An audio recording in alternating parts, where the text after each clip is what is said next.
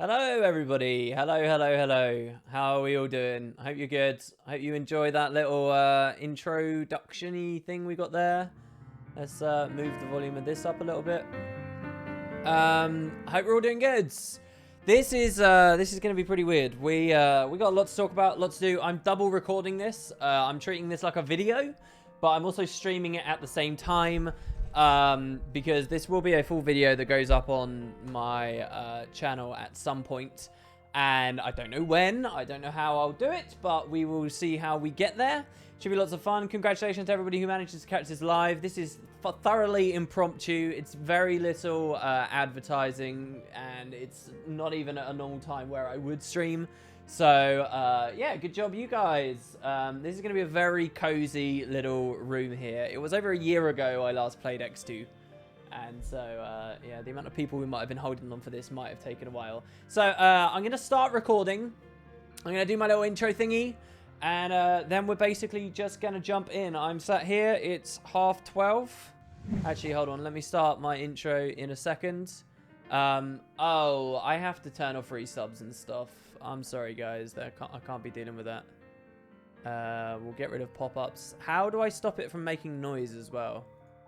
I can just remove it, right? Remove it completely. There we go. Sorry, no pop-ups for this one. I mean, I really appreciate the support, and I will be checking everything that happens, and we'll be chatting and stuff. But I'm gonna try and keep this clean for the actual video. What was the intro song? It was amazing. That is Trail of the Three Winds, I think it is. It's an X-2 song. It's an international only song that appears when you complete the game. And the Bestiary version of the game, which is what we're here doing today. So, let me get this recording going. 3, 2, 1. And we're off. Okay, cool. So I can edit around this all and stuff at the start. Yeah, just unticking it didn't work before, Flagenti. Just unticking it didn't work. I don't know why. I don't know what that was, but it didn't quite work. All right, so anyway, welcome everybody. It was over a year ago now, I think over a year, when we actually, so to speak, finished our series on Final Fantasy X-2. But there was a little something that was always left in the wings. So I was quite foolish when I started playing this game. I decided I wanted to go 100% with you all. I decided I wanted to do everything I absolutely could. And yet, unfortunately, there were a few little things I never quite got in there. It was a huge series, and specifically, I'm talking about the Bestiary. So today, over a year later, with that overhanging, and I really wanted to do it at some point, I've decided, why don't we have a look? So since the conclusion of that series, the game was actually ported to PC, which is what I'm now playing on. The PC version of the game is actually a lot more capable. See, it made the noise there. It made the noise. I heard that. How do we get rid of the noises? I don't understand how I do that. Like, I totally heard it. What do I do? I've got no idea. There's so little on screen right now. I'm not sure what that is. Yeah, I did decide to stream it after you said that today, SCX. You tempt me, said Riverrun. Thanks for the resub. It's just every single time that goes off, I have to mark and edit it every time. It's going to be a pain in the ass. I doubt we'll get many. Not many people are even going to watch this, right? Can I disable the sound channel in Windows Volume Mixer? Maybe. Yeah, if I just mute OBS, right, it shouldn't come through, right? Yeah, that should be good. All right, there we go. No, but now that's killed your ability to listen to the game if I do that. So I can't do that. I think, anyway. Just go to Streamlabs and remove the sound. No, that's too much of a pain in the ass. Alright, we'll just leave it. We'll leave it and we'll see what people think. God, there could be Skype noises and shit going off as well. This is going to be crazy. Alright. Oh, you've waited so long for this. Alright, let me get my intro done. This is for the video, guys. Let me get my intro done.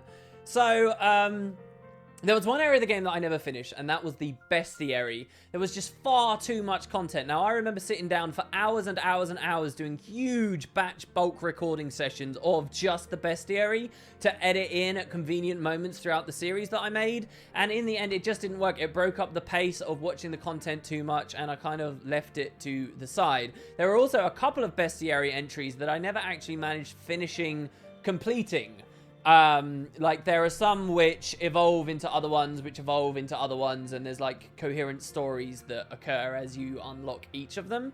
And I tried my best to show a lot of that off. In fact, I think I showed off all the chains in the main series, but there are still so many I haven't done. Right at the end, you guys saw in those bonus episodes, those huge, meaty 2-hour-long videos I did, showing off all the arena stuff. There's loads of interesting characters and things going on with this game that just didn't get covered. So why is it over a year later I want to cover it here?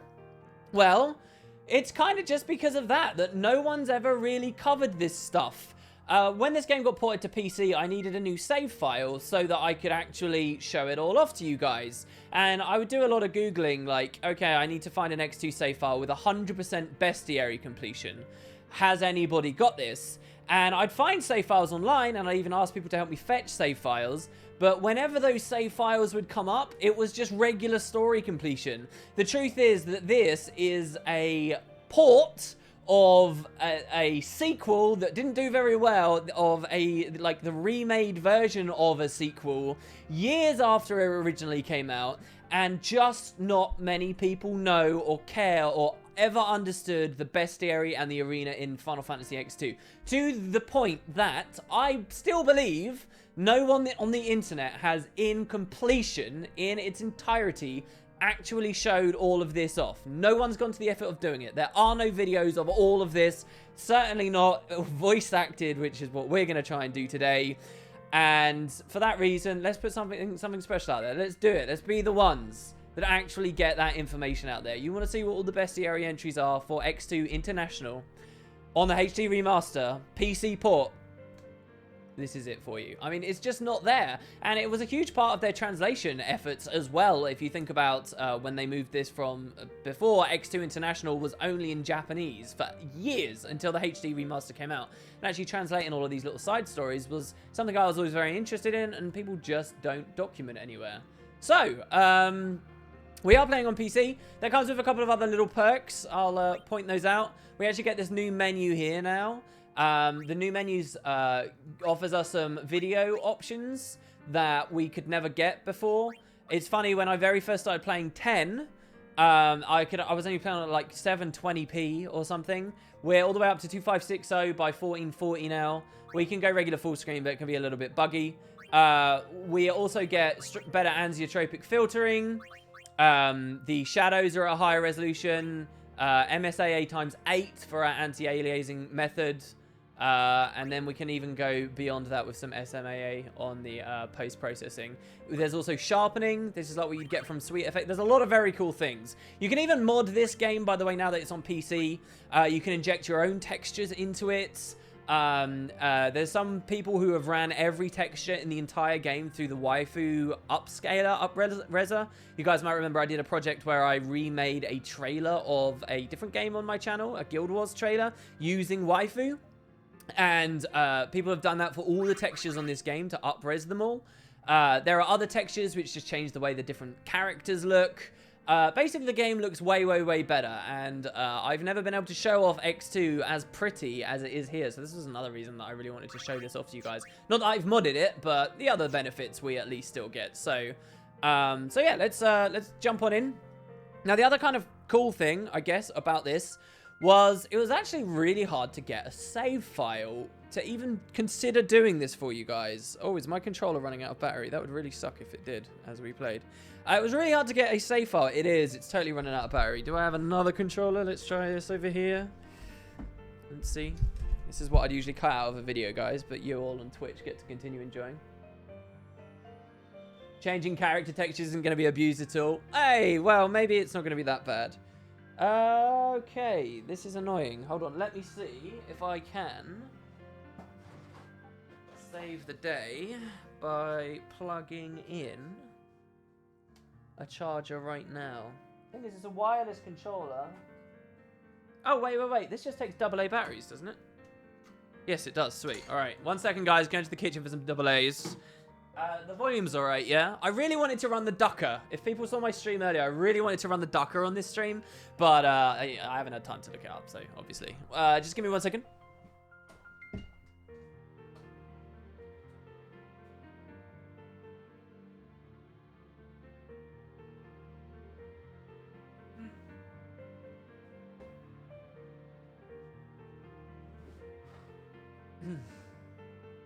All right.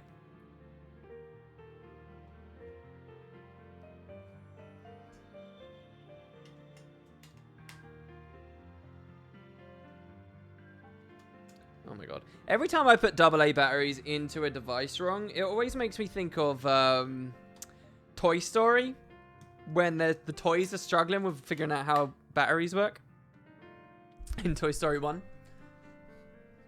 We got it for 100 euros. Oh, you bought a hard drive, did you? Why is this turning off so much, man? Is it just not? Hold on. Sorry about this, guys. I don't know why they keep shutting down as they are. To figure this out. Let's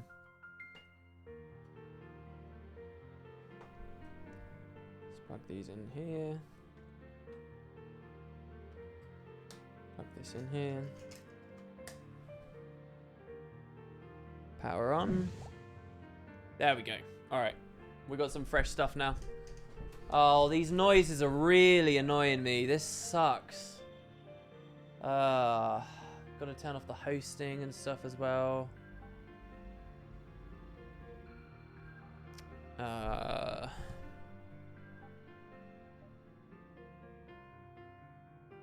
right, well, I'm just going to have to remember to try and edit them out.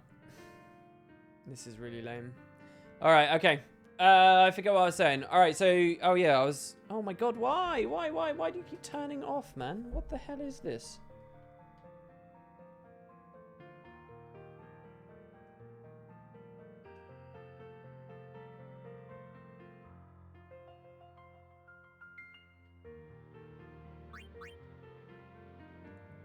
Dude.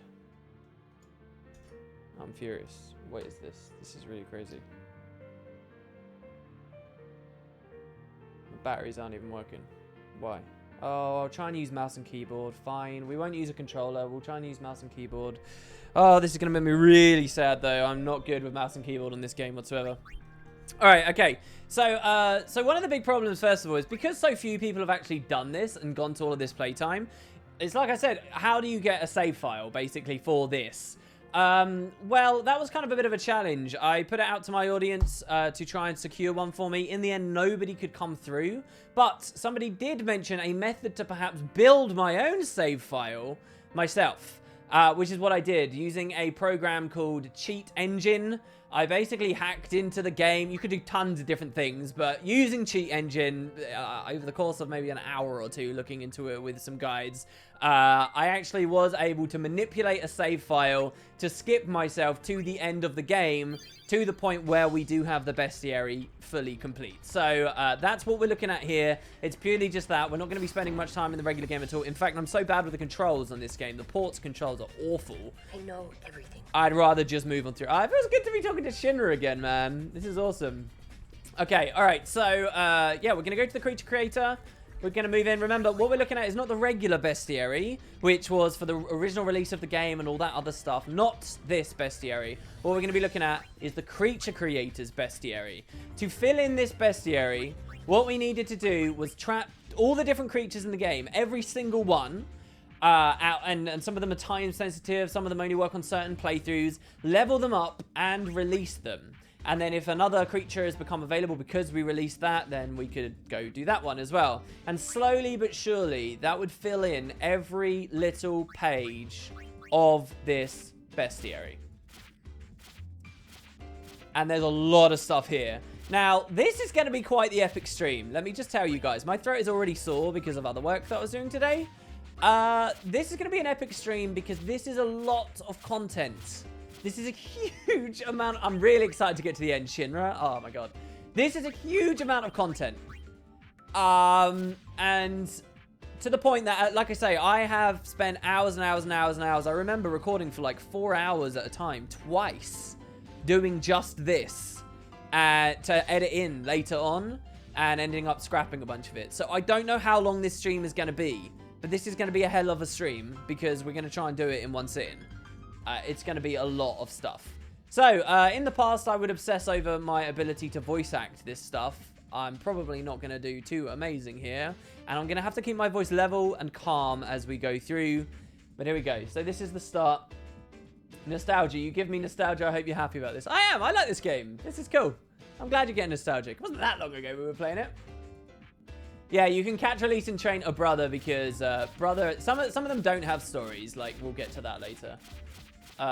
Just make the computer read it. No, we're gonna try. Now, guys, you guys can give me inspiration for all the different voices that I'm gonna need to do because there's gonna be a lot. Also, if I misread stuff, that's it. It doesn't matter. I'm screwed because I've misread it and we're sort of just done for. Some of these have little mini games that come with them as well, which is always fun, and that's gonna be really interesting when we have to play with the keyboard here on that. Aside from that, I don't really think there's too much else to say. We've got a long list. We've got a lot to get through. It's going to be a long stream. Let's finish X-2, shall we? Let's do what no one's managed to do. Let's get them all. All right, starting with the Sadet.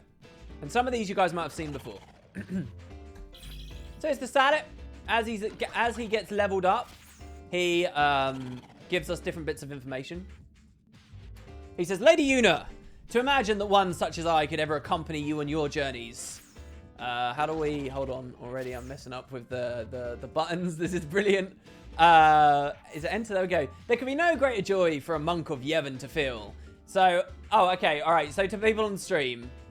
I don't know. Do I need to recap all of this for people? I suppose I shouldn't. But for people on stream... The main video won't have this in it. For people on stream... If you don't know what the fuck this is... Basically, in this game world, when you die, if a certain rite does not pass, or your soul, for whatever reason, is caused to linger on the world, you become a monster. And these monsters, in the previous game, you just kill, and you wouldn't think about them. But we've discovered a way to communicate with these monsters. And by communicating with them, we can actually understand their thoughts and feelings and have them ally with us. So that's why he's talking. They'll basically talk about their past lives. They'll give us a history of Spira we never had before. And they'll give us the feels, basically. All right. There could be no greater joy for a monk of Yevon to feel. Since the time of Jokun, summoner Jokun, I have desired to fulfill my dreams of guarding the great summoners. But never did I believe that I would see my dreams come true in this monstrous form. Binding my time in this shell was the right move after all. Old though I may be, I swear to you I shall train day and night to become a worthy protector. Then when we get into level 2, his story progresses. And he says, oh, quite the strain on this old man. I'll be fine, lady. I swore to be your guardian. I won't let something like this strike me down. I will stand strong until we arrive safely at Zanarkand. Leave everything to me, lady. You know I shall protect you. Still, the shaking of this ship does cause me consternation. Are the storms of sin closing in on us?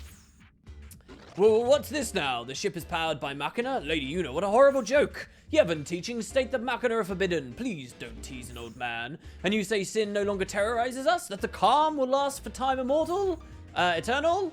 What tall tales you would have me believe. I'm not as senile as you may think, Lady Una. And you tell me peace reigns throughout the land, and that you're no longer a summoner, but a sphere hunter? So, this ship has been overcome by the foul taint of sin. Forgive me, Lady Una, for failing you. No, I must not give up. We must make haste to Zanarkand, to Lady Unaleska. Then Lady Una will see the truth. And once you've read their little story, we get the tale ending. I'm going to have to speak much more softly, because my throat is going to go. Alright, here we go. But here's the ending. And we get our cutscenes.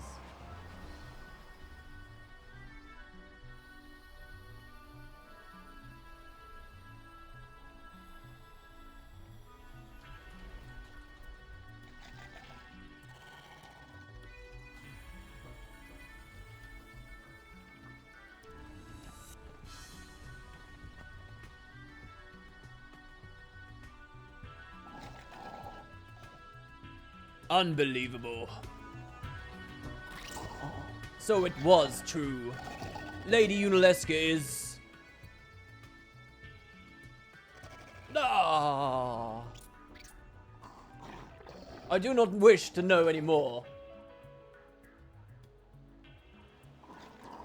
I cannot live in this age, having learned that is enough for me.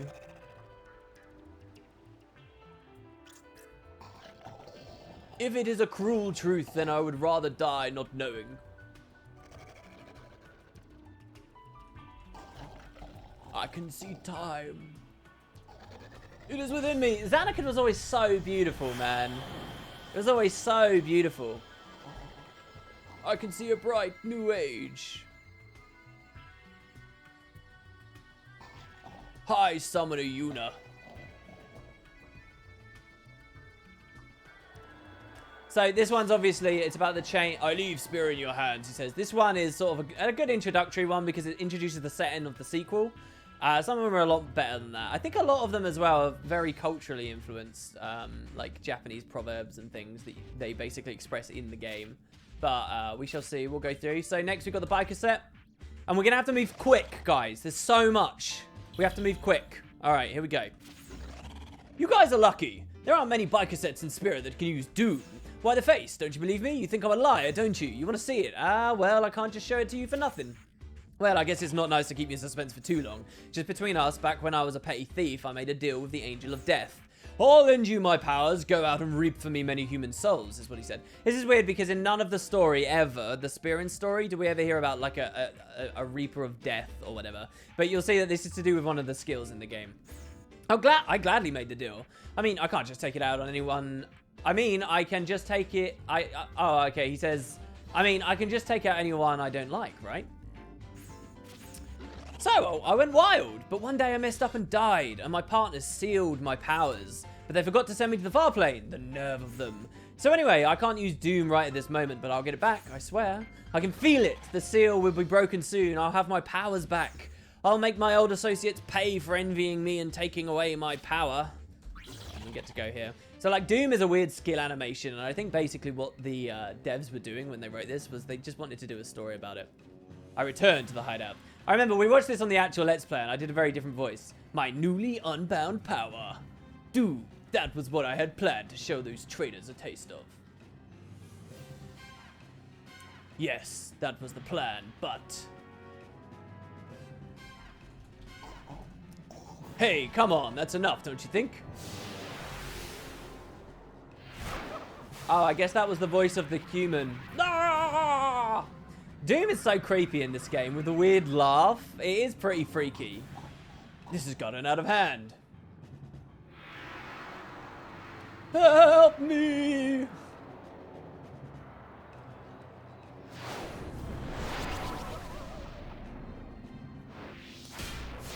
And it's so violent as well, the way they slam the... Oh my god.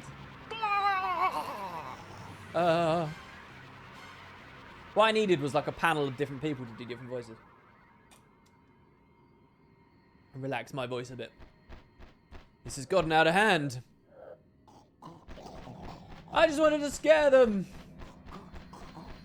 I just wanted to make them apologize for making fun of me. I love this because he looks so scared there. They knew this would happen. That's why they stopped me. This animation is just the normal sleep animation in the game. That wasn't something like me that could be... this wasn't something that could be controlled by the likes of me.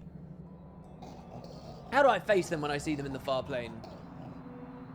I love the game on PC, man. It looks so crisp. Don't you worry, you'll never reach the far plane. Dun dun dun! What? It's so creepy and scary. The soul of a fiend that has sunk to the lowest depths. Such is what I crave. Creepy stuff. No, like, so these aren't all about the fiends being happy and, you know, getting their happily ever afters. The biker set story is he just gets messed up because he's killed too many people. Bad guy. All right, moving on. The Barbuta. All right, okay, so sometimes we'll get a fiend like this that they just never made a story for. It's not many, sadly. Well, I don't know. The more stories, the better, I guess. But sometimes we will get this. So we get a free pass on the Barbuta, basically. It lives to fight. It has no story. We can just move on. Either that, or they are creatures that when you release them, instead of getting a story, you get a like a faith fragment, so that you can unlock Aeons. Okay, so at the tournaments. So they live to fight. There you go. Barbuta is very pretty. I like it. I love the different varieties of these that they do here. All right, let's go to the Armit then. Get through the Helm species. I'm actually quite happy I became a fiend. Do you find that odd? When I was human, life was just so difficult. Things are so much better for me now. I mean, right now, I have freedom. It feels good just to be alive. Until recently, I had no memory of my human life. I'm sure it's because I didn't want to remember. There's a cave where fiends such as I work together to build new lives for ourselves. But one day, I suddenly remembered those terrible days of battle. The days when I was married. I was once a soldier. I was wooed by my husband and moved from Bestiary to Kilika. Oh, it's a lady. My husband was a good man, but he could never stand up to my mother. My mother-in-law considered me a rube, and she and my sister-in-law chided me in my husband's absence. Of course, I didn't just sit there and take it, though. But those days of arguing would soon come to an end when sin attacked Kilika. So that happened in the first game. Even then, my mother-in-law and I were arguing, and we did so to the bitter end. But looking back, I'm glad I have those memories. It makes me grateful for what I have now. Well then, I suppose I should be getting back to the others. Boom. This fiend can go to hell. I'm home! See, I wish I'd modded it, actually. It would be really cool to see all the upscaled textures as we do this. The game looks so good, though. How did it get so late? Oh, you're back early. Did I just assume that Armit's gender? I did. I did.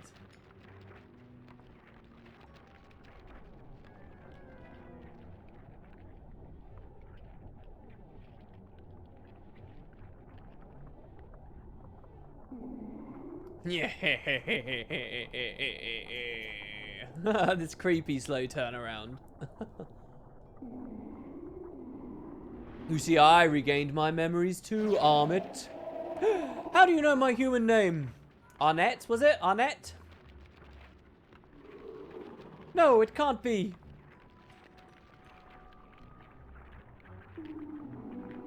Fate can be a funny thing.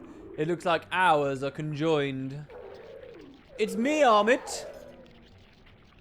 My mother-in-law? Dun dun dun. Come on now, don't just stand there like an idiot. My sister-in-law too? Hurry up and make dinner. Wow, who gets married and gets commanded around like that? By a sister-in-law. The fun guy looks really freaky, yeah, but look at his body. I think his body looks really awesome. No! Cannot escape their family even in death. That's a thing, right?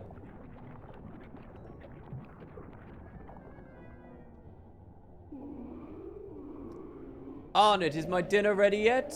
Oh, yes, coming right up.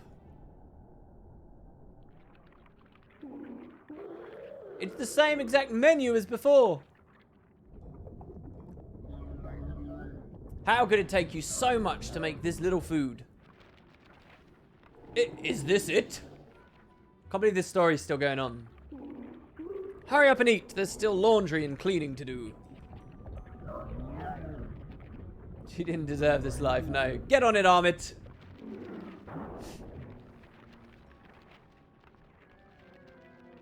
Oh, well, rest in peace. Ah! What is this? Too spicy! This story is ridiculous. Water! Now, wait a minute, Armit. He sabotaged the food.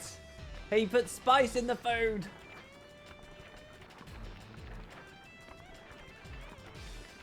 Aren't they naked? What laundry? Someone asked on Twitch chat. That's a very good point.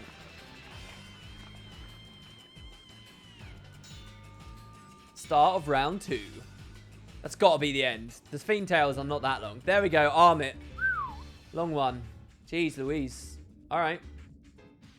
Let's move on to the bassinet. I actually always admired the gull wings from afar. I heard about the trap pods from a friend, so I was in Mount Gagazet hoping to get caught. And now I get to fight alongside you. I'm so happy.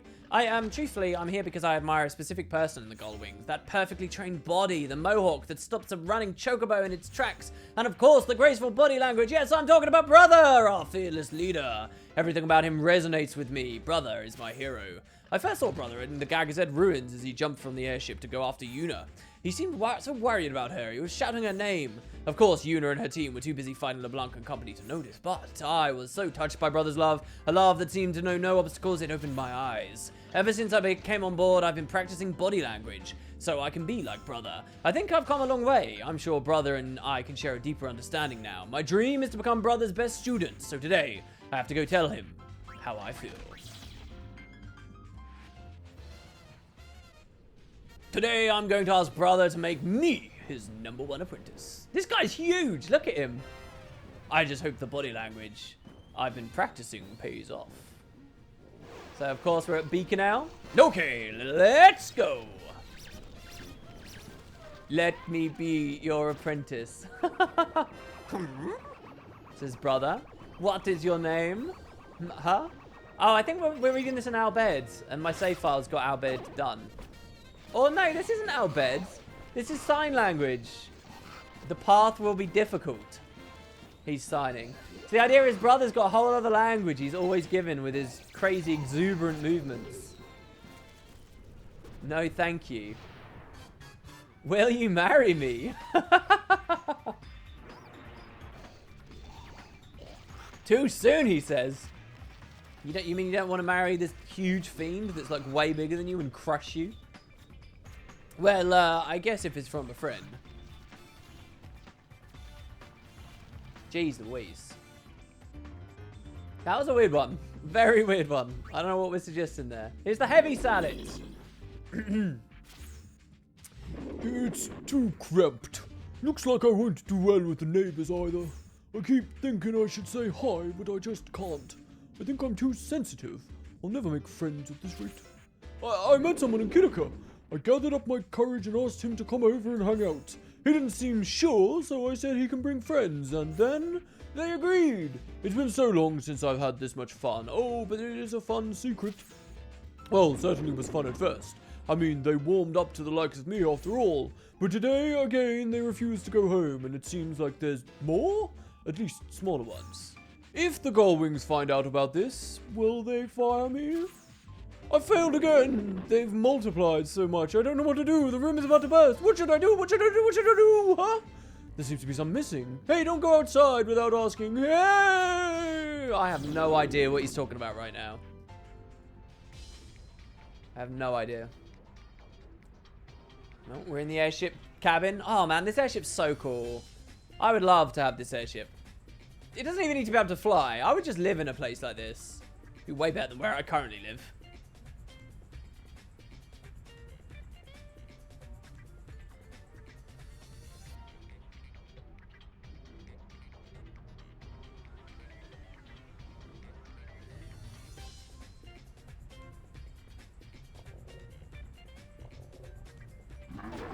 No, I'm sorry. Sorry.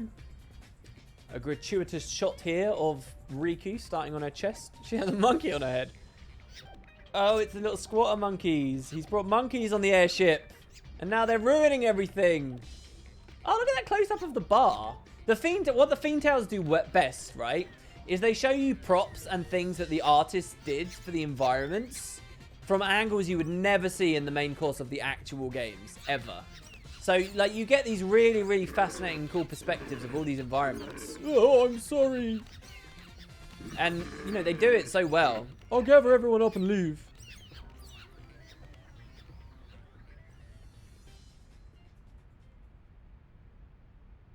Lots of New Yevon text there.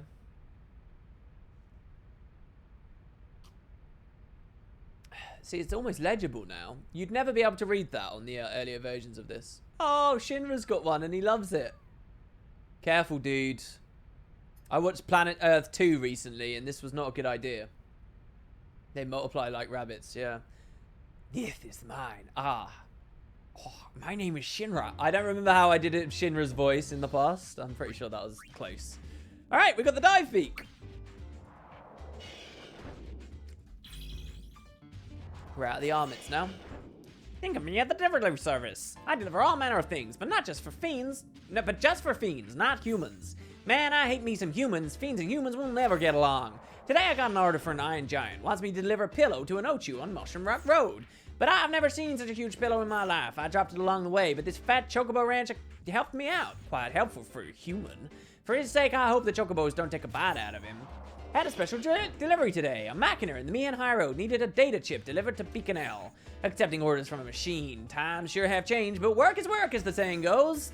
Thing was on the verge of breaking down, but he kept begging and begging, so I decided to help him out. I went to the desert to deliver the chip. You'll never guess what happened. The Albed girl received the package, was worried about the thing like it was her own child. Go figure. I'm not up to today's delivery. A girl from Jose needs me to deliver a gift to his grandson. Problem is, the grandson is still human. I blew him off at first, but he started bawling like a little girl. The old girl could barely move, so I gave in and said yes. Flew the skies just like a firefly I did. When I delivered, or rather dumped the gift off, the kid started crying his eyes out. You suppose being crybaby is genetic? Believe me, this is the first and last time I deal with humans. Yeah, that was a very good southerner accent there. This next delivery is a little special. It's a request from that brat we delivered old man Jose's package to. The kid found me by tracing delivery records. And then cried and begged until I accept the job. It's a human request, but business is business, and I accepted. The kid has a friend who's really sick, and we need to bring medicine to the sick kid. To make the delivery, we have to cut through the Thunder Plains. Crossing the Thunder Plains is usually a special rate. I love if he just got shot down instantly. What's with this rain? You couldn't ask for worse flying weather. Whoa!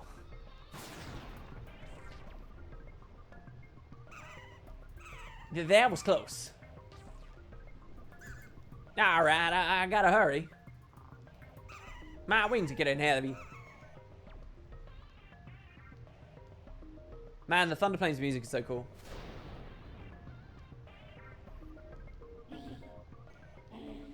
Boss, that's the one! The courier's helping out the humans! Boom, what a fool to consort with humans.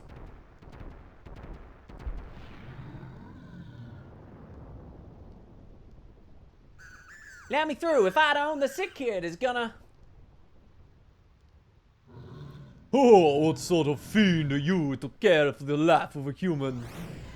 If you wish to pass, then you do so by force.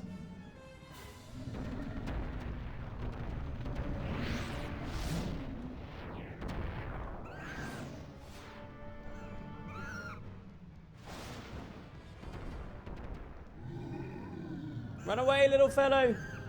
To me, this is an important delivery. Oh man, it's very rare for this game to try and show a proper fight out of the combat sections. You know, just in the exploration part of the engine. Damn it, my vision's gone blurry.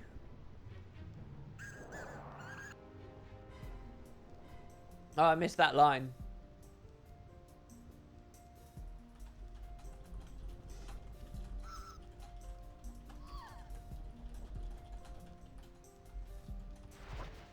Oh, we made it. You got the little potion on the floor there. Yeah, made it just in time. Oh no.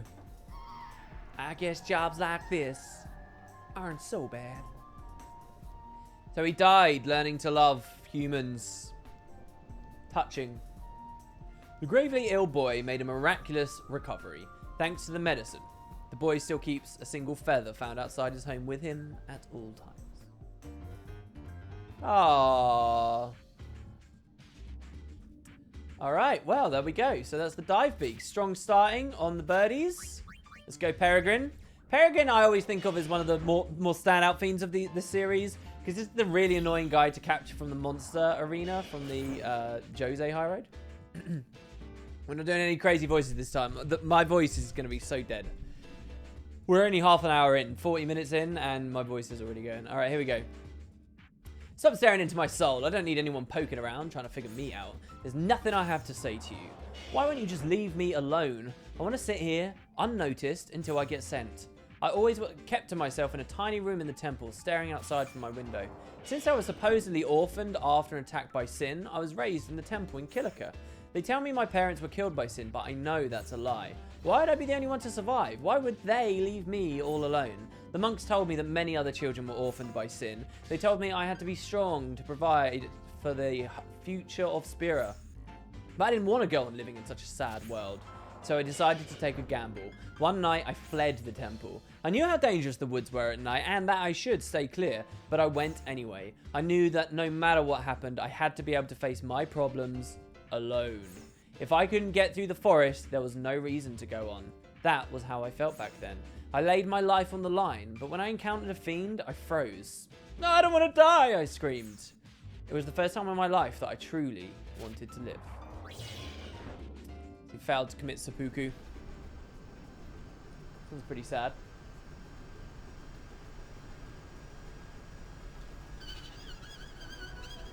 That night, I was attacked by fiends and lost my life. I wondered whether I would be able to go to the far plane all alone, and I started to cry. I was still only 10 years old. I wasn't a grown-up yet, but I wasn't a little baby either. There were still so many things that I wanted to do. But I lost my life, all for a stupid bet. I couldn't stop crying. Eventually my tears turned to fireflies. And before I knew it, both the tears and fireflies were gone. I had become a fiend. A fiend with giant wings. Why is brother dancing in the background? This is really sad. Why is he there? Under this sky, there are still many worlds I have yet to see. I'm truly free. I can use my wings to fly anywhere I want to. I'll go on with this tale as a fiend. I love the sky. It makes me want to go on living. See you again in the sky.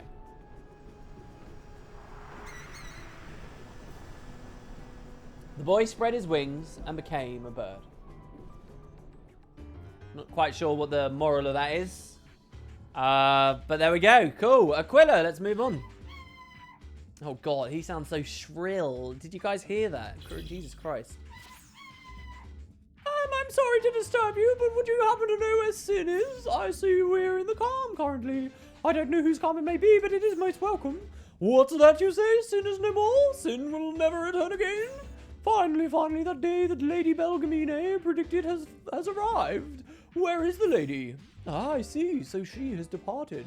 The lady rescued me from Sin 200 years ago when I was a seed. 200 years ago, Spira was on the verge of being destroyed by Sin. Every creature in Spira was about to be obliterated by Sin. Having sensed this, Lady Belgamine had a ship built in secret and sailed us, the Chosen, out to sea. Under the protection of Lady Belgamine, the ship was not targeted for an attack by Sin, and after a long journey, the ship reached the far end of the world. That was 150 years ago. Of course, it was not an easy journey. Giant waves, disease. Many of my comrades fell after leaving the continent. We thought about turning back many times, but in the end we persevered. After all, the mission given to us by Lady Belgamino was to live, to keep the seed alive. Oh, I missed a line there. We could go... Oh, and again. We could not go back to Spira, for that meant going back to Sin. More time passed, and one day the waves brought us something unexpected. It was a moon lily. That single flower awakened the deep feelings we had for our dying world. What did Spira look like now? Was Lady Belgamino safe? We needed some way to get information. After debating it at length, it was decided that I, who had wings, would go on to check Spira.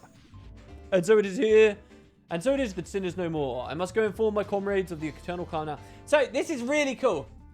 It was very rare throughout this... When I say franchise, I don't mean the Final Fantasy franchise. I mean the Final Fantasy X franchise. It was so rare for this world to discuss places outside of Spira. It was Spira and that was it, really. But these guys left Spira completely for other shores. Some people have speculated that, you know, like a new... picking up the Final Fantasy X universe again, a renewed look at it from Squeenix. might look at other land masses, but these guys supposedly went to one. It's cool. And yeah, he's probably my favorite looking bird in the game.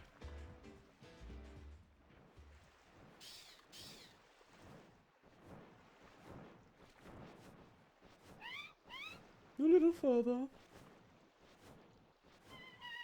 I have to tell everyone. Oh, he sounds so sad. He sounds like he's gonna die.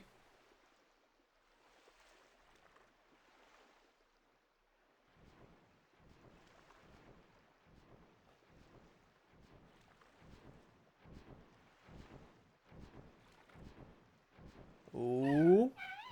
Oh, I made it. Look, it's an adamantoise. He's huge as well.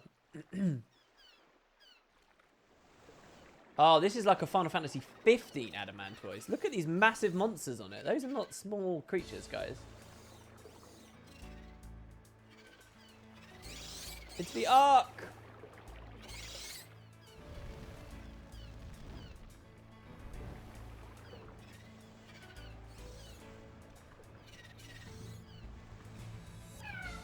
Everyone. The age of sin is over.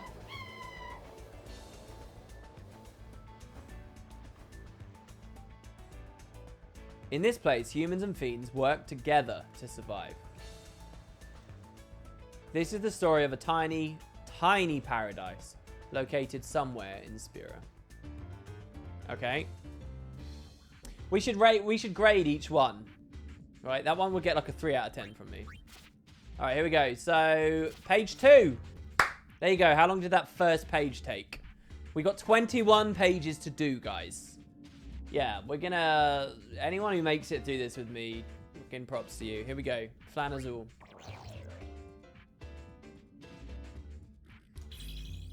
Here we go. Have you, by any chance, seen my master? It's been 2 years since I lost sight of him. I exist only to serve my master, and I must find him.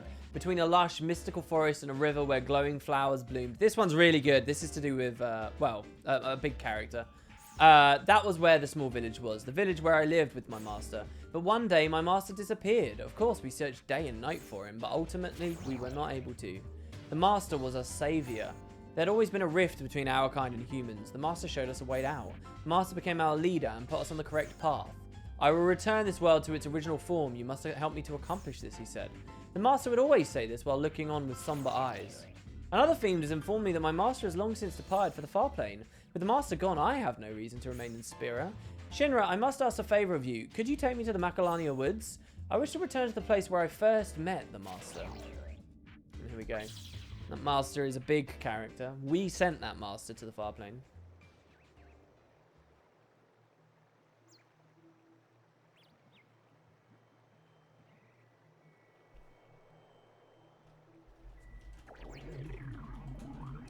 There was a time when this forest was scintillatingly beautiful, but its radiance is now in steady decline.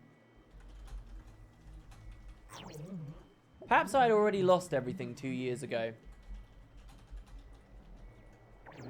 I do not possess the will to go on living without you, master.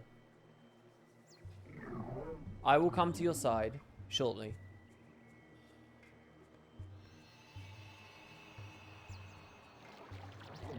My one regret in life is that though I had noticed the darkness you carried in your heart, master, I was not able to ease your pain in any way.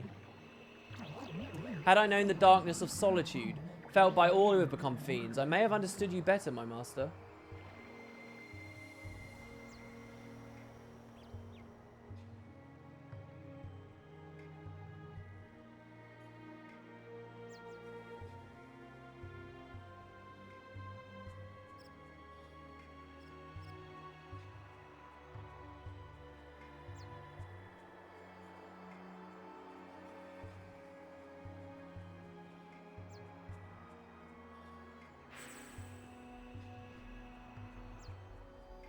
And there he is, it's Seymour Guado.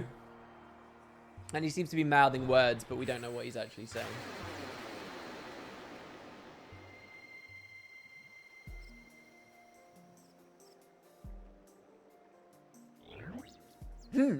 Was I?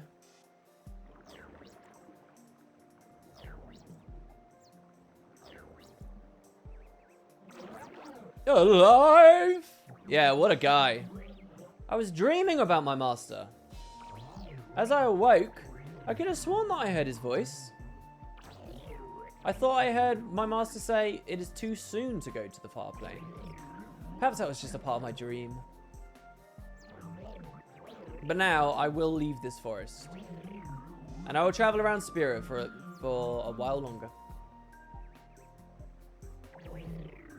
This is just a hunch I have, but I have a feeling that my master may still be here, somewhere in Spira.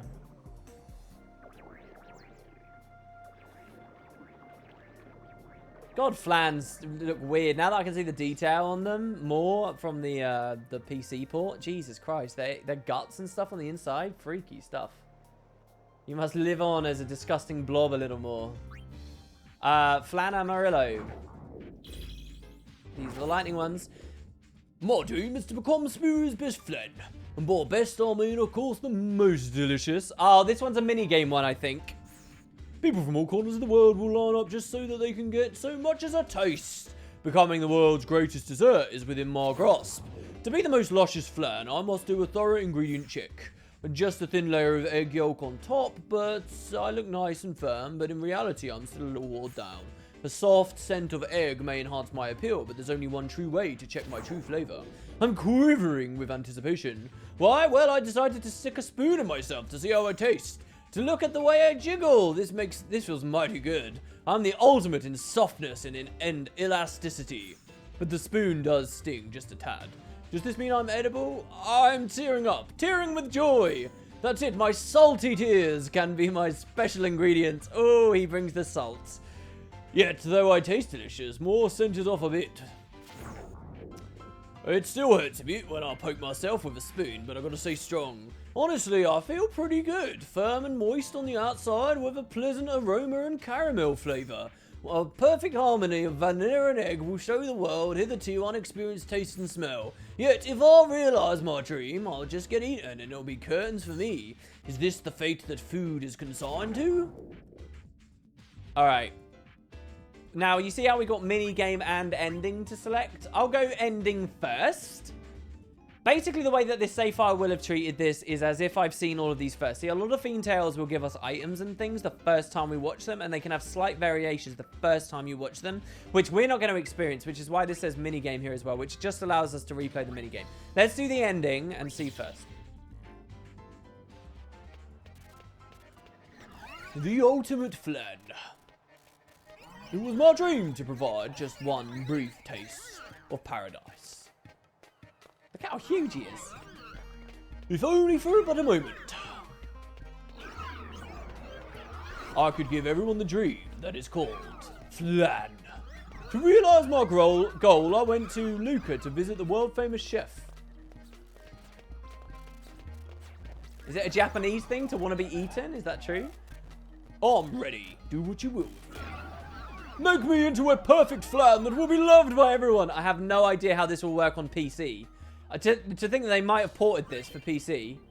Okay, Spira's #1 flan maker. Press the directional buttons as directed to make the best flan in Spira. The more you spin, the tastier the flan will become. Be mindful of the ingredients added later. This is really hard, by the way. Really hard. So, I mean, I'll try, but I don't know. Let's begin. We're going to give it, like, one attempt. Okay, we got it. All right.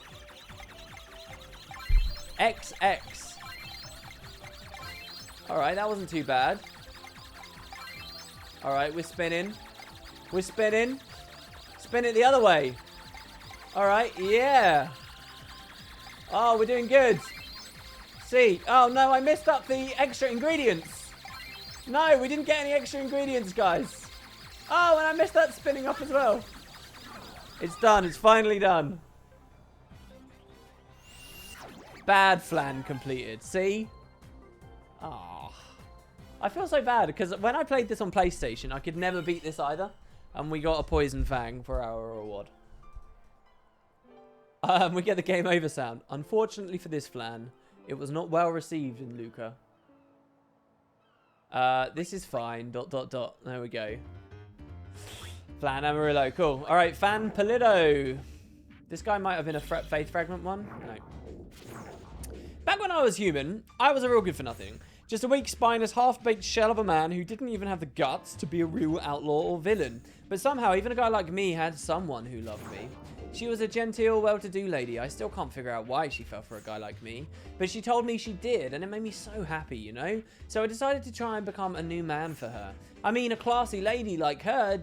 I want to do this voice. A classy lady like her...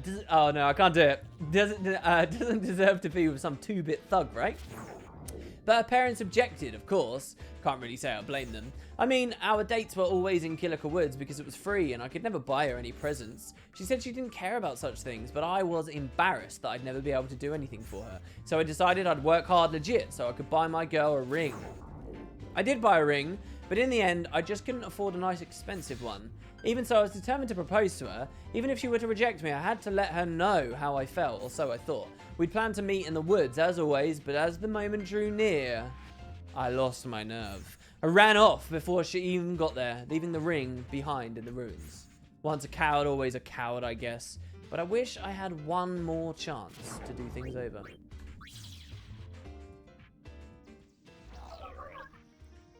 I've been afraid for so long. I've come into this forest of going past those ruins. What if that ring was still there? This time, I will relay those feelings that I couldn't before.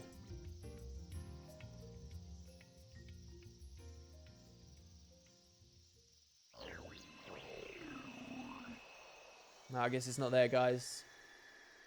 It's not here.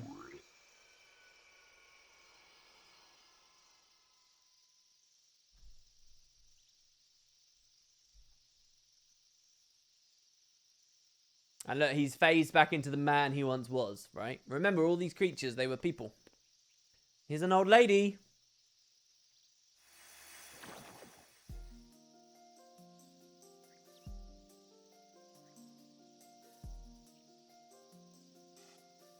You? Could it be that you are?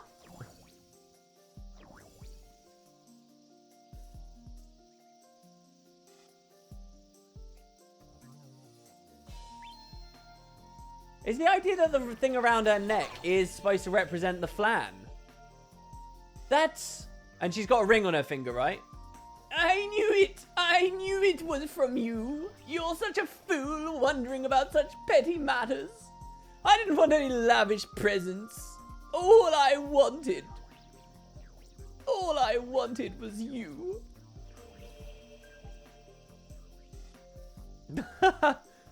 Someone on Twitch says that her hand looks like a foot. But you were a well-to-do lady.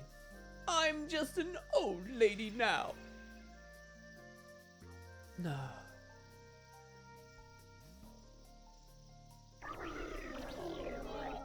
The feelings I couldn't relay before.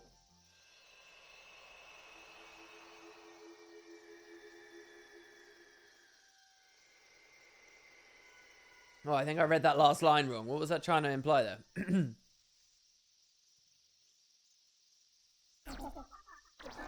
Will you stay by my side? I will.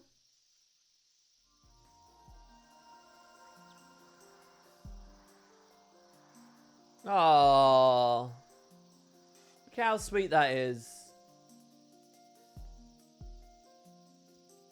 I was finally... Oh, I missed it. She says... So I think she said she was happy that she was finally able to reply.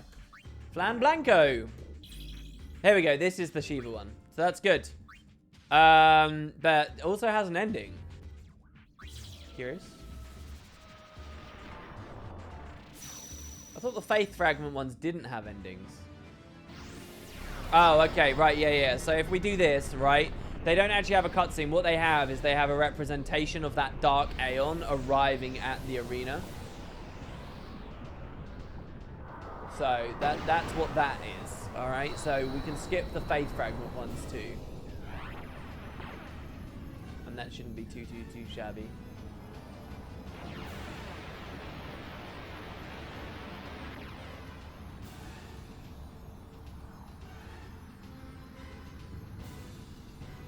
And there we go.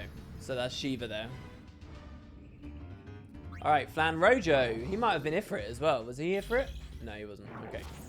This one's got a mini game as well, guys. All the Flan mini games. They will continue. The sea and sky stretched endlessly before my eyes. My feet felt the heat of the white sand below them. I grew up on such tranquil waterfront. My father and his father before him spent their lives there. I, however, yearned for more. What adventures awaited me on the other side of the ocean? Supposedly, when I was younger, my grandfather also dreamt of the outside world and tried to leave the island. But when he jumped into the water, he didn't come back. He was lost at sea. My father and the others wanted to go look for him, but couldn't. You see, we Flan can't swim. 3 years ago, my father worked day and night to learn how to swim. He wanted to go beyond the ocean, but 1 week later along the shore, I saw just a pair of teeth. My father had been melted by the sea. Seawater dissolves us into nothingness. Shinra has trained me well. Now I feel confident that I can cross the sea without fear of being swallowed or melted. I want to carry out the dreams of my ancestors. Now is the time for me to make my father and my grandfather proud. Good luck to this guy. The dream of our clan is to cross this ocean. I will find out what lies beyond the great sea. Good luck, mate. It's a bit harder than just learning how to swim. Oh, it's the daddy and granddaddy. Dad, Grandpa, watch over me! That's an interesting sparkle effect they're using there. I wonder where that comes from. Where in the game they used that. Alright, here we go!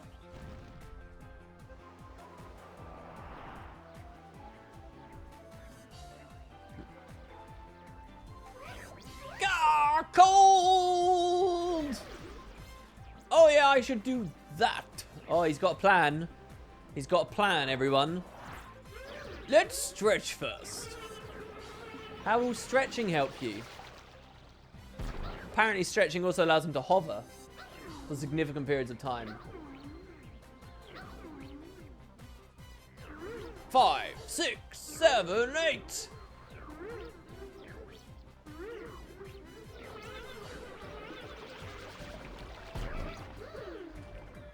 All right, I'm ready. Here we go! With the power of belief, he'll make it. Oh god, here we go. Besaid Beach Challenge. Swim across the ocean to fulfill your clan's dream. Your late kin will advise you from the far plane. If you can't swim well, you'll end up a floater. Alright, here we go. Leave the navigating to us, says Dad and Grandpa. Okay, but what? What do I press? What do I do? Oh god. Alright, we made it. The salt water is melting my body away. Dad, Grandpa, I'm headed your way. What? So it is in the blood. I feel responsible. I'm sorry, son. What? Oh, hell no. Try again. What happened? I pressed the buttons correctly. Doing this on keyboard, such a bitch. Alright, here we go. I want to see him make it. These are so tricky, though. What should I do? Just one?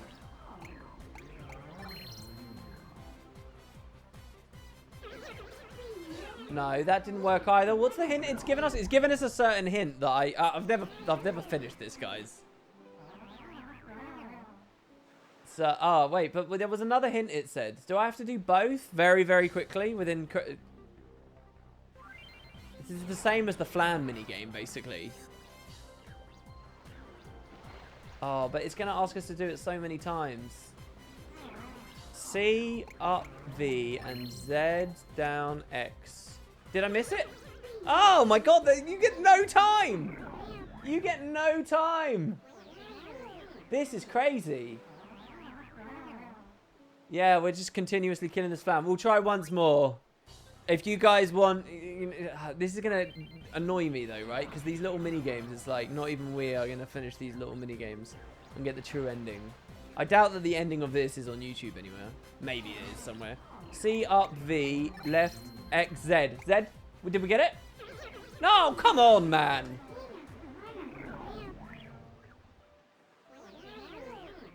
All right, we're done. Anyway, that's that mini game. Give up. Rip. Flan Rojo. Good luck, bro. Flan Azabach. Got to get that good ending. I know, right? Well, there you go. You wish to hear an old man's tale. Many years... I'm going to do a normal voice here. Many years have passed. In the dark of night came a great flash of light. The blood of my people flowed like water, and the glow of the fireflies blinded us all. It was like millions of stars falling from the sky. When day broke, I found myself in this form. Let's skip forward in 1,000 years. Yevon preached about the horrors of sin and... Okay, so this first level, he's talking about the nukes and things going down and killing everyone. Let's skip forward 1,000 years. Yevon preached about the horrors of sin and the imperfection of humanity and slowly grew in power. But I refused to let Yevon dictate how we should live our lives, so I began a movement against him. We were but a small group, and... Oh, wait. This is 1,000 years before even Yevon. Huh. Yevon the man. We were but a small group, and Yevon persecuted us relentlessly. We were declared heretics and sent into exile in Barge, but we would not even make it there. Yevon's followers, in accordance with his teaching, sent us to the far plane in his name. Our remains turned into fireflies, lighting up the night, yet I resisted, choosing to become a fiend. Even the great Yevon has a dark side to his story. My mission is to make sure that part of his legacy is not forgotten. But enough of such stories, my time has long since passed. Ironic, no, one of Yevon's own summoners bringing its long history to an end. I was murdered by a summoner and sent on my way to the far plane all those years ago. Because don't forget, they used the summoners in the fights as parts of the war effort. I have resisted the journey for 1,000 years, but now I believe the time has finally come. It's pretty cool.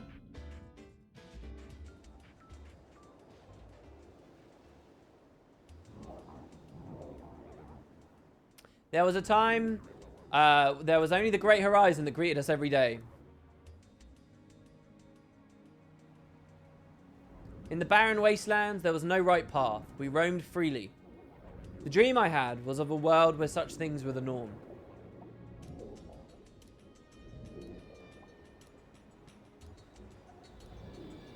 In what is now called the Calmlands, there was once a great machine war and a battle against sin.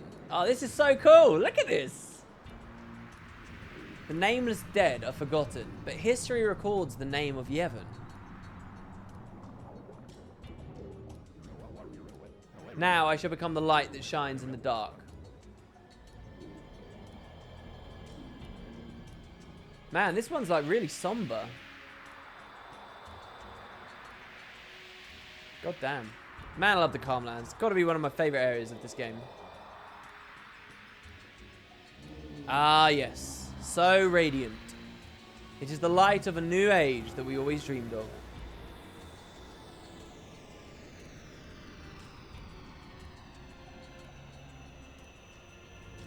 You who have changed history forever, should you ever find yourself lost, look for my light, and I shall guide you.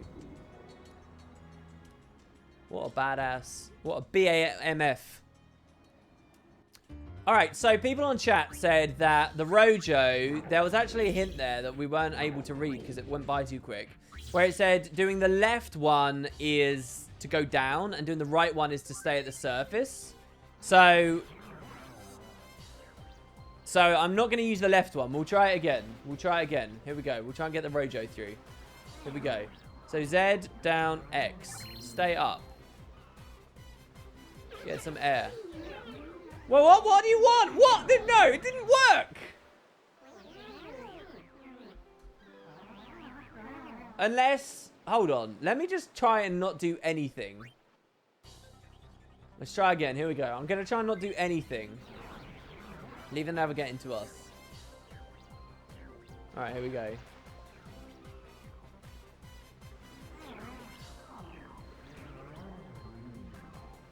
Oh, we're good. No, we're not good.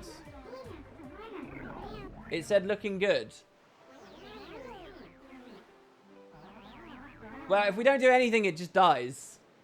Alright, look. Giving up. It's over. This stream's going to be on way too long. We can't get caught up. We have to be responsible here. Alright, moving on. Purpurea. So, the flans are done now. I remember this Fiend Tale very clearly. This one's set on the Moonflow. I want to get back my memories. I vaguely recall something red and Something sad. The red sun as it set on the horizon. Oh, sorry, no, this is set on the Mihin High Road. What happened to me in my previous life? How did I end up becoming a fiend? Ah, that's right. I was a gorgeous rose growing in the garden of a mansion along the Mihin High Road. A kind couple lived there, and between them and their maid, I was well taken care of. But one day, all of that was stolen from me. Someone killed that lovely couple, and they set everything ablaze. No one else might remember that grand mansion, but I do. The red of the sun, the red of the fire, and that faint smell of perfume. That's right, before the couple was killed, I remember smelling that same perfume. Someone was arguing with the couple. I remember now, the couple had an enormous assets, and someone was after their inheritance money. Was it a young woman? Why can't I remember?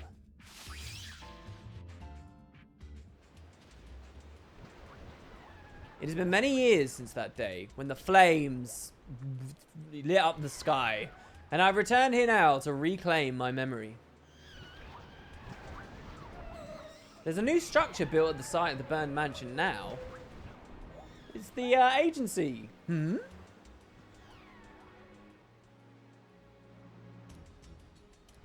That smell. Perfume? Grandma, let's go! The smell of the perfume and the red sky had awoken memories within me. I'm sure of it. That old woman is the servant girl who worked at the mansion. The woman who killed me. And the master. The man that loved me.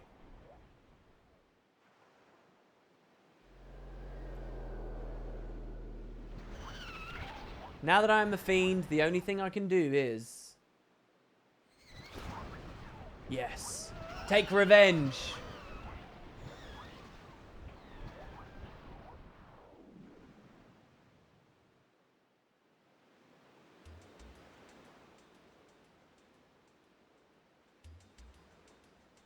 The power of prayer had rendered me powerless. It had been several decades since that incident. Long ago, she had committed a crime because she was blinded by her greed. But would riches that she gained by taking the lives of others truly make her happy? Would not that enormous wealth weigh down upon her like the guilt she felt for her crime? It appeared that for all these years she had suffered under the burden of her guilt. The woman's bent back, a result of years of praying, seemed to say it all. Even if I were to take revenge now, what would that change, really? Endless days of repentance?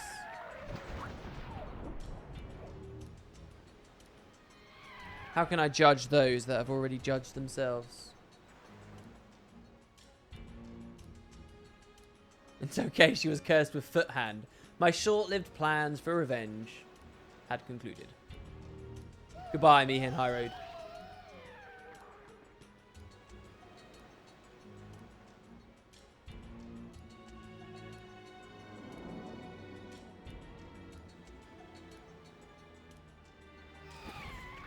Master.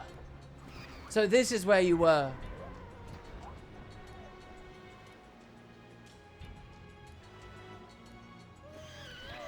I'll be up there shortly too. And he's off. So apparently there is a video of the Flan Rojo being beaten and you just button mash. That's interesting.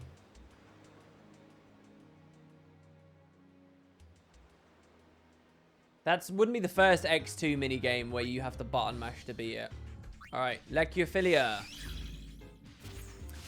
Month XX, day XX, sunny. Several days have passed since the Gullwings caught me. At first, I thought they would chop me up and eat me, so I cried every day, but I think I was wrong. But they do make me fight every day, and it really does a number on my skin. But I'm a little surprised to find a whole new side of me. I actually enjoy fighting. Month XX, day XX, sunny. I'm starting to get excited about becoming stronger. Maybe this is the life I was meant to live. Plus, the Gullwings are all very nice to me. But there is that one concern that I have, my body. It's embarrassing to even say I have it. My arms, they just keep getting bigger and bigger. They're like man arms. When I think about it, it's affecting my femininity. I can't sleep at night. Month XX, day XX, rain. I've decided that femininity no longer matters. Up until now, I wrote down all my thoughts in this diary, but I can't keep doing that. What matters is action, not thoughts. So I'll start diving in head first from now on. From now on, I'm going to be the hero of my own story. I really like this. The way that she's doing her diary, putting the weather down.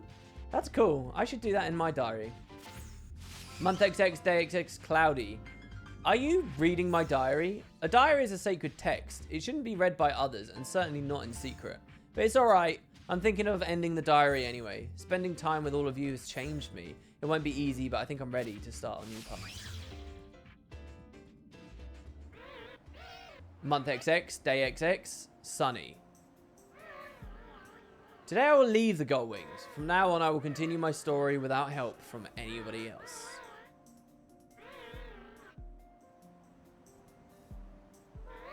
I am sure that I will face some hardships in the coming days, but I am not afraid.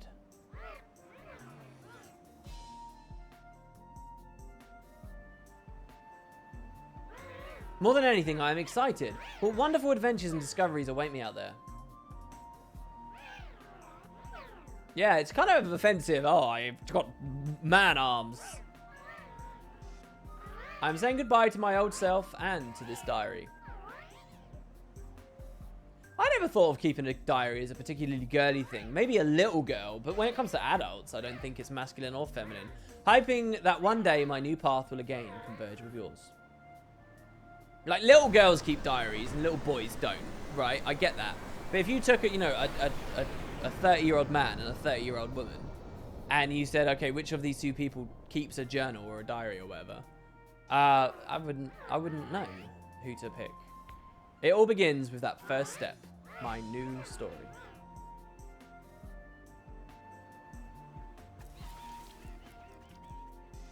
A journal is masculine. Maybe you can say a journal is masculine, but the thing is, a journal, to me, a journal is supposed to, it's like a diary, but it's chronicling a specific direction doing something.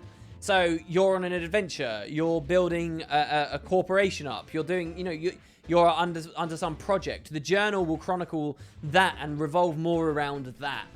While a diary is more personal and it's about whatever the hell you want it to be, right? And I think it's a bit presumptuous for men to just write about themselves, yet still call it a journal. I don't know whether that's quite right. Not to say you can't be personal in a journal, but it would still be framed in what you're doing, right? So like, a man keeps a journal while he's lost at sea.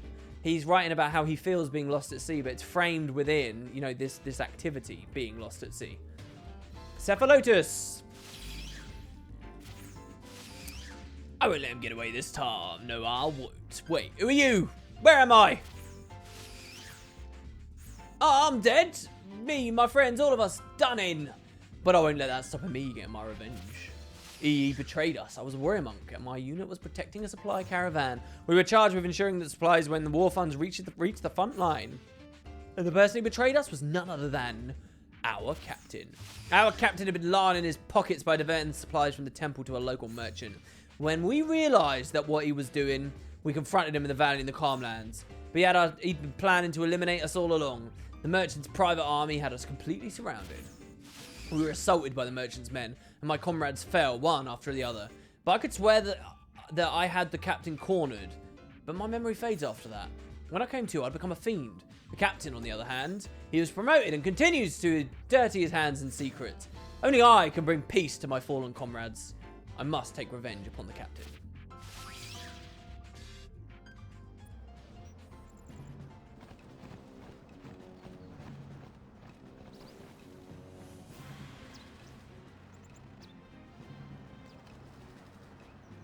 Oh, the chocobos!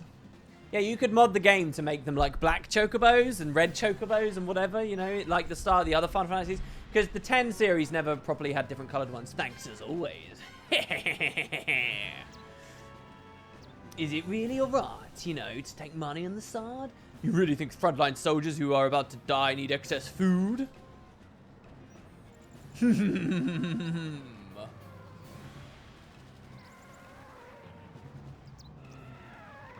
caught with their pants down.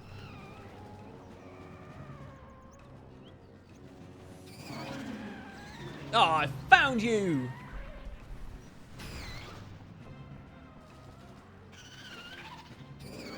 Hey, you, do you remember me?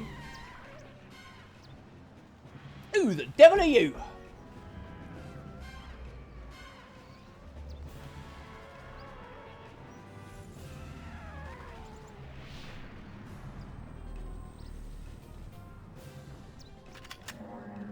You will pay for the lives of my fallen brothers. He was a guard from Bevel. And he was the flamethrower guys in Bevel. Nasty guys. Oh, it's you. You should have had the good sense to die.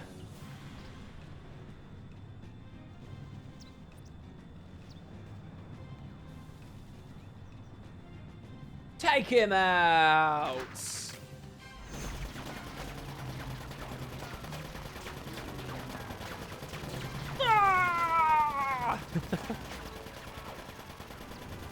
I wish I had the energy to properly voice all of these characters. It would be so cool.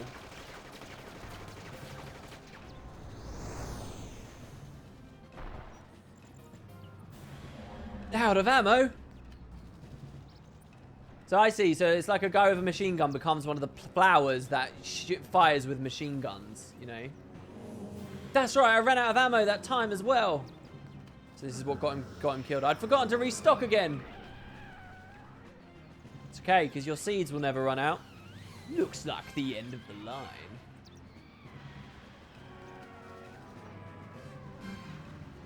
I'm starting to slip away, but I can't die yet. Not like this. Damn it, I tried so hard in the Gull Wings, but I still can't change who I am.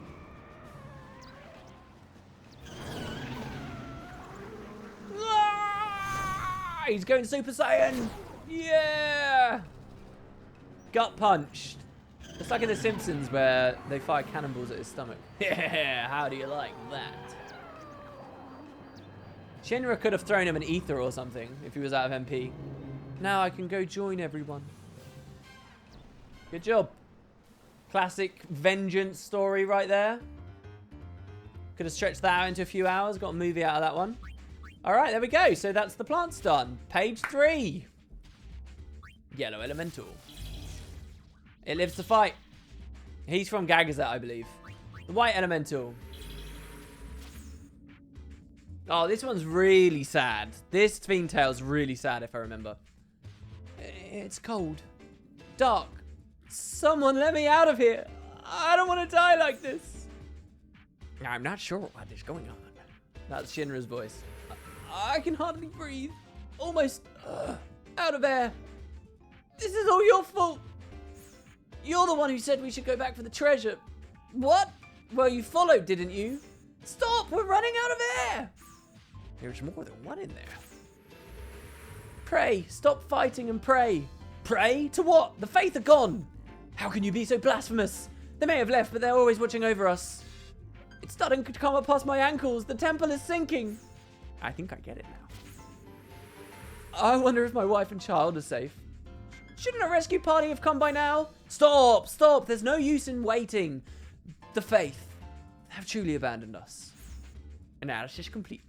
They're the souls of those left behind at Macalania Temple. Now remember, in Final Fantasy X, you've got Macalania Temple, and it's on an ice lake, and it's very extraordinary. Its position is very precarious. It's awesome. But when the faith recede from the world and leave, it melts. Now, you never actually see the temple melt. You never see the temple go away. But in the sequel, you can't go to the temple anymore. It's gone. You never really find out what happened there. Well, this Fiend Tale, when they did the international version, kind of shed some light there. Monks trapped in the sinking temple. The conglomeration of their tortured souls. That is the White Elemental. Technically, that's Shinra's voice at those little bits. The former monks of Macalania Temple, after hearing this tale, they gathered here, looking out at where it once was. Gathered to perform a memorial service for those who perished at the temple.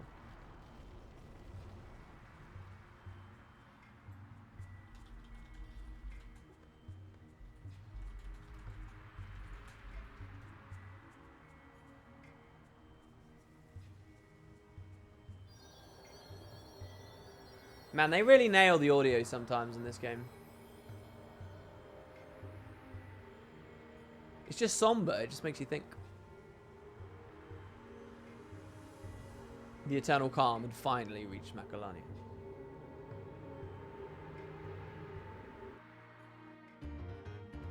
Red Elemental.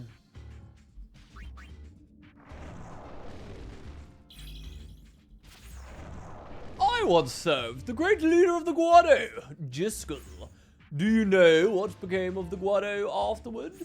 Guado Salam is now under the influence of sphere hunters. No sign of the Guado remain. I love Guado Salam once it's under the influence of the sphere hunters. It's such a cool setting. They've even occupied the leader's home. What could have happened to the Guado? I see, so it was young Master Seymour who... Ah, the horror of it all. In hindsight, perhaps the Guado had been cursed ever since that day. Ever since I escorted young Master Seymour and the Queen Mother to Barge. Master Jiskel had given me orders to serve as the young Master's nanny. Oh, this is a woman. Whoops.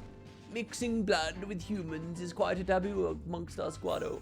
The persecution of the Master Seymour and the Queen Mother, who was human, was something not even Master Jiskel could stop.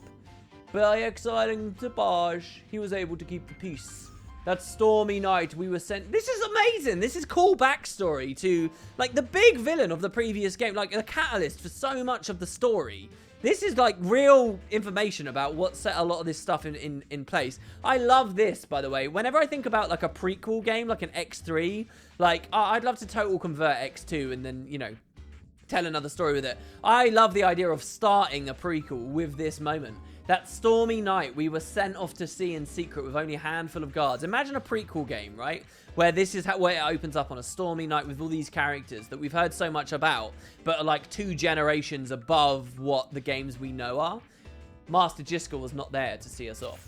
After escorting the 2 to Barge Temple, we set sail back to Guado Salam. However, just as we were to arrive, we were attacked by Sin and our ship was sunk. I was swallowed up into the ocean, yet was not sent to the far plane. When I came to, I saw that I had been turned into a fiend instead. I wandered through Spirit and finally found my way back to Guado Salam. I must report back to my Master Jiskel. Please, let me into his mansion. I think it's so cool, man. Or a story like that, but dealing with Yuna's mother. Ah. And what happened there with Sid. It'd be so good. Anyway, ending.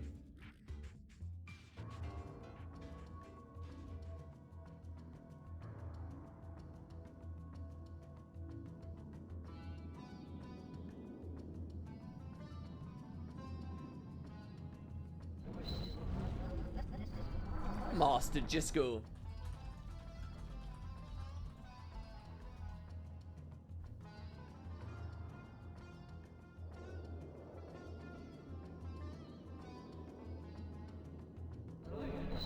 To this day, I have constantly asked myself this question. Did we really make the right choice the night of that storm?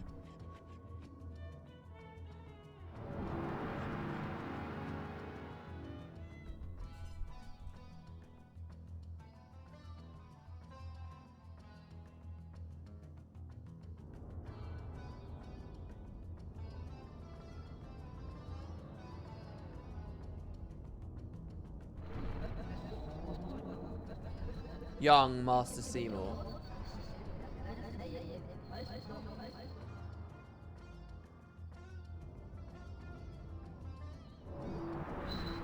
I can understand why you would feel resentment towards Master Jiskel, young Master. And it was I who, under Master Jiskel's orders, had you escorted the barge. How you must hate me.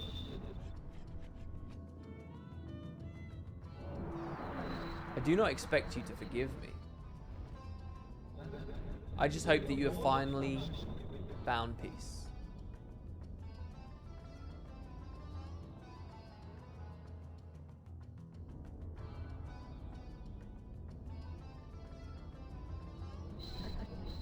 I will not be visiting Trummel.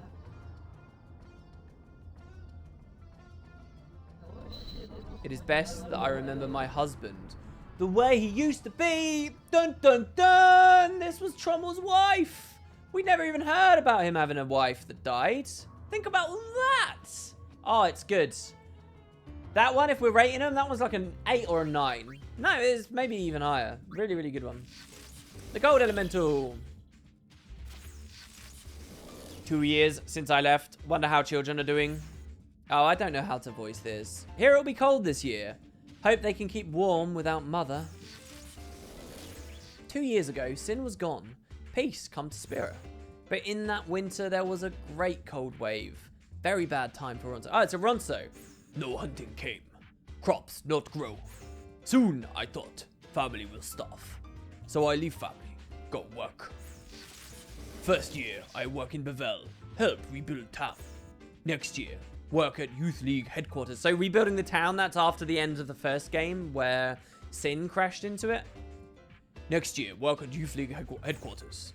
Before, always there was work. All in Spirit working to rebuild Spirit. I work hard to rebuild Spirit too. Send money to family. But one day, I am dead. Accident when working. Turn into fiend. But fiend is fine. Better than worrying. Than going to Farplane worrying about the family. Want to see my children. They will not know this is father, but still want to see. Please take me to mountain. Please. Yeah, that voice went through a lot of different iterations there, but we're good.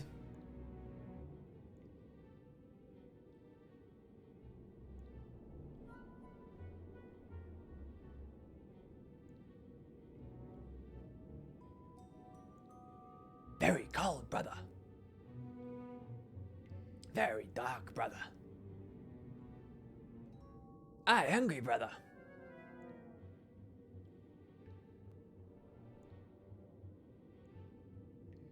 You wait just a little more. Father, come home soon with lots of gil.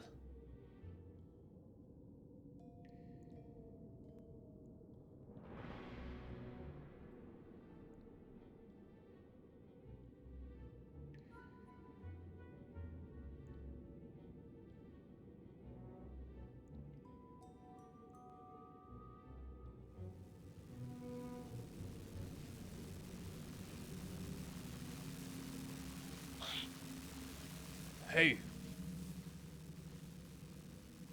Whoa, fiend!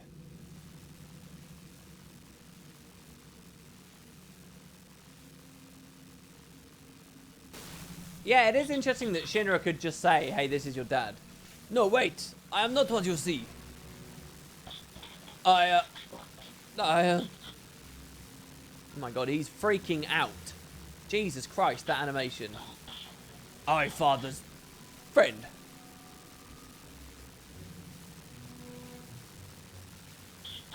Your father asked me to come here, see if you are safe. Really? Really, really, really? Father is well? Yes. He cannot come, but father is well.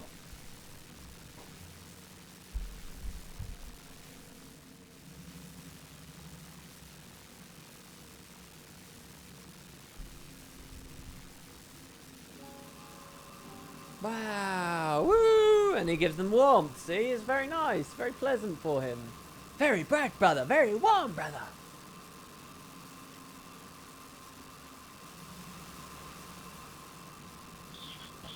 Now you must listen. Until father comes back, you will be good and help each other.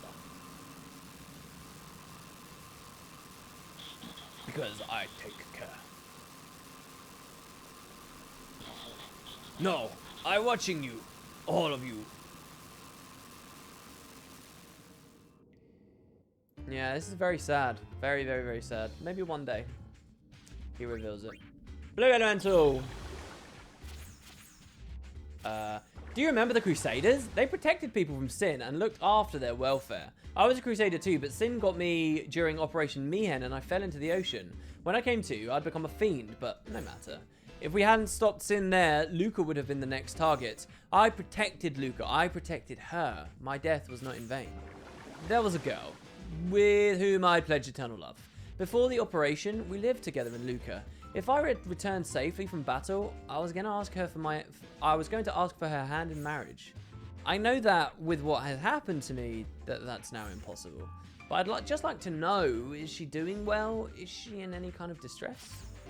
Ah, my memories always wander towards her. She is all I care about. I cannot forget about how happy we were.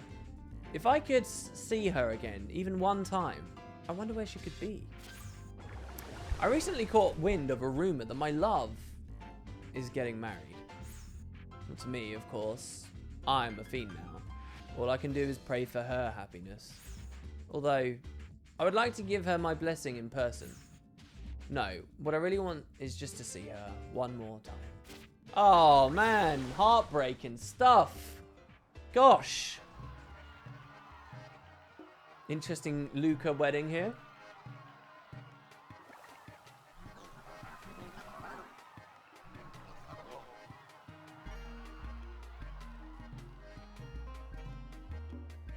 Congratulations! We wish you the best.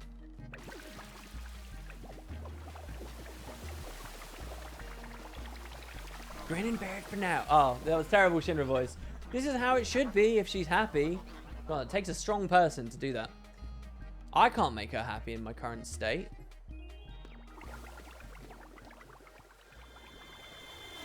I would like to say something to you all. There was once another person with whom I had vowed to share my future. As a member of a punitive strike force, his job was to protect Spirit from sin. After hearing that he lost his life at Mihen, I cried every day for a long time. When I was at my lowest, it was this man who pulled me back up. That was 3 years ago. You used to say you liked my smile. Are you still watching me from above? Can you still hear my voice? I won't cry anymore. I will find happiness here in Luca, the place you gave your life to protect.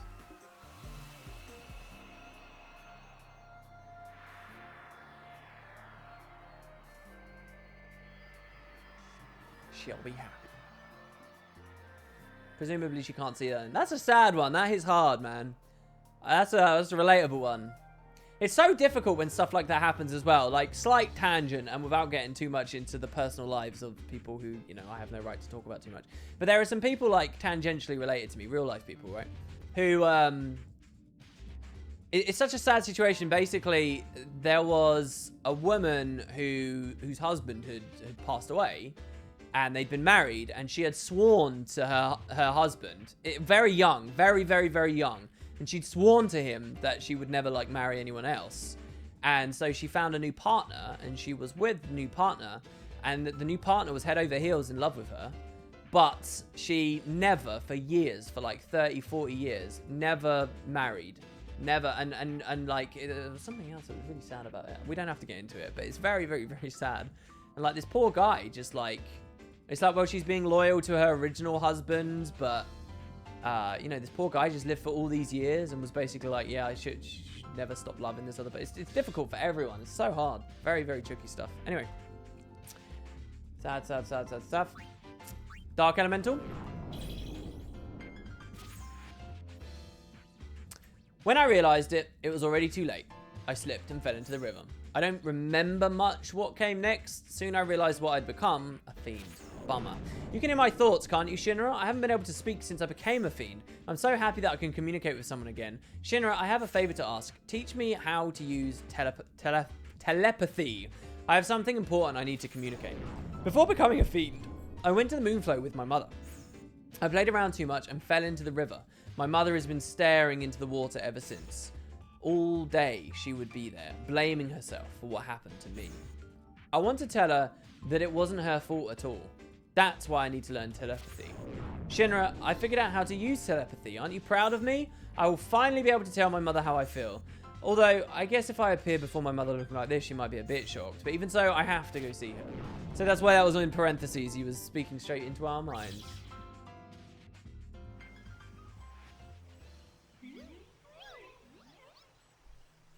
Mother is looking out at the Moonflow again. She has grown quite thin since that day, it seems.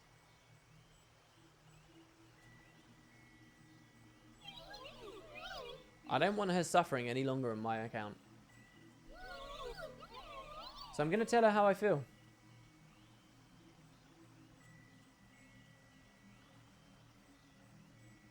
Please, forgive your mother. Oh, she jumped! She jumped in the water! Is that what happened? Telekinesis her out. What? Mother, no! My god, yeah, Spear is a dark place. It's easy to forget. Mother, mother, can you hear me? I wanted to spend more time with you, mother. Thank you for coming to save me that day. I was really happy you came for me. I'll save you, mother.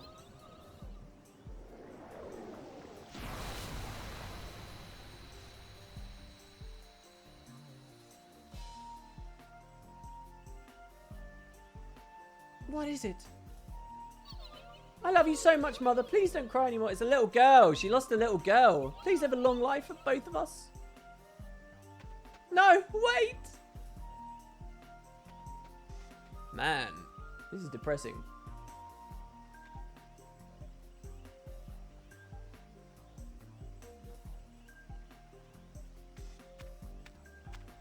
You came here again, did you? I saw her. She was here. You saw her?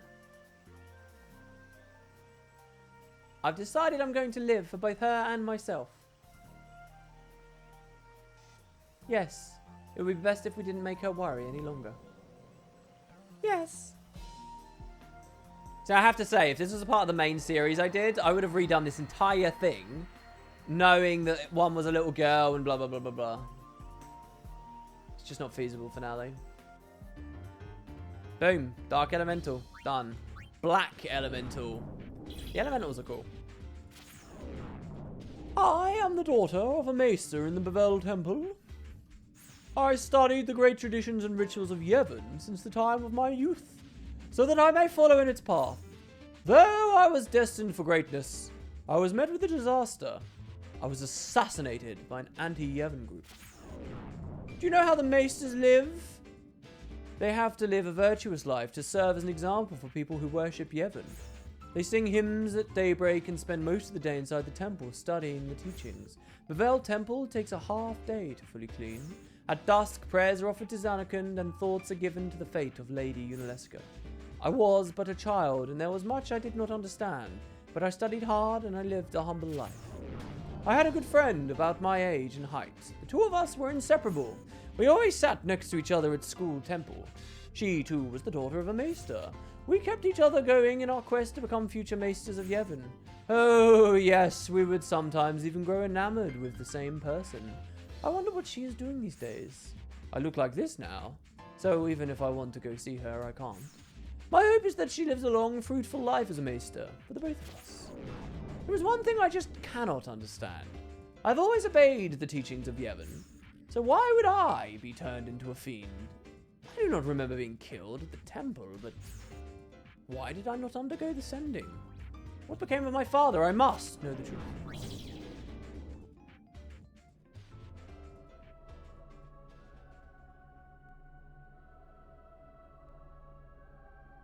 So we're in the very central room of Bevel here, where the court proceedings took place. Climax of both games, in my opinion, the Bevel sequences of 10. This is the world of the Black Element's memories. We'll find out the truth behind the assassination. Oh my god, I felt like for a second I was going to get control of Shinra. Oh, that would have been wild. I humbly ask for your assistance. This is me. So we've gone back in time, guys. Oh, that man. After this, I am assassinated by that man. He's now dead. Man, shooting a little girl in the back. What is this? The Elementals chunk is like dim. Jesus Christ. Father, why won't you come to me? Why didn't he send her? He's smiling. That monk is smiling. This is dark. Who are you, little girl? Are you my friend? Oh, it's the little girl. I was raised to be your shadow. The shadow of one who is to become a maester of Yevon. After I completed my duties as a shadow, my body was buried in complete secrecy. There is no mention of the assassination in Yevon's records. It is said that the girl who survived at that time lost her life when sin fell upon Bevel. I'm sorry, so what is that? That's basically that was an Albed plot to assassinate a maester and just pretend like it didn't happen so that they'd have an Albed informant in is that what that was? That was crazy. Woo! But then it fell through and no one ever realized. That's another cool story. That one's a good one. If my interpretation of that is correct, that's like an 8 or 9. That's a really cool one. Jesus Christ. Boris. So, of course, the boss from the start of X-2. Help me, an Iron Giant is coming. No, the pain. This might be the end. Help me. Ha ha ha, you fell for it. You humans are so gullible. Don't you believe all that you hear? Ah, please help me. It's a bomb. It's getting bigger and bigger by the second it explodes. I don't know what I can do. Oh, man, did I get you again? I can't believe you fell for it twice. You need to be more skeptical. You gotta save me. I mean it this time. There's a Tonbury right over there. He's got a huge knife. He's gonna slice right into me. Hurry up and prepare for the battle. You've had enough. Oh boy, the look on your face is priceless. This is great. Huh? You're angry with me? I'm sorry I laughed at you, okay? I won't do it again. Just please don't abandon me. If you do, I'll wither and die. Got you again. I'll put on a serious act and you're also hooked in. You don't learn, do you? When people are this gullible, it's almost no fun. You rascal, Boris.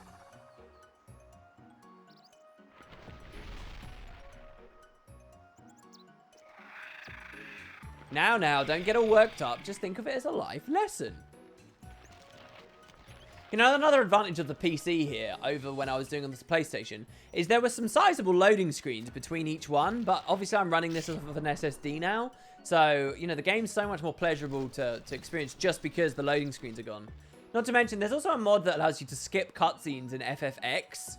If that had existed about 7 or 8 years ago, the challenge scene for FFX would be way bigger than it is today.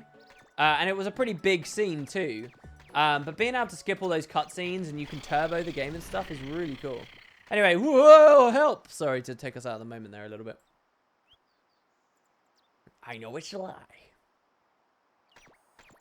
Boris is one big boy. Ah, it's actually a behemoth. Behemoth. Their hands look freaky as all hell. Defensive stance, go! And he got beaten up. Well, I suppose I am known for lying all the time. Maybe it's some kind of divine retribution, but I just wanted to be noticed, you know? Man. God, he got like friggin' owned. He got meteored at the end, it sounded like there. Oh, no, never mind. It went the other way. Boris survived. Yeah, the Boris that cried behemoth. Yeah. Oh, no, it was Shinra. Ah, so here we get to see Shinra in like his cool form. Such a hassle. Shinra's ridiculous. It's very cool.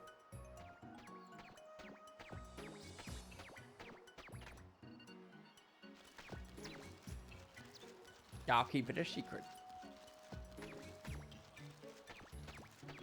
The twists and turns, guys. Ooh. No one would believe it anyway. Shinra kicking butt. Saving names. Taking names. Aranea. So this is the other version of Boris that you find in the Via Infinito. Really late. He has a faith fragment. I believe the Via Infinito already explains who he is anyway, wasn't he, Maester Micah?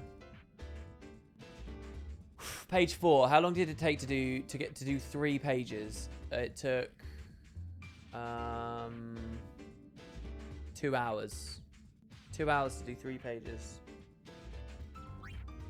Well, let's keep going. I wonder where my dude Reginald is now. Oh, Reginald is my pet dog. Found him crying his heart out one rainy day. The little guy always bounced to my side when I called his name. Had a heart of gold, he did. When I was just a boy, we would go everywhere together. He'd rush to my side when I came back from temple school. Even when I fell ill and couldn't get out of bed, he never once left my side. When I apologized for not being able to take him on walks, he licked my face as if he understood every word. Someone else has taken Reginald in now. I'm glad he found someone to love him after I passed on. I hope his new owner treats him well. His happiness would mean the new world to me. Do I want to see him? That goes without saying. But look at me now. He would barely recognize me. What cruel tricks fate can play. Something's been gnawing at me. I can't go to the far plane. Not like this. Even if Reginald forgot me, I want to lay eyes on him once more. All right, let's go. Yeah, we're going to be a bit choppier. The coyote gathers up its courage to go to see the hound it once owned. It's alright, we're invested. We can do it, guys. Ah, fiend! You called me a fiend. He's upset that he got called a fiend. But the dog recognized... I like this story. This is a really cool story. Now get going. You have to protect your new master. Yeah, how old is Reginald? That's a good point. No! Don't come back here. Go away. I'm not your friend. Ah! Stop licking me. It's funny because that's actually the attack animation that they're playing on the dog. Ugh. Whether they came from human or blah blah blah, the last tears of the coyote were said to be sweet. There we go. Wild wolf. He's speaking in our bed. We won't do an our bed voice. You know, when I was human, I was an our bed. I grew up at a camp in Beacon. Desert men, when they come of age, have to dig to support the tribe. Right now, we're scattered, but one day we'll gather to build a new big home. The day of my first dig came too, eventually. I was so happy to think that I'd become an adult. I couldn't sleep at all the night before. Before leaving for the site, they taught me things like, don't underestimate the desert and go back at the first sign of danger. But I was just so excited, so I kind of messed up. Right at the start, I bolted off on my own. And then there, all of a sudden, there was no one around. By the time I knew I was in trouble, the sun was burning me and I couldn't move. When I woke up next, I turned into a fiend. I guess I died. My first dig ended up being my last. Mum, Dad, I'm sorry. I was going to dig real hard so that you wouldn't have to work anymore. I wandered all over Spira after that. But in the end, I just wanted to go home. Can you take me back to Beacon now? This is a cool one. I like a lot of the desert ones.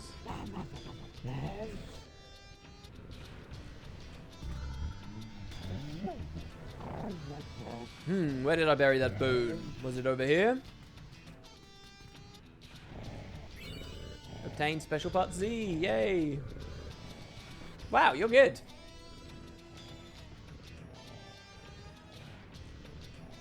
We were looking for that for a very long time. You've got some talent. How would you like to work here?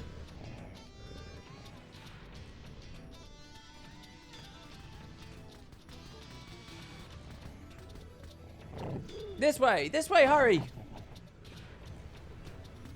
Stop, unlike you, I'm not that good with the heat. Humans get tired so quickly.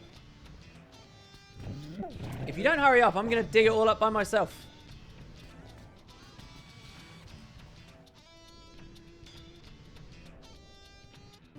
And there we go. Cool. Killer hound.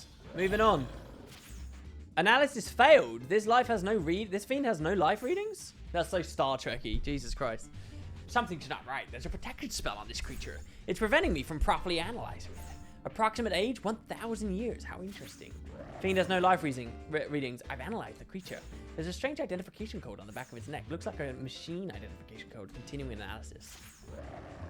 I've analyzed the code embedded in the creature. It's a soldier ID tag from the Bevel elite forces from the Machina War 1,000 years ago. The Bevel military inserted machine chips into fiends and trained them to be soldiers. This creature stayed hidden for over 1,000 years as a living remnant of the Machina War. If you train it in the arena, I can analyze its memories. Exciting stuff. So this is one of the chain ones where it, like, doing this unlocks another one, and so on. So we'll probably look at them out of order. We'll have to see. Emergency, emergency, the killer hound has escaped. Emergency, emergency, the killer hound has escaped. So this is the airship arena we're looking at right now. The killer hound has broken out of its cage. But the cage is sealed by magic. It can't be broken by fiends. It should be impossible for them to escape. There was a machine chip embedded inside the fiend. It's possible the fiend escaped the cage using machine powers. Incoming creature information. Unidentified creature reading at Xanacan ruins. See, so this unlocks another creature there.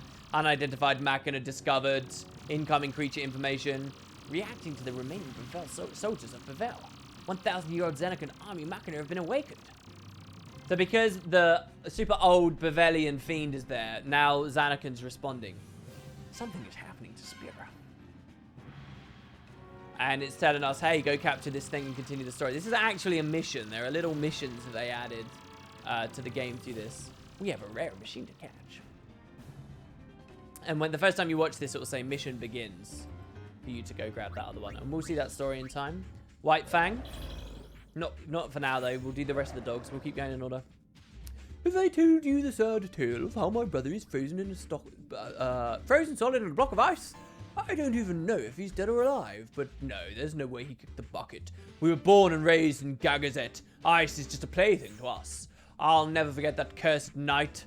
I know he's waiting for me. Let me get stronger so that I can rescue him. My brother and I grew up in the snowy peaks of Gagazet. Its craggy precipices and deep snowbanks made it inhospitable to all but the toughest of creatures. I remember frigid, wintry nights when we would huddle in a cave waiting for a blizzard to let up. We were all together, my brother and I. 5 years ago, at the age of 20, I engaged in my rite of adulthood. We go alone to the mountain's crest and bathe in the morning sunlight. That is how we become adults. This holy ritual we dedicate to the faith must be done alone. I followed this rule as I set out on my journey. As I made my way to the summit in the dead of night, the snowstorm grew ever fiercer.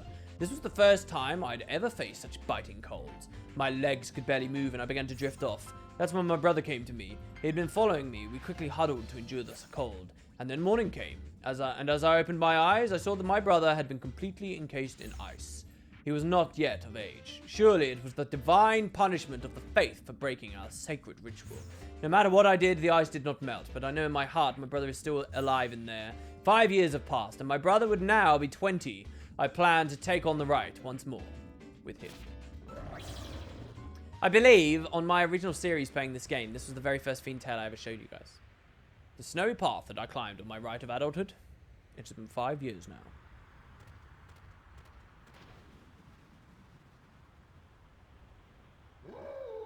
Hold on, I'll save you. I'll melt this ice away.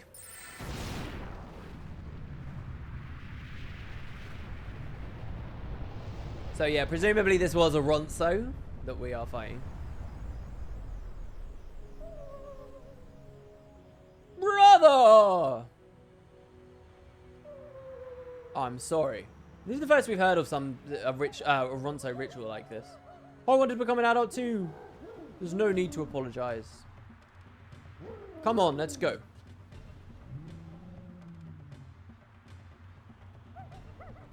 But for the rite of adulthood, you have to climb alone.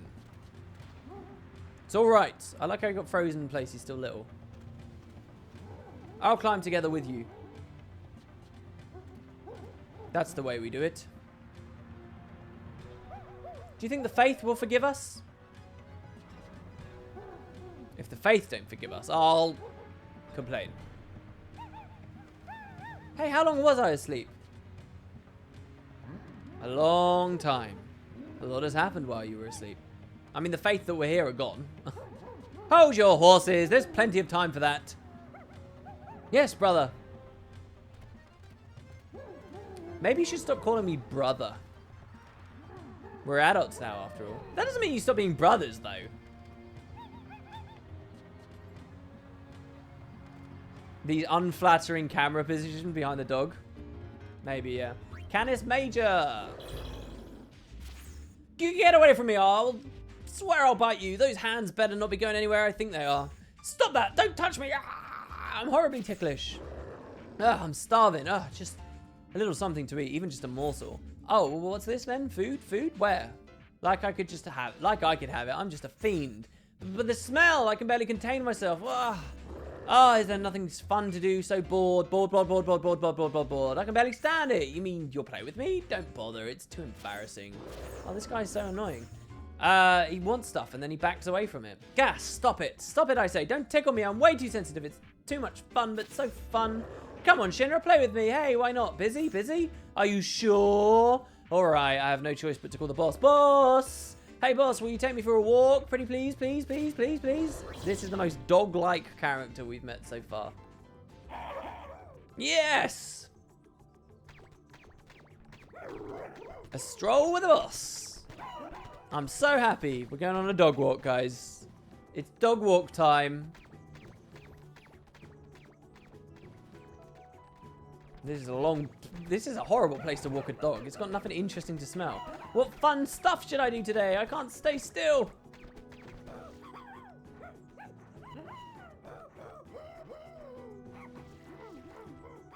These dogs are quite scary to look at them up close.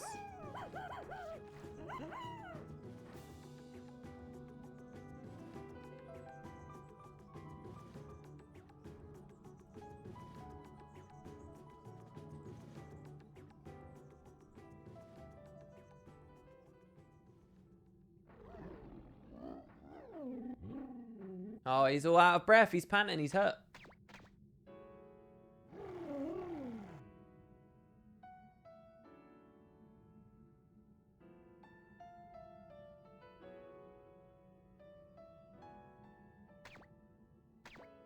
Oh, man, I get so nostalgic with the music. It's so good. Hey, boss, where are you going?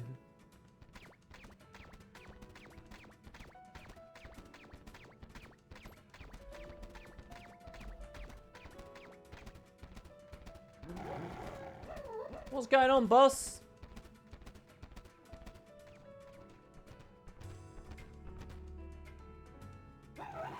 Oh, I get it. Hide and seek, right? Tag? All right, then. But the boss didn't come back. Oh, come on, boss. What is that story? What are they trying to say there? Oh my god, that's so sad. Shenra, do not abandon this dog. Didn't even say goodbye.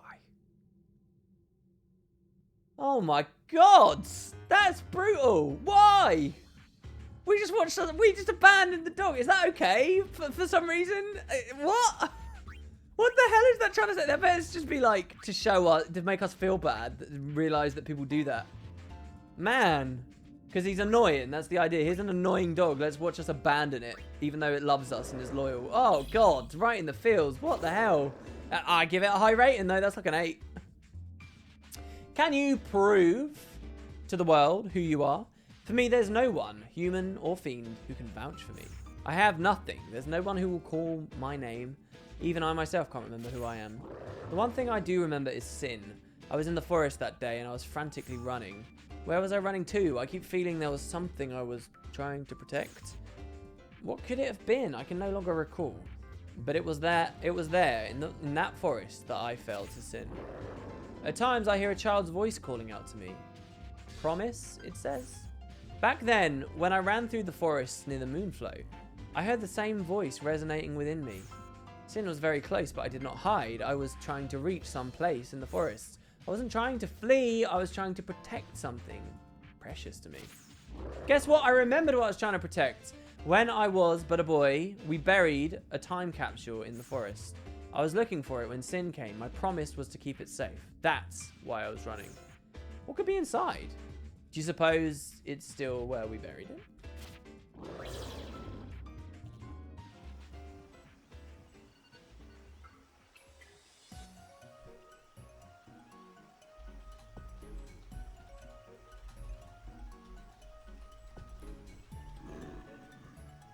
That's right, I used to have friends. The 4 of us. This is probably the scariest dog in the game as well.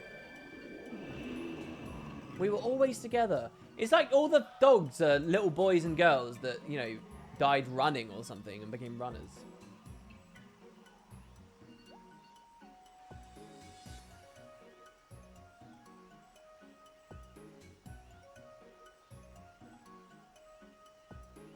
What is it you're burying? It's a secret. You can't dig it up until 10 years have passed. We'll come back here and dig it up together. We're going to do little kitty voices from now on. Oh, never mind. We became fiends again. What was it that I buried back then? Well, time to find out. No, I like how it's in just a classic chest. I also love how the fungi look on that tree. That looks really good.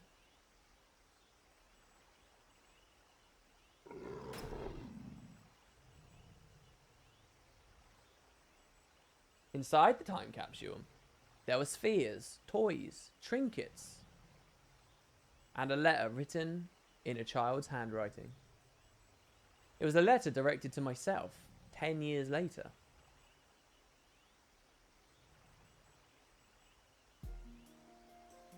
Dear me, 10 years from now. Are you happy right now? Do you have friends? Me, I'm very happy right now. Gorse, Kana, and Zig, they pick on me sometimes, but we're all very good friends. It's really interesting that it named the names of the friends.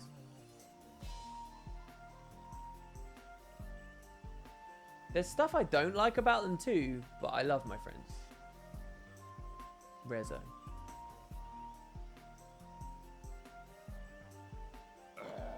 Guess Kana and Zig. Gorse, Kana, and Zig, they were all killed by sin. The stuff that's buried here is all that's left to remember them by. That day I tried desperately to protect this from sin. Man, sin, it's so sad. The world of Spiro is dark. It's darker even than the games would originally have you think. Like, just these people living in terror of this thing that just kills indiscriminately, just wanders around killing everyone and everything. You're all here! I remember it all now. About me, about all of you. I had put it all in the time capsule. My dearest memory.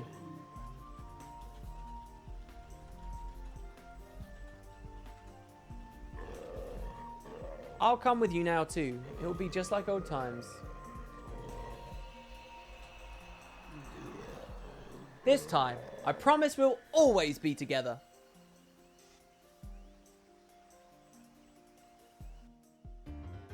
Alright, well there you go, Lupus. I think the dogs have had quite long cutscenes as well with this. Tindalos. He lives to fight, apparently. Look at him, though. He's scary. I wonder if maybe the ones that live to fight, it's not that they forgot to make a cutscene for them. It's just that there's something about their model that makes it kind of difficult to do that. Maybe? I don't know. Or their special effects. Alright, onto the corals. Very classic staple of Final Fantasy, corals. Shh, this is top secret information.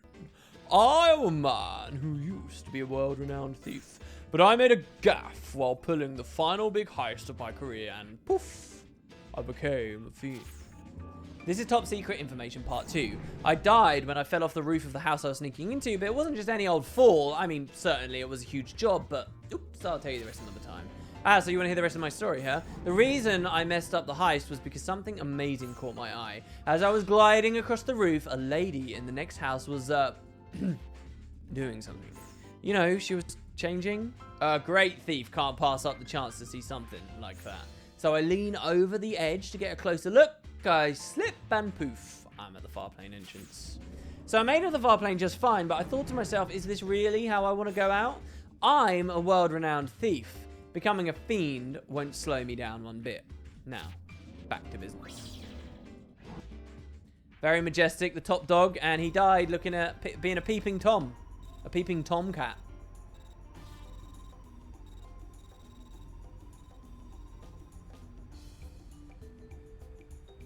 This is a funny one. It's also a long cutscene too. General query number 1.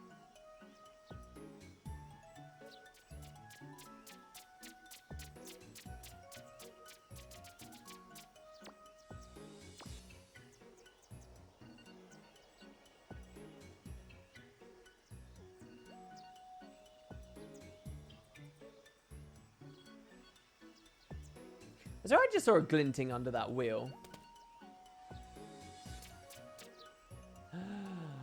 Hold on. He wants to go slow. Boing, boing. Isha, hi, pedal. Welcome back. Lots of work. Help, please. What, his tail's like clipping into the ground. Oh my god, the stampede! Oh, the screen shake! It's weird that a Hypello that would be so slow in life has become such a fast thing later.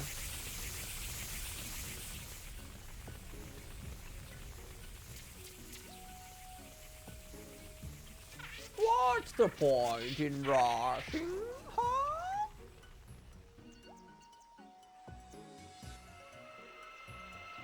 Oh, it's all revealed, guys. I wonder if Hypello are long-lived or not.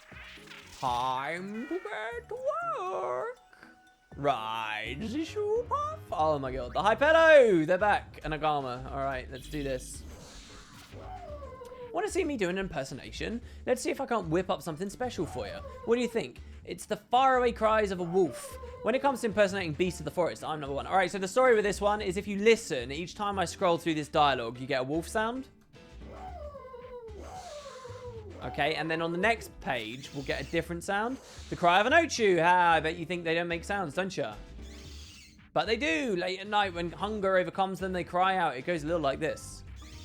What do you think? What's that? You've never heard it, so you can't tell? What a downer. And Shinra says, I wish it would just shut up for a while. Hey, now, don't go knocking my talents. Impersonation can be very useful, you know. The other day, I was attacked by Drake, and I pretended to be a stalwart. It ran off like a little mouse.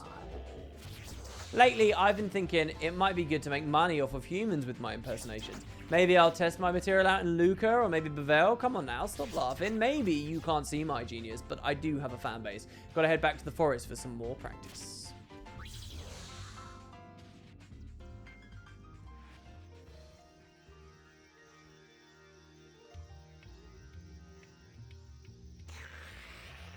It was short but sweet. Thanks for everything. See ya. That green tongue, man. Good, it'll be a little bit quieter around here now. Yeah, he wants to abandon it just like the dog. At least he's gone off, you know, with his own intention, basically.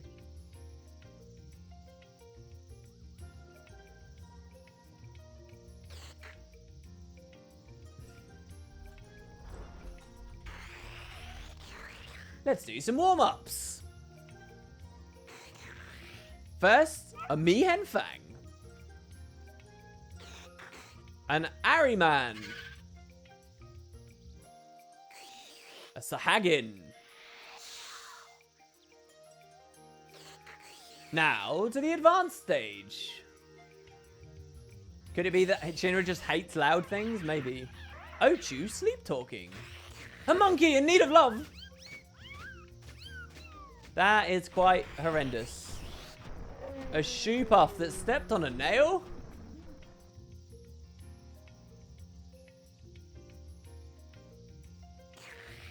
And here's a new one. A purring krill.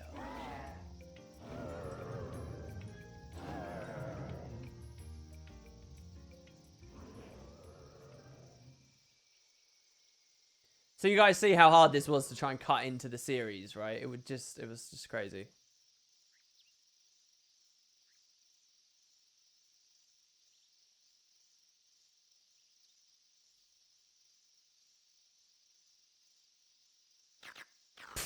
A kitty curl, that's rich. Uh-oh, he's attracted a mate.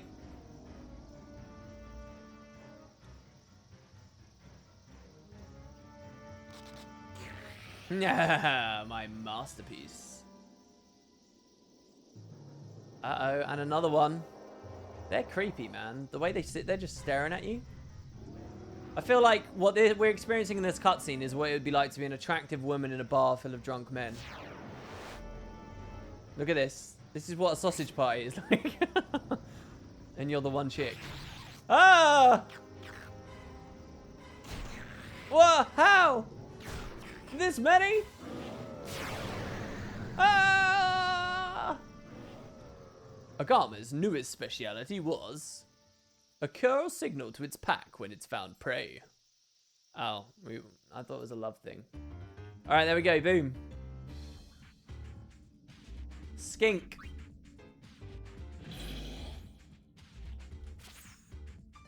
Will you listen to my tragic tale of cruel fate? I was born to a noble family, but here I am now in this hideous form. What a terrible curse to bear. Only one thing can lift this curse, the pure kiss of a lovely maiden. Why do you look at me so? Do you think I could make up such a story? And so, my dear Yuna, it shames me to no end to ask you this, but would you do me the honor of... Yes, your luscious lips will surely cure me. You refuse? Not on my life. I see that the High Summoner is quite a hard nut to crack. Riku, my lovely, a favor, if you will. I need you to help me return to my former self. You are the only one who can save me from this horrid nightmare. Go jump in a lake, will you say? Well, if not the lips, maybe a peck on the cheek? Just a little kiss is all I ask. Pretty please? Come on, just as a formality. Mwah! This is quite hard to ask, but I need your help with something. Oh, but there's no pressure. I won't hold it against you if you refuse. It's just a small favor, really. Lady Payne, are you listening? You'll beat the curse out of me. Oh, no, I've never been good with violence. It's not like you're my type anyway. Yeah, she is his third choice.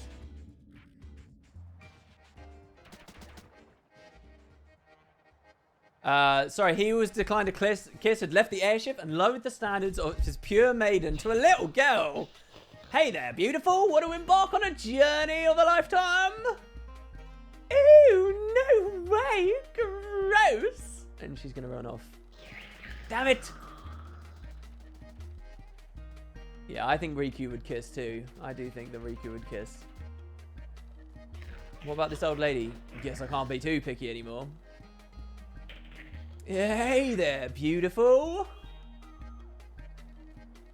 Ah, agreed. This is great. Even I have my pride. What? What's wrong with her? Oh, a sexy hottie.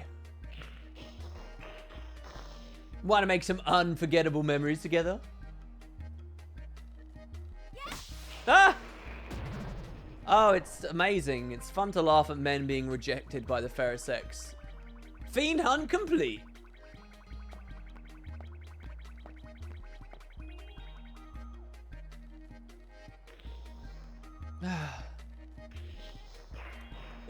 I'm getting a little tired of looking. Maybe a kiss is just asking too much. It's so sad. I mean, with the way I look. Listen, guys, we're all male nerds on the internet right now. Everyone watching this video, watching this stream, we all know how it feels. Oh, Shinra. Let us feel for the iguana here. Oh, question mark? Yay. So he was able to become human again. Oh, so was he able to? Nobody knows that. I know about that.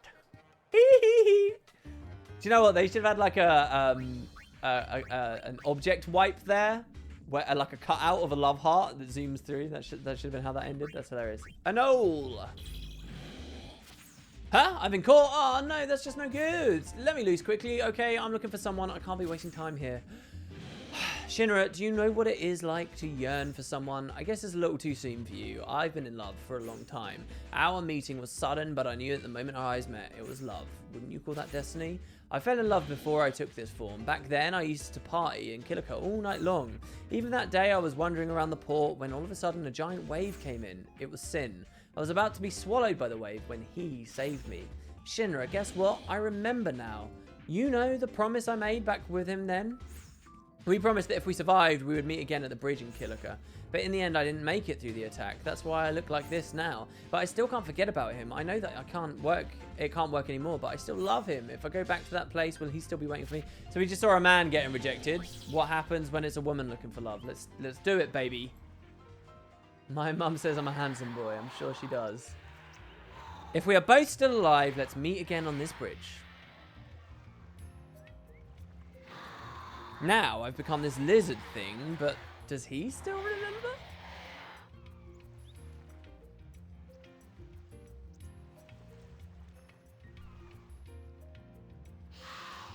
There, it's him. You remembered our promise. Sorry, did you wait long? You're late.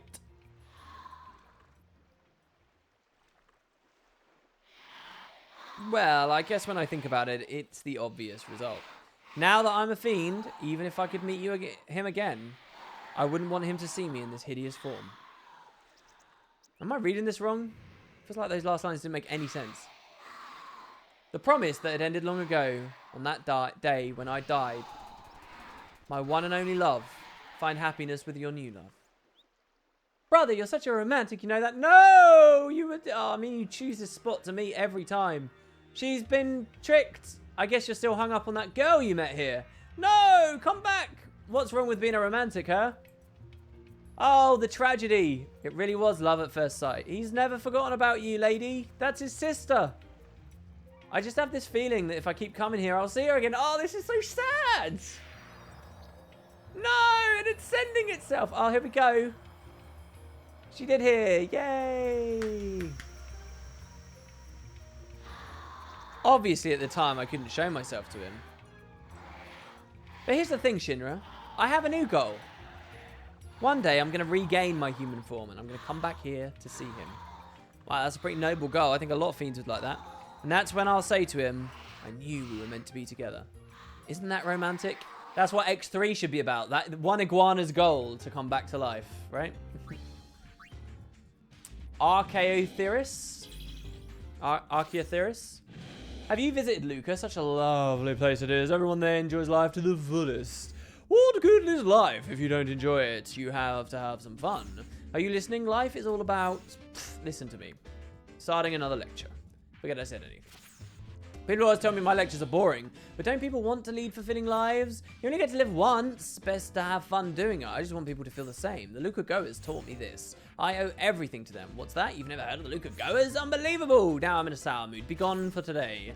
Forgive me for my prior outburst. It's just that I get so nostalgic about the days back when I ran the bar back in Luca.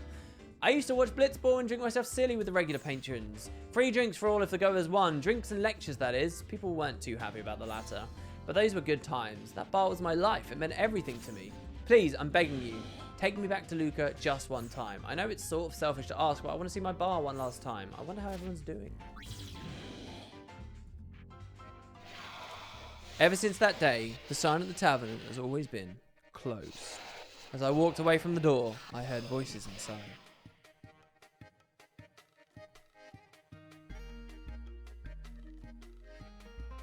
Man, I like this place. You couldn't come back here in X-2. Well, except here. We're back here now. This bar was really a thing in the first game. Look in the background. Look at the detail that we've got. The resolution now. You can see so clearly that some of the characters in the background are just unmoving props. Even the barkeep left. Watching Blitzball in here just isn't the same. Ever since the barkeep left, sorry. Yeah, before it used to be a laugh riot. Win or lose. I used to come here just to try and take the barkeeper down a peg. But the new barkeep sucks. Now listen to me, life is a lot like Blitzball. Will you stop with the impressions? Oh, they missed their old wise barkeep. Well, if we start looking all glum, the barkeep will give us hell. Drink, drink. Woo, woo. Those are some huge bottles as well, look at that. So you're having drinks without me? Listen carefully, this is my last lecture to all of you. Take care of our tavern, you guys. Well, what? We missed the lecture? I want to hear what his wise words were. All right. Lacerta, the last of the iguanas. Or what's their raptors? I think is their actual class designation.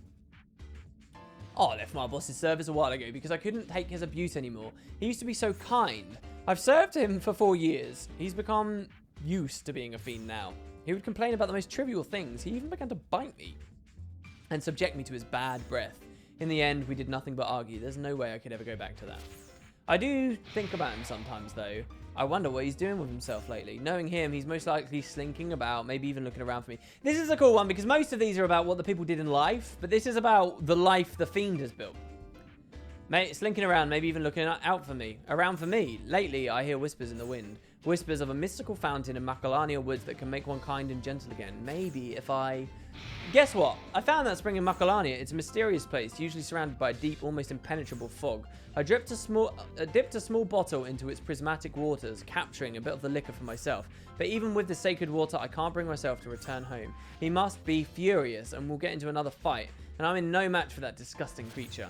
After all is said and done, I'm the only one who can save him. And in the end, I need him like he needs me. I've decided to head back.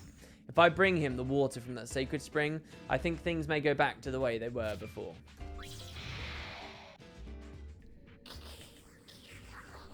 Unable to tolerate the boss's fiendish behavior any longer. Having retrieved the water from a spring that was said to restore a gentle soul, I've returned once again. Home, sweet home. Wait, I thought they said this was Macalania. This is totally Gagatet. How long has it been since I left? But I finally got my hands on this water. We can go back. We can go back to those happier days.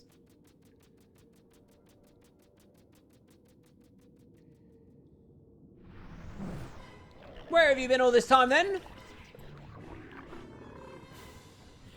Boss, this water. Look at the ball that he's trying to push in his face. What? You think I can drink something that clean and pure? Think again. I'll bite your arms off. Ah! Oh god, it shattered. 1 year later. 1 year later? This is the furthest along in the timeline then, guys.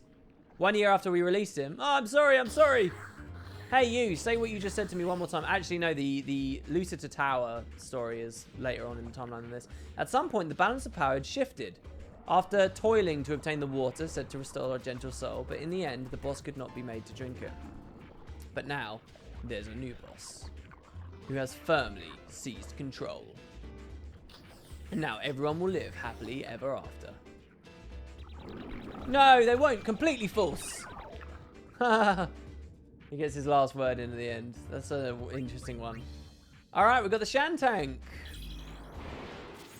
I'm a Shantank, but I'm bad at flying. Whenever I try to ride the wind, I hear terrible sounds and people shouting. Then everything goes red and I get all dizzy. Who was I in my past life? I finally remembered I was an Albed engineer who dreamed of sailing the skies. It was my team that built the first working hover in Spira. Nowadays, hovers have been improved so much that they pretty much fly with ease, but back then it was an endless trial and error with clunky prototypes made from scrap parts. I remember that first day at sustained flight, we were all hugging each other. But all our hard work was about to pay off, and as we came to the presentation of the prototype, I was the test pilot. The specs, my pilot skills, everything was supposed to be perfect, but there was engine trouble and the hover caught on fire. I didn't make it. The news of our prototype's failure spread and hovers became known as dangerous vehicles, and with that our hover project was shelved indefinitely. The disappointment of not being able to fly changed me and the prototype into a fiend. But look at these hovers whizzing around now. They're the safest vehicles in Spira. Our experiment may have failed, but it wasn't all for nothing, right? Come on, let's fly. I have 100 years of regret to let loose. I like this one. I think you can think about a lot of things that happen in the real world and see hope. A strong opposing wind that blew that day. Ahead of it lies the calm lands, I think is what it says.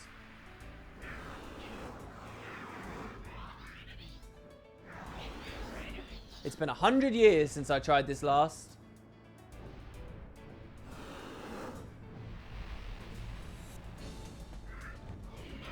Yes, I'm finally riding the wind. Are you all watching?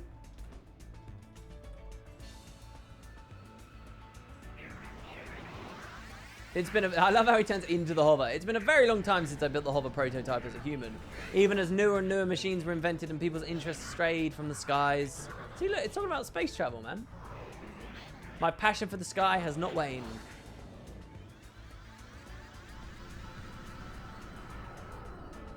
Yeah, and the Hindenburg, I guess, right? Zeppelin travel. I like it, and that one's upbeat. It's good to have an upbeat one. All right, well, so moving on, we got the zoo. I love zoos. Zoos are very cool in all Final Fantasies. I used to be a treasure hunter and adventurer traveling around Spira in search of riches. My goal was to obtain hidden treasure never seen before in our time. I set off when I heard a rumor that legendary ruins had appeared when the clouds over Gagazet cleared up. But alas, right as the treasure was in my grasp, something happened to me. So Yuna, I would ask a favor. Would you seek out the treasure in my place? I'll remember the way, somehow. Come now, adventure awaits. Now, the adventure has just begun. Lighting a lamp in a cave in Gagazet revealed a shining prismatic stone reflected on water rising from the ground. But there was no time for sightseeing. I had run low on rations and had to press forward. I continued on, praying that I'd reach the summit safe. We've reached the middle of the adventure. Somehow I had made it thus far. Many faiths supposedly resided in towering cliffs. Now they just tower solemnly in the sky. As I climbed ever higher, I discovered a hot spring. Resting my weary legs was an unexpected delight. I was finally fully recharged and ready to go, so onwards and upwards. The adventure is almost at an end. Making my way through the dense fog, I finally arrived at the ruins. I continued on the path to the treasure. I could feel it close by, but something happened right there. Something that ended my life and turned me into a fiend. So Yuna, I had thought to ask you to continue my quest, but I've realized that this is the end. My adventure. Let me be the one to finish it. I can finally feel that treasure waiting for me. I love how it talks about the actual progression through Gagazet there. It's really cool. What happened to me at the end of my adventure? In order to find out, I have come back to these ruins once again. I recall what I was like back then. Yes, I remember. I almost slipped here. I remember climbing this cliff wasn't easy. Well, now I can just fly right over it. It's like in becoming a fiend, he became this fiend to overcome the difficulties of his death kind of thing. Like, I love how the fiend they are always relates to who they were. Ah, so refreshing. Being able to fly is so great. I remember trying to get to the top of this tower. Sounds like he had asthma. He does have a very raspy voice. Here we go.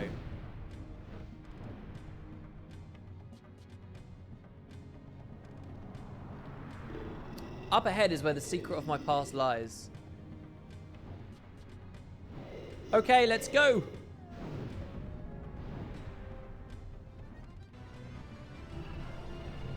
A giant fiend has made these ruins its home. Now that I have finally arrived here,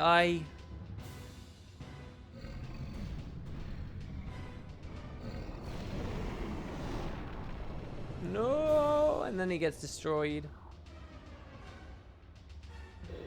Yes, I remember I was killed by this thing.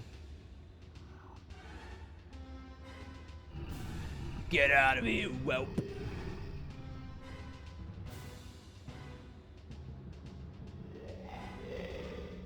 I'll have my revenge for the last time. This time, I will defeat you. Oh my god, that's a scary mouth. That's a scary mouth. You, haha, think I'd fall for that twice.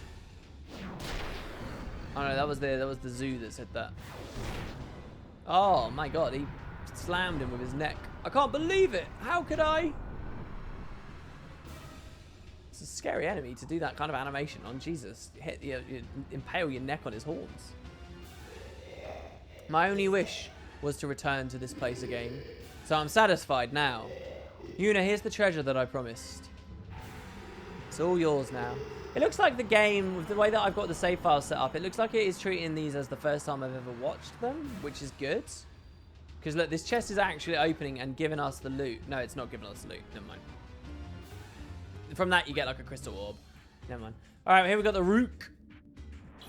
The zombied, undead, horrible-looking version of one of these guys, Garuda. Good grief. Of all the fiends to become, I had to become a Rook. I hate these damn birds. I doubt there's an Albed alive that doesn't hate them. Ah, I smell like them. This is terrible. I want to be human again. I want to dig again. Those things would always interfere with our excavations. Yeah, even on that day I ran into a big one. I tried to fight it off. Well, you see what happened. Rooks are the bane of our existence. Our existence. I guess I can't say that anymore. It's funny. It's like cliff racers. I ran into some old digging buddies in the desert today. The moment they saw me, they started shooting like crazy. If some fellow fiend hadn't been there to help me, I'd have been a goner. Well, I guess I was asking for it looking like this. I just felt nostalgic, you know?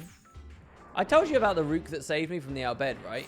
Well, she died. She died protecting her chicks. What if this feeling I'm getting inside? It's so confusing, you know? Just the other day, I wanted so badly to be human again, but now... Now, I guess he wants to, protect the chicks.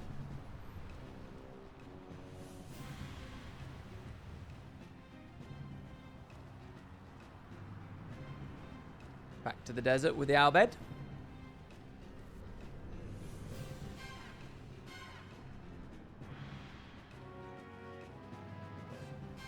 Zoo's nest has been discovered. We are launching a full-scale attack. Fire!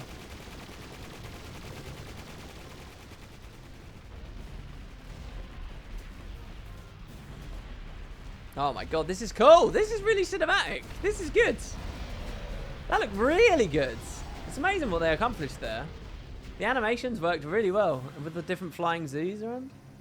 The shadows are freaking out a little bit on the PC version. That's a shame. We saw that on a previous one as well. Look how big he is compared to the Celsius as well. Oh no. My old companions. And my current companions.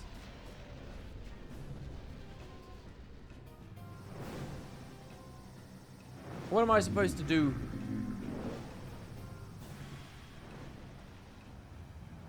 Which do I choose? Which do I help?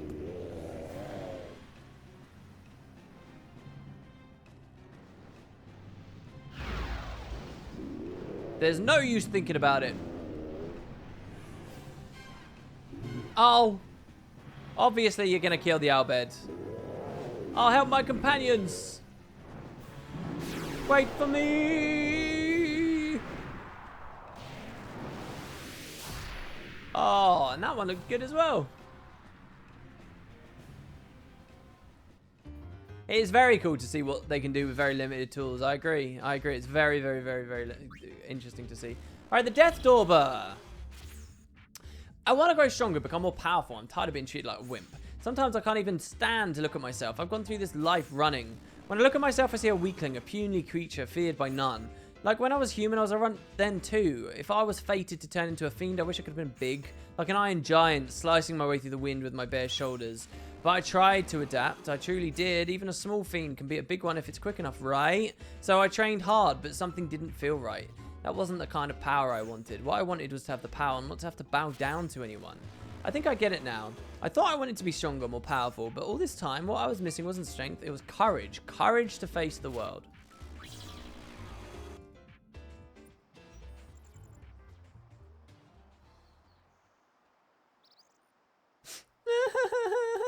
Crying kitty. I was bullied again. I really like this one. This one's got a good moral behind it.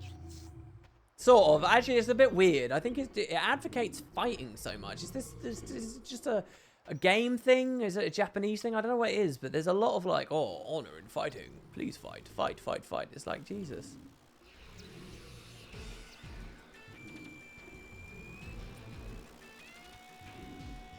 Oh, we get the proper battle music. Is that Buzzer, the weakling? Weakling, weakling. Take that back. Yeah, look at the barb on his stinger. That's scary. What did you say? I couldn't hear you. Hi, I'm not a weakling. You want to have a go then? Ah! See, look how they have to cut to black every time a fight happens.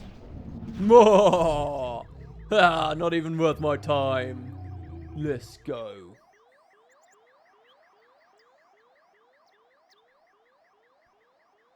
Now the little boy is going to come running on over.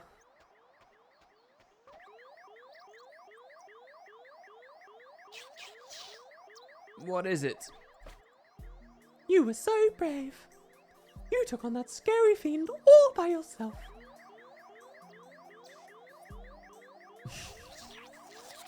When I gathered up my courage, I felt really good. Now you dead, though, bro. Oh, you're still here? This is our place, you see?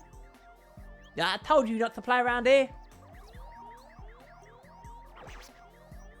What? You got something you want to say? Courage, right? Ah! No wonder the boy gets bullied so much. He sounds like a petite maiden. Oh, Assassin B. Here we go. I'm scared to be alone, especially in the dark. Have you seen my mummy and daddy? I've waited so long and searched everywhere, but I can't find them. I just woke up one day and was alone and a monster. Mummy, daddy, help me. Why haven't they come for me? Have they forgotten me? I love mummy and daddy, but why? Why did they leave me? They must hate me. They don't want me anymore. I promised to be a good boy. I'll be good, so please come back. I just want you to love me. I want to see you again, please, mummy, daddy. Where are you? Where can I see you again? If they say if I go to the far plane place, I can see mummy and daddy again. Can you help me get there? Please, I need you to help. Take me to mummy and daddy.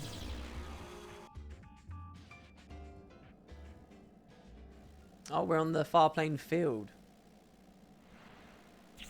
Daddy! Mummy!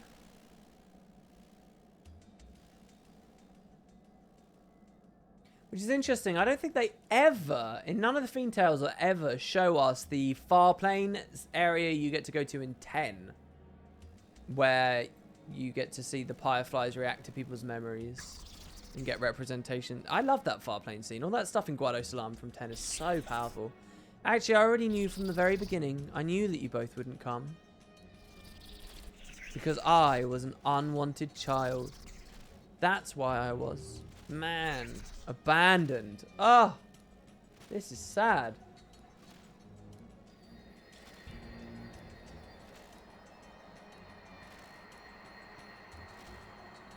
Assassin B! That's what they call it. Assassin B. I wonder if we nicknamed it, it would have changed. It's mommy, daddy.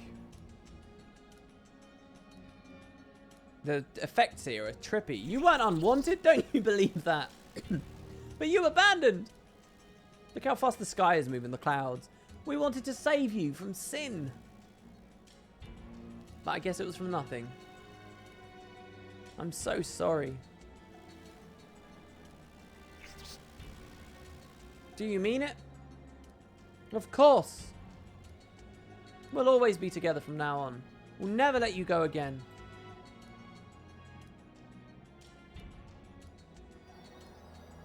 There we go, and a family is reunited. Yay! 3 cheers for Assassin B. Scary fiend as well that has such a weird, like... The story is juxtaposed in an interesting way there. Aculeate. I was born and raised on Killiker Island, and music has always been my passion, but not the old Yevon stuff. I need a sound that no one had ever heard. Music with a strong beat that moves the very soul. My dream was to perform on the grand stage of Lucas Stadium in front of a sellout crowd. This isn't exactly unique, but a while back I had an argument with my parents about my future. When I said I wanted to play music in Luca, they looked at me with sad eyes and told me to get out. Yeah, I had no regrets. I was glad that I had the opportunity to pursue the dream of creating new music. I chose to leave home, singing a little ditty and bringing along nothing but my guitar. I was only 16 at the time. I stood at the mast of the ship filled with both hope and fear. It was the first time I had left the island. I suppose I was supposed to start a life of my own. That night, the ship met with a fierce storm caused by sin. It sank in the blink of an eye. When I awoke, I was in the Killiker Woods and transformed into what you see before you. I could no longer hear music. All I heard was the buzzing of insect wings. That's pretty dark. When I realized the sound was coming from me, I lost it and started attacking people. I even attacked people I knew since my youth. I could no longer hear their sound either. The buzzing nearly took away my sanity. But since you've captured me, I am surrounded by silence, and I can hear my heart again. Even the fiends have a reason for living. I want to go back to Killiker Island to start new. Wow. Yeah, they named their kid Assassin. At that time, I was enthralled by music. I wanted to leave this small island and do something big. I wanted to test myself. The ocean wind is calm. Everything will be fine. I know it.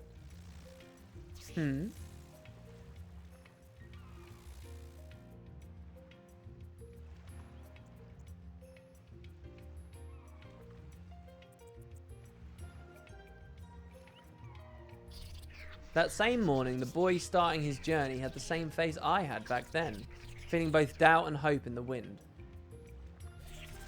I am a fiend.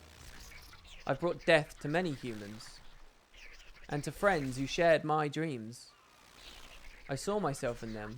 What I really wanted to was to kill my own dream. I can't go back to those days. I can no longer have the same dreams as that of a young boy.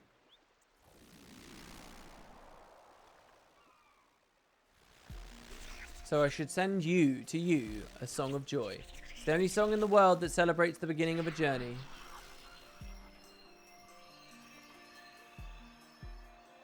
Oh, and he played a little tune. The boy heard the song of the wind. It was beautiful music. The song he no doubt hum in difficult times ahead. Oh, I liked how the music there, completely by coincidence, broke into like the main sort of ditty of the Killiker music there. Well, that's not the Killiker music. That was just one of the generic emotional tracks they play. Hey, thanks for catching me. I've been so bored lately. You might not know by looking at me, but I used to be a master thief. I was real good at escaping. So I see something like this trap pod and I can't help but get excited. What? You're saying that I can't even escape out of this one? Then I'll consider that a challenge. I'll make you eat those words. Hey, you think you could give me something to pass the time? I've got nothing to do all day. If I had a pen, then I could keep a diary. Or, you know, spin it around, clean my ears with it. How about it? What? No? Pff, I guess you won't fall for an easy one like that. There was this guy. He was like a little brother to me, but he was a klutz and basically useless. So anyway, he messes up on a job and we both end up getting tossed in jail. It wouldn't have been hard for me to break out, but the kid, he felt responsible for getting us caught. He used himself as a decoy so that I could escape and he died. Stupid kid, he didn't have to. Hey, sorry for getting all somber. If you could just lend me a pen, I'll... No dice, huh? Cheapskate, sob stories don't work on you either, I guess. You're a pretty sharp guy, I'll have to admit. It's been a while since I had... this much trouble. I like you, kid. You've got a lot of brass for someone so young. I mean, I've seen many things in my life, but nothing ever quite this refreshing. Yeah, okay, I admit it. You won and I lost. Well done. Hey, you've won now, so would you mind actually lending me a pen? I want to, you know, want to write you a message verbally. It would be sort of embarrassing. Really? You'll lend me one? I guess the flattery does work then.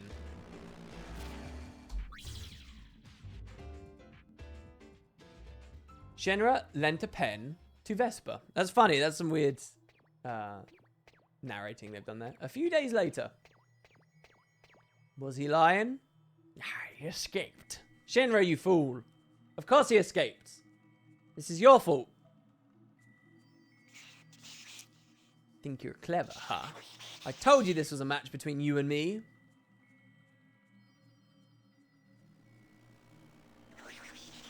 This is my message to you, so don't you forget it.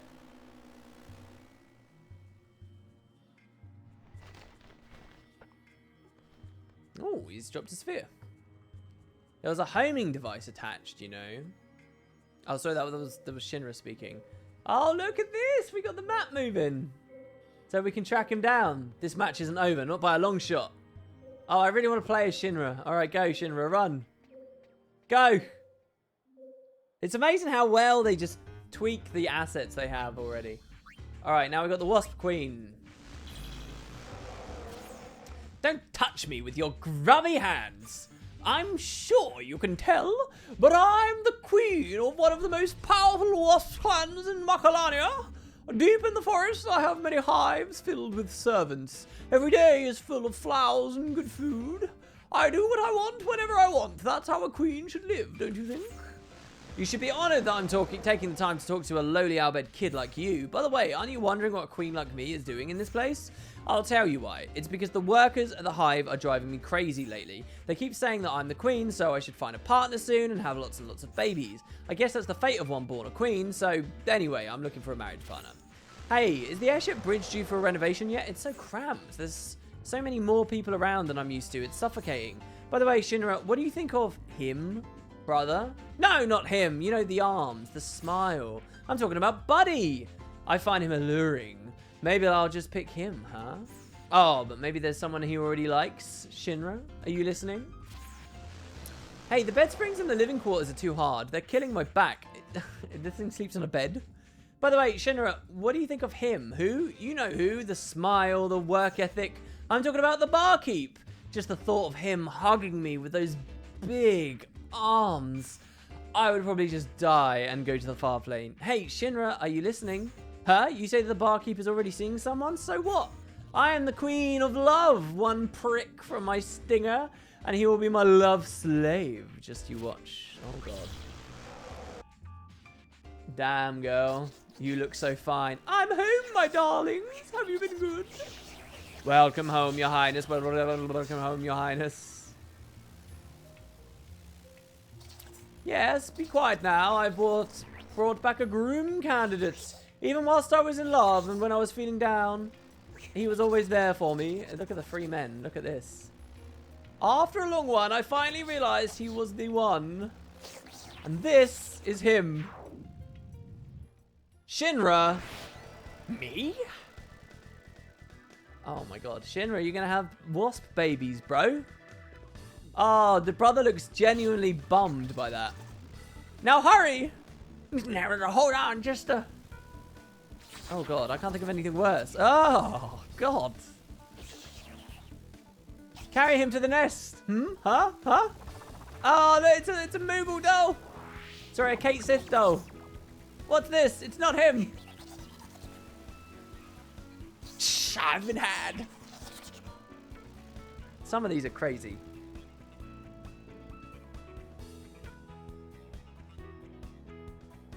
You need a little more experience to take on the likes of me. I would be very, very, very scared. I'm not smug about that. That's freaky. The Ariman.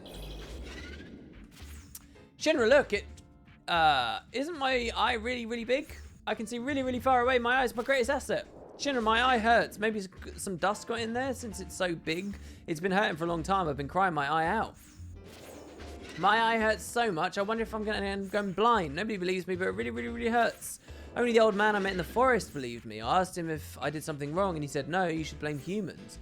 And Shinra said, yeah, whatever that means. Maybe humans are at fault.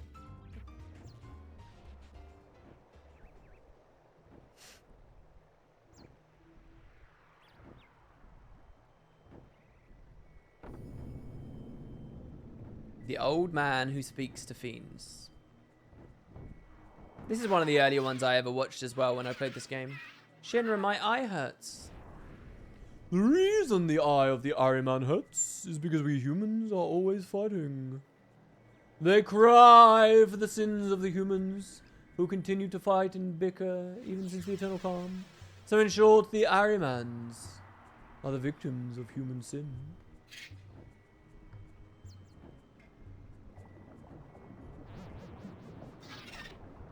It's Joe.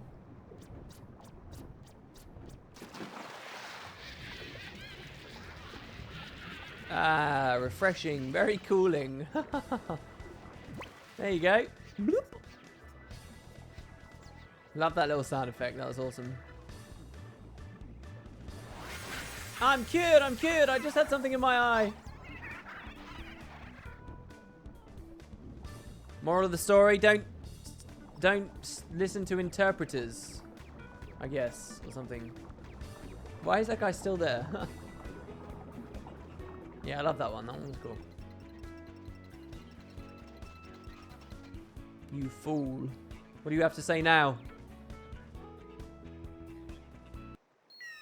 The shady old man. Whee! Great. Next. Fly Eye. My grandmother used to scare me with her tales. If you don't behave, you'll turn into a fiend. To think she was right, now what am I supposed to do? But she also used to say you'll be made something that will reflect your sins. And that's why I look like this now? What's with the bat wings and this big bulging eye? I look so ugly, no girl would even give me a second chance. I don't know whether they all end up reflecting their sins, but... Don't you think this is a little much? I mean, I don't think I did that many bad things. You want to know what I did? Nothing you should worry yourself about. Just, you know, guy stuff. Hang on, with these wings, I can fly anywhere, and this eye lets me see so clearly. Gull wings? I think I've gotten back my will to live. Yeah. Oh, God. Well, there's so many, like, let's say, romantically charged stories. I've come seeking thrills. It's so nice not having any loading screens. Going anywhere we want in spirit with no loading screen. And off I go. He's at the hot springs, baby.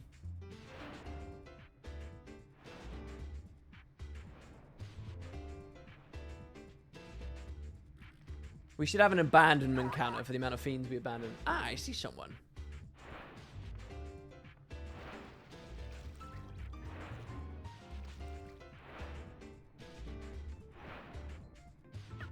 Yeah, this is the one thing I can't give up. I've become a fiend already. What could they possibly do to me now for peeping? Well, they could attack you. Oh, look at them. I think they're actually suggesting these women are actually properly naked. Which is why we're just seeing their silhouettes. This is full-on striptease mode here.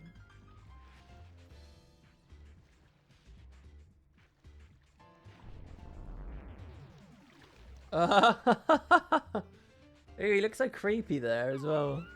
Oh yeah, this is nice. These guys always remind me of the game Doom. Okay, now. Maybe I'll get a little closer. Oh, mama. This is some Johnny Brothers stuff here. Oh, this one's amazing. Look, so we see someone slowly swimming forwards. Oh. Oh. Oh.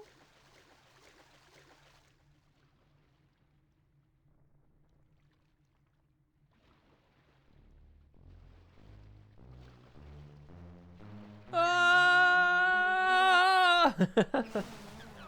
Ah, an old woman.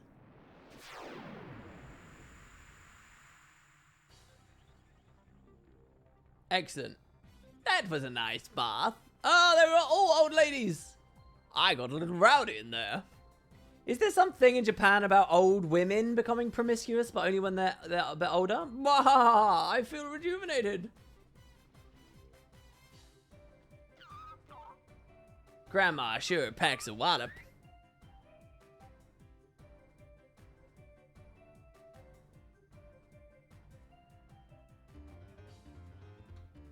Thus concludes the story of the Fly Eye. Alright, what else we got? When I was a human, I had a best friend. We spent hours at Luca's port just talking. One of these days, we'll travel the seas of Spira, we used to say. We vowed to each other that we would save up money and travel to meet up at the port 10 years later. Fiend or not, I still remember that promise. I've slowly saved gil so that we can make our dream come true. It's almost the promised day, but I'm starting to feel a bit anxious. I mean, I look like this now, and even worse, maybe my friend's forgotten such an old promise. The day is drawing near. I've saved up plenty of money now. I won't turn back now. Time for me to go to Luca and see my friend again.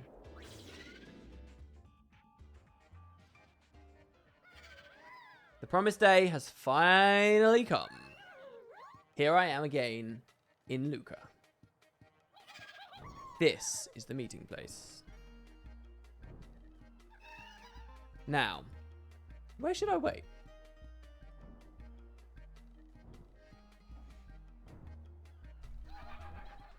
I mean, with the way I look and all.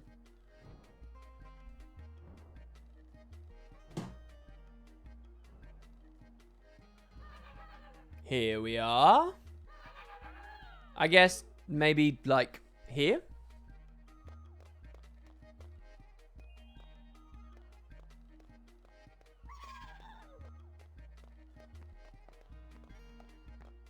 Hey there, no playing around here. It's dangerous.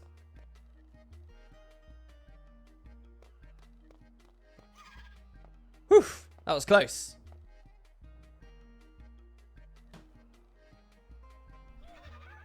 Maybe I got here too early? Maybe you did.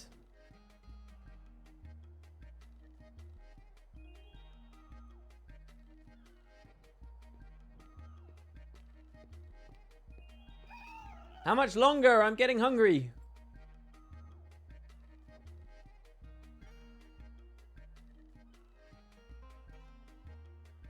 Oh, look at how good this looks at sunset. I love the lighting here right now. Look at that. That's gorgeous. Ah, he's still not here.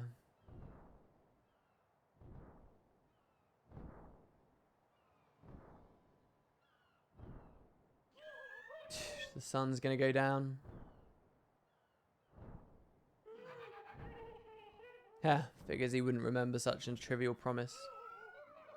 I'm a fiend now, after all.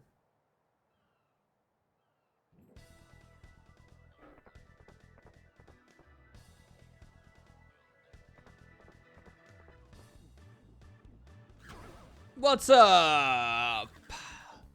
Stop whining, would ya?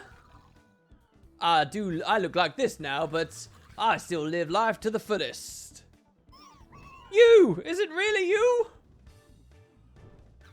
Yeah, long time no see. Well, what do you know? You became a fiend too, huh? I thought you'd forgotten about our promise. Don't be silly. We still haven't realized our big dream. You remembered? Of course. Now let's get going. We're sailing out.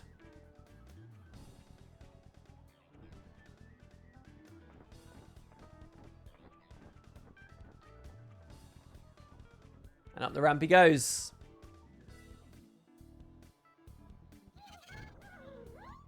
I saved up a lot for our adventure. What are you, stupid? We're fiends. We'll just stow away everywhere.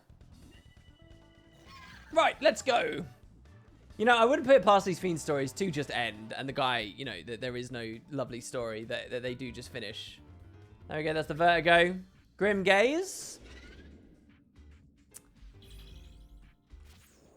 Could you give me something warm? I feel so cold I can hardly speak. I've been saved. Thank you. Now my mission will be a success. By the way, isn't the view from the airship a bit odd? I could swear there used to be a town here with lots of towers that were lit all day and night.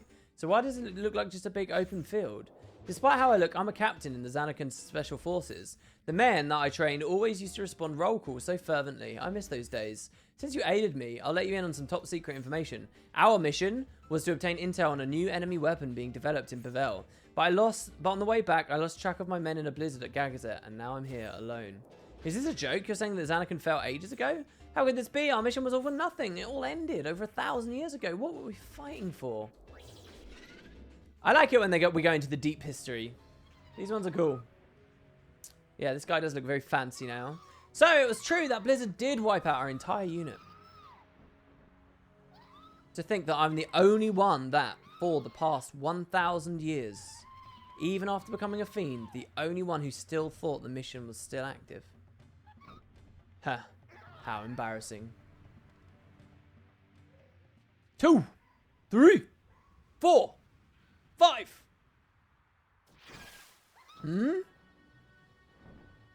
I hear voices. It's a roll call. I would never forget these voices. Could it be? It is you guys. Commander?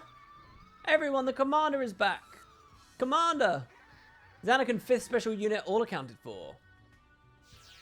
They're all here. Though we're all fiends now, sir. Commander, we've been waiting for you to do roll call. Alright, men. Xanacan 5th Special Unit, 10 hut.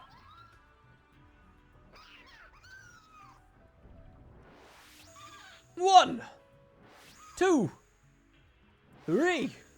This is great. 4, 5. Commander, your orders? Yes, I have new orders for the 5th unit. We will defend this position in Gagazet for the foreseeable future. Especially near the summit. We must repel those who come to Gagazet Springs for nefarious purposes. Yes, sir. Defenders of the Springs. Good thing they're all floating eyeballs so they can protect the springs, right? The Xanacan Special Unit, whose name... Oh, I missed that. Still carry out their duties 1,000 years later here in Gagazet. Good job to those guys. Sweet, that's 6 pages done. Double our progress, and we're 12 out of 21. So 6 hours in, we'll be 12 pages done. Now, we'll just take a quick break. I feel like that guy that did that friggin' YouTube video where he counted to 100,000. Now, these last ones, a lot of these don't have stories, right? Like, Oren doesn't have a story, right? So I think the last however many pages. All right.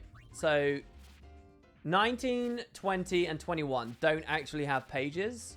So I don't actually have stories except for probably like Chocobo. Well, some of them do. Some of them genuinely do. I don't know. But we can cut a few of them though.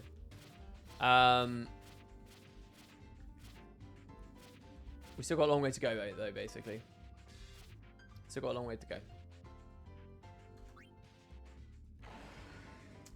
Nashorn! Let's keep going with it. Well, that was no fun, let me tell you. If you hadn't picked me up, I'd still be wandering around Spira. Thanks a lot for the help, but I have to say that it was really terrifying. It was one of the young ones that picked it up. When you touch it, there's this bright blue light and it cures all injuries. People went wild. Huh, well, I for one never bought into it. But it turned out the rumors were true. A frail old man touched it and became healthy as a man half of his age. So when I got injured, I was inclined to go touch it. A line had already formed in front of it. I had to wait my 2 hours for my turn. Finally, I thought I could say goodbye to the pain. I put my hand forward, then suddenly, there was this huge sound and I was blown sky high into the air. My last memory of it melting in the blue lights. Next thing I know, I'm at the peak of Mount Gagazet. Give me a break already. So he's talking about save crystals, save orbs here, which is cool because the story never really establishes what they are or why they exist. Daddy! Daddy, play with me! I will not.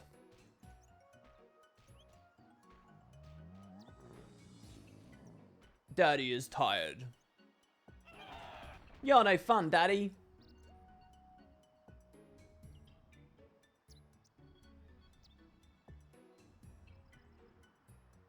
I still wonder sometimes what it was exactly. Oh, I kind of spoiled the story talking about it at the start, but hey. But in the end, I'm just a fiend. I don't understand complicated stuff. But it makes you think maybe there is such a thing as too convenient. If I can continue to enjoy the quiet life I have now, that's enough. That's how I feel, honestly.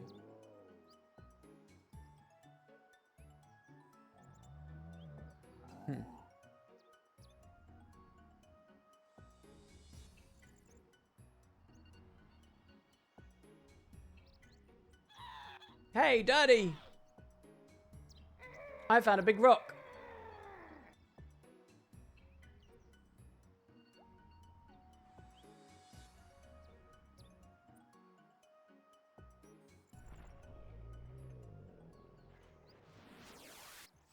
It's all shiny and pretty.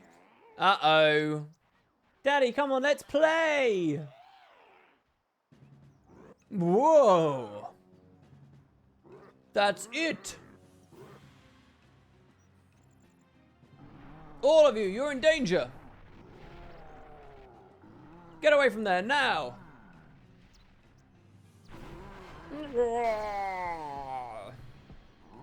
I will protect these children. Huh? Oh! Again? Because, of course, the save spheres teleport us during the game, so... Daddy went away somewhere again. He had to come all the way back from Gagazet. Jesus. Where now, I wonder?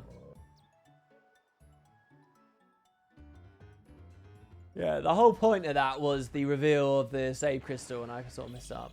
Oh well. Alright. Do you have someone you can call a rival? You know, someone who you're not friendly with and really annoyed by, but someone important to your life nonetheless? A worthy opponent. This one's really good lore one, guys. You don't realize how valuable they are to you until they're gone. I myself have felt this void in my life for a long time now. I was a blitzball player. This might sound a bit immodest, but I was the star player. My technique was flawless, and I never once did lose, until that fateful day when I met my rival. My world changed after I met him. The supreme confidence I once had was shattered. I didn't want to lose. I had to see which one of us was worthy of being called a star, but he didn't have the time for that. He had a monumental journey to undertake. Still, I requested a rematch. That was my first and last time we competed. Our match ended with no clear victor. I was obviously dissatisfied. I told him as much and replied that we could have a rematch once he returned from his journey, and that we could see our calm season come to fruition, he said. You better not have forgotten, oh Holland.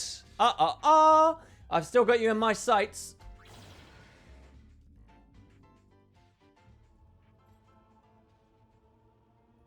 So yeah, this is one of the high summoners. I believe we're at the Bestiary temple right now. Well, look at what you did. Getting turned into a statue. You think I'd let you run off thinking that you'd won? That match was a draw, by the way. We still have unfinished business.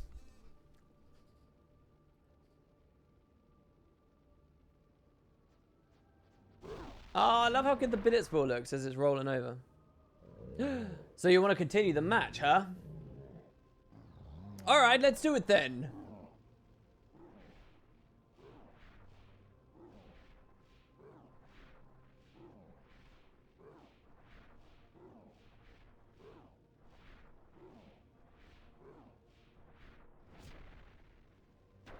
No, I can't kick. Well, what was he trying to do? He was just flailing around trying to learn how to kick there, was he? I'm no longer the man I was back then. Looks like you win, Holland.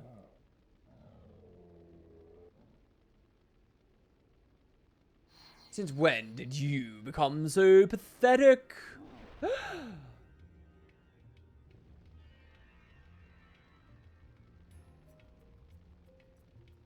He spoke? Took you long enough to get here? Oh, Holland, you haven't forgotten our promise, have you? You're the one to talk. For the longest time, Fine then, let's get this match started.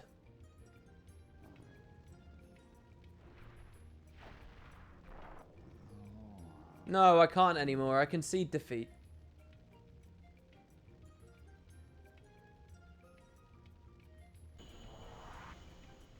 The one man in the world whose skills I respect would never talk like such a loser. The man I aspired to be has always been you. I like this story. This is a cool story. We all get rivals. You see this story all the time, like, and the tension is diffused because it's like, you know, you respect each other. Well, prepare yourself then. I'll be over there shortly. But it's, you know, it's Final Fantasy X's franchise, little version of it. And I think it's cool because it's rooted in some of the more interesting stories, you know, they actually thought about. Didn't just pull something out of their bums. The Balavara! A good-for-nothing like me was somehow chosen to represent my time in a peace conference with other species. So I've been on a journey of self-improvement, trying to become a strong fiend worthy of representing his kind. So, how do I look? Can't recognize me, can you? Now I can serve with pride. Let's do this! I'm a little nervous, but ready to head to the Calmlands for our peace conference. Did I say press conference? Sorry, peace conference. So, after being chosen to be the representative, I finally arrived in the Calmlands. It was quite a long trip. I wonder what the peace conference will be like. What? Uh-oh. So this is where we get the sigil. The sun sigil. Or the sun crest, sorry. Ah! Are they waiting for me? I have to hurry. I'm so sorry I was late. Did I keep you waiting? They look like they've been waiting a while. No matter, we must all cooperate in order to bring peace between our kinds. Such an important goal is worth waiting a short while for. Shh, how many days are we expected to wait? This is some assignment. Hey, alert the main force. Tell them the survivor has arrived. Understood. Huh? Alright then, prepare for the peace conference. We thought... Ah, I love the lighting again. We thought that we had so much to say. I missed the dialogue on that bit. Sorry, guys. What is this? Uh-oh. What happened? How horrible. How could... What happened here? I thought we were supposed to be fighting each other and coexist. Stop fighting each other, sorry. I throw those words right back at you. You used the lull brought on by a false peace to launch a sneak attack? Despicable. Just as I thought, they've started to fight each other. Let me guess, humans are the bad guys again. Saves us a lot of hassle. Let's sit back and watch the fiends kill each other. Don't be fooled. There's more fiends. The culprits are the ones hiding over there. The peace conference was a lie. You were all tricked. So that you would exterminate us fiends. It's too late for you to realize. What can you possibly do now? Mwah. Damn you. You hosted a peace conference just to deceive us? Yes. Both of your kinds were caught off guard by the peace talk. Thanks to that, we were able to easily dispose of these filthy fiends. You will all perish together. I won't accept mutual destruction. We must aim for mutual survival. Dun dun dun! And they go for the fight. And who won? We will never know. Lesser Drake. This is so bad. If I waste time here, I won't be able to meet my quota. I can't keep dilly-dallying like this. Please, let me out. Pretty please. My boss can be so scary. What's my job, you ask? Well, it's actually sort of confidential, but I guess in a word, I'm a salesman. You know, Machina, right? Our company deals in sales and rentals. We salesmen travel around trying to get new contracts. How about one for the Gullwings, eh? Machines can be so very useful. What's that? You say you can just catch us fiends and make us work for you instead? This is... What? We're some cruel taskmasters, man. This is so bad. You're like a competitor. You're like a rival company. If the boss finds out I've been headhunted by the Gullwings... What? Who's my boss, you ask? No, I can't tell you that. That would be very, very, very bad. Oh. It's top secret. Confidential. Hush, hush, I'm telling you. But just between us, at this rate, it won't be very long before my boss makes it to the top. And who is it that you ask again? Come on. I told you I can't say. Despicable fiend activity here. Line up! The boss is coming. They set so many fiend tales here, by the way, on this plateau. It's Rin! The entrepreneur. Master Rin business is booming as this month as well. At this rate, we'll have the #1 market share by next year. Everyone. How many contracts do you get? Let Master Rin know. I got 5. 8 for me. I managed 6. I got 4. 0. Oh dear. It's because you look like the basic one. Aside from a small aberration, everyone performed very well. Keep up the good work next month too.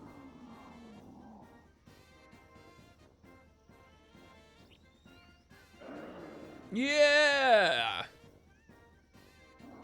How's business?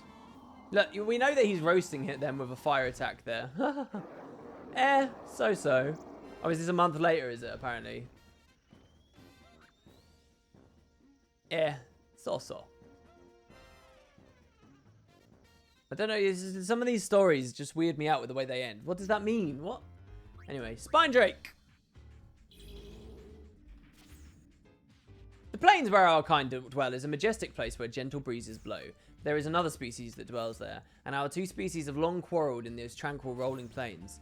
There is news that one of our young ones has left the valley and not returned. It appears the young one was tricked by a child of the other species into leaving the valley, the fool. The young one may be in grave danger, the horror of it all. I've received news that the lost child has been found, completely unharmed. It seems both species put aside their differences and cooperated to search for the children. They say the two were found huddled together. They were sleeping, apparently exhausted after playing. To them, relationships between the species didn't matter at all. Perhaps we should follow their example. After the incident with the young ones, the two species have started working towards peace. No one can even remember how our quarrel began. Continuing the conflict has become pointless. I've heard that a human, of all things, is mediating the peace talks, and I myself have chosen to represent my kind in this matter. And with that, it's time for me to head to the peace conference. Another peace conference. It's weird how all the Drakes have got like peace conference things. Oh, I love the view over the cliff there. Our kind of struggled against other fiends for eternity, but finally the time has come for peace. We will hold a peace summit with the help of humans. Most odd. Oh, is this earlier in the story, I guess? My body will not stop shaking. Am I nervous? No, it's more likely the great weight of expectation upon me. Is this before the peace conference that we saw with the other guy? Thank you for coming. The peace conference talks will be held over here. It is. That's cool. We got the prequel here, guys.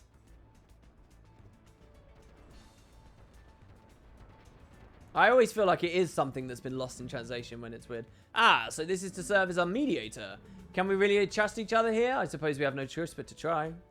I will serve as the mediator at this peace conference. The representative from the other side has not yet arrived. Let us wait a while longer until he arrives. Very well, let us wait.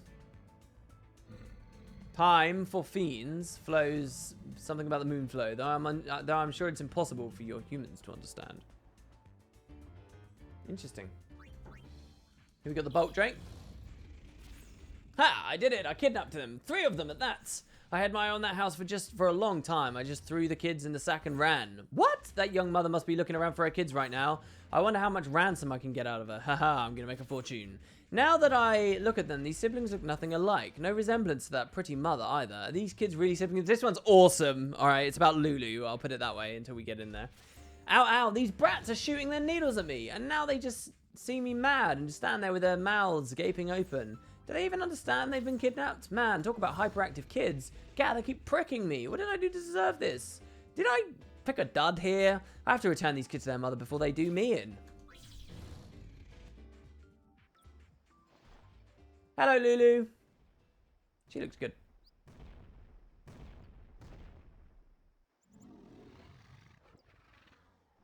Next time, I'll kidnap a karma kid. Adios.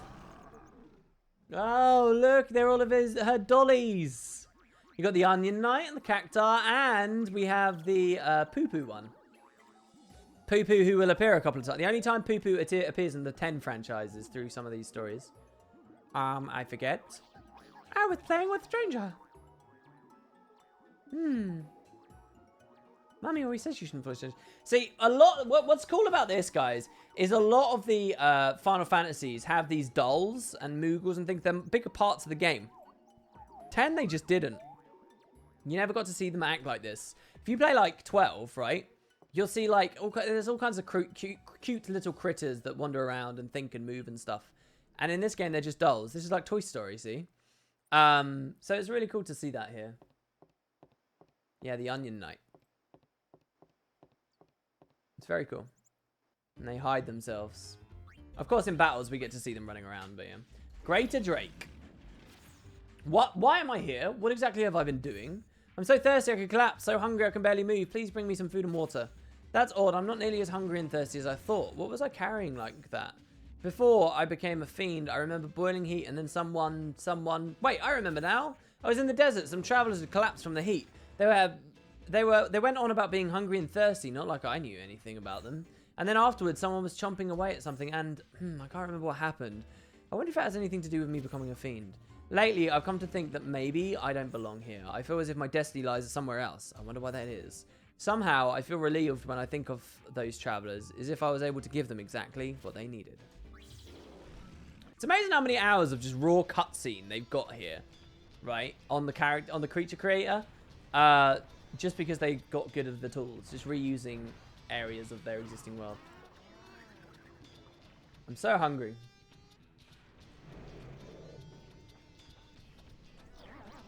I'm really hungry.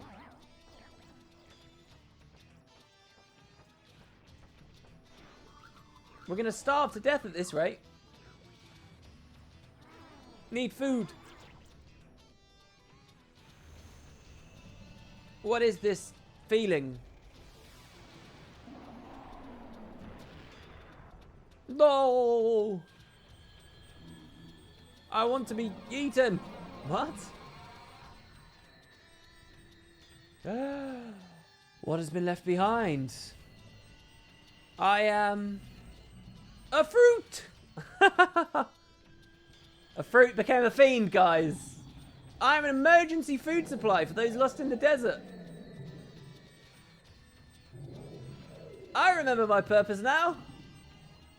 I mean, this is crazy. We had of a rose earlier.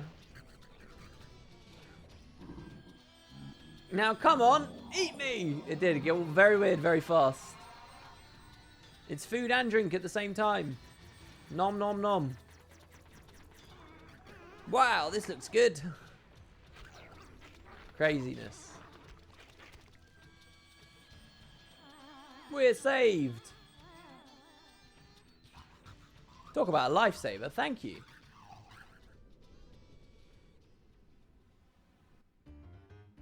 Elder Drake. I've never tasted such disgusting food in my life. You there, bring the chef out immediately. What do you mean there's no chef? No wonder your food is terrible. How can you live like this? I have more refined taste. Just to let you know, I won't stand for this kind of fiend abuse. Everything tastes salty. The meat is burnt, the bread is stale, and the soup is lukewarm. Forgive my harsh words, but in a previous life, I was a chef at a restaurant in Bevel. Lines stretched for miles at lunchtime, and dinner reservations had to be made 1 year in advance. That's how famous my establishment was. Now, do you see why I won't stand for slop? Well now, I'm just a fiend, you say? Ha! Even as a fiend, I can still appreciate fine cuisine. I only drink from the freshest water from Mount Gagazet, and only eat the mihen poultry and besaid fish. Luckily, I used to live in a labyrinth where fiends from all over the world would bring me fresh ingredients. Things might cost a tad bit more, but I refuse to compromise when it comes to cuisine. Absolutely no signs of progress. Time for me to take the reins. Alright, Goings, guide me to your kitchen so I may share with you the joy of a delicious meal. Oh man, I'm actually hungry right now. Let's see if he can impress us, guys. Or whether we're just going to get a generic meal model that's usually used. Restaurant keeper Elder Drake. Barkeep says, I'm a little late. I'm a little late. Wow, this place is hopping. Oh man, look at the queue. They say this isn't the same place it was yesterday. Apparently they use premium ingredients now. Famished Riku in the queue. I'm so hungry. I can't wait. Hurry up with the food. And it's free to boot. Awesome. No Yuna in the line? He barely fits behind the bar. Or was Yuna right at the back? No, Barkeep was right at the back. Blue plate special for you. Look at the dishes in the bowl. That's crazy. They've got that detail there. They've actually got a sink back there. Shinra says, we're showing the red this month. It's funny because you never really hear about their finances. Well, there we go. A happy little chefing adventure we go on there. I think this guy's got a fairly long one. Can't understand what he says. Blah, blah, blah, blah, blah, blah, blah, blah, blah. Never heard a language like this before. Blah, blah, blah, blah, blah, blah, blah, blah, what? Blah, blah, toho. I'm starting to make something out. Blah, blah, blah, blah, poke. Blah, blah, blah, blah, no. It seems to be repeating itself. Blah, blah, blah, blah, love. Blah, blah, blah, blah, blah, I. Blah, blah, blah, and blah, blah, blah, friends. Nope, not understanding at all.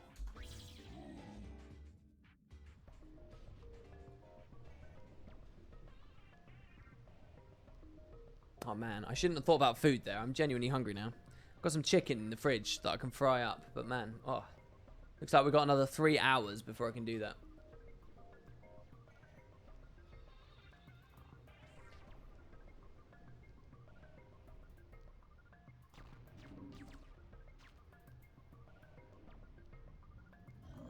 I didn't realize he's got like a bear on his belt. That's interesting. It looks like a bear almost.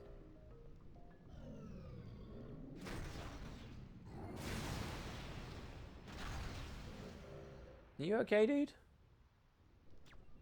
Oh, this one's cool. I like this one. If this is the one I think it is. I'm pretty sure it is. We just mentioned it in a previous... There he is. It's Poo Poo. It's the real Poo Poo. Integration complete. So Poo Poo is a recurring character across many different Final Fantasy games. A mysterious alien. Its role in the story is usually very, very, very minor.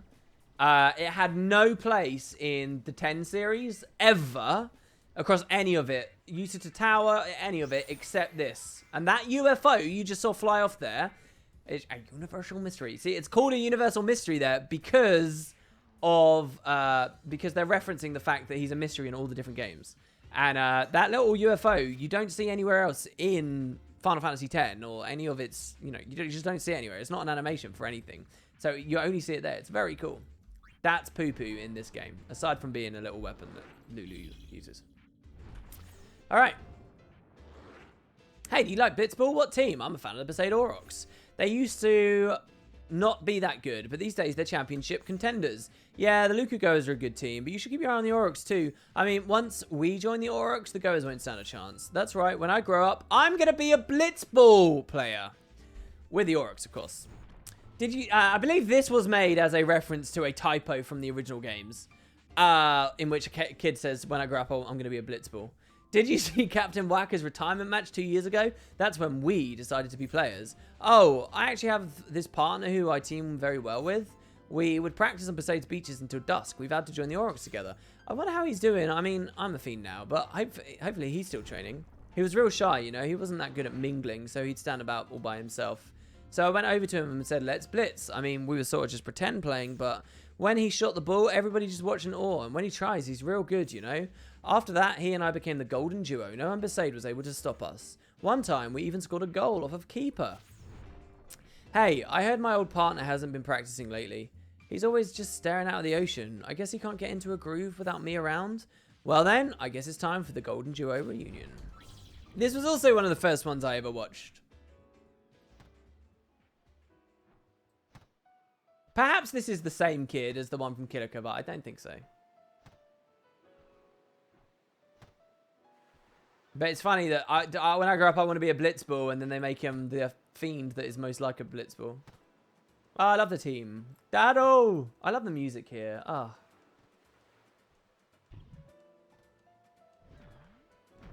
I should do some kind of compilation of this OST. It's so amazing. What's with the long face, huh? Yeah, slacking off during training again. How do you expect to ever join the Aurochs if you keep slacking off? Now get up, time for training. But my friend wandered off somewhere.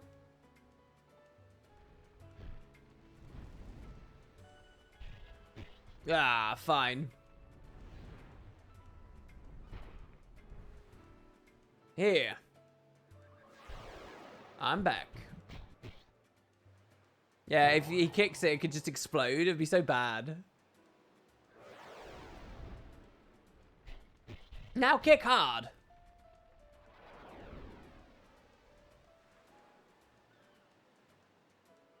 Okay.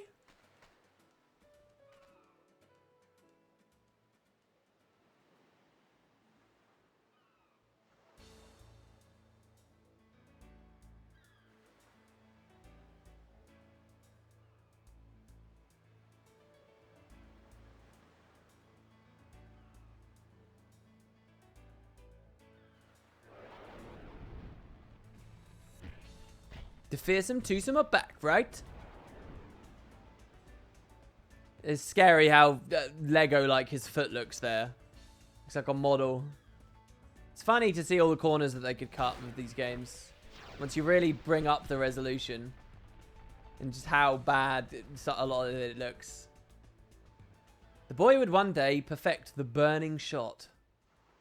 And lead the Betrayal Aurochs to a championship. I suppose it is an aggressive game, right? So maybe practicing on a bomb is a good idea. Jesus. Well, there we go. Detonator. It's a pleasure to meet you. As you can surely tell, I am a bomb. This may be surprising for you to hear, but I would like to serve mankind to the best of my ability. Since I'm now a member of the Gullwings, I'd like to make my dreams a reality. I will approach you with any revelations I have and look forward to hearing your frank and honest opinions. I've come up with an idea, everyone. What if you gave me to a child to use as a balloon? A bomb balloon! What a clever idea! My heart is dancing at the very thoughts. Well, what if it explodes? I have an even better idea for you this time. What about using me as a light source? A bomb light. Doesn't that sound explosively wonderful? Wondrous? I can barely wait for nightfall. Not happening. One more for you then. You can use my considerable mass as a paperweight. A bomb paperweight. It could become the latest fad throughout Spira. Such style! I suppose it would be good for holding something in place. Shenra, why do you always break down to lunacy on the last one? What a moron. At Shinra's behest, I have decided to restart my life by serving as a waitstone. I will now exist solely for the benefit of humans.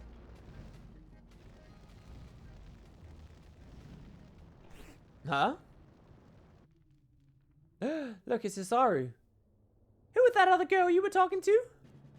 That was... Lady Killer. That was a tourist. Yeah, she needed a guide to take her around some historical ruins. Ruins? Then why did you go into the cave with Gaga's? Oh, what? They were getting on in a cave?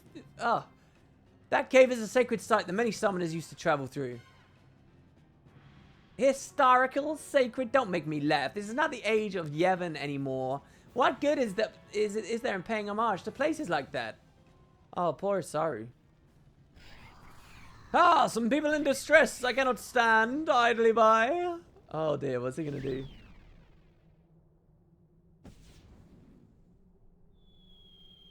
Oh, look at this. Oh, it's so pretty. What is that? Huh? Isn't that something you set up to attract customers? No, it's a firework. Well, here we go. What a good idea. No, not I. But wouldn't you say it is a miracle worthy of a sacred site? Is he using this to pull? Is that what's going on here? Perhaps. Good job to the bomb. Just needs to recharge a bit now.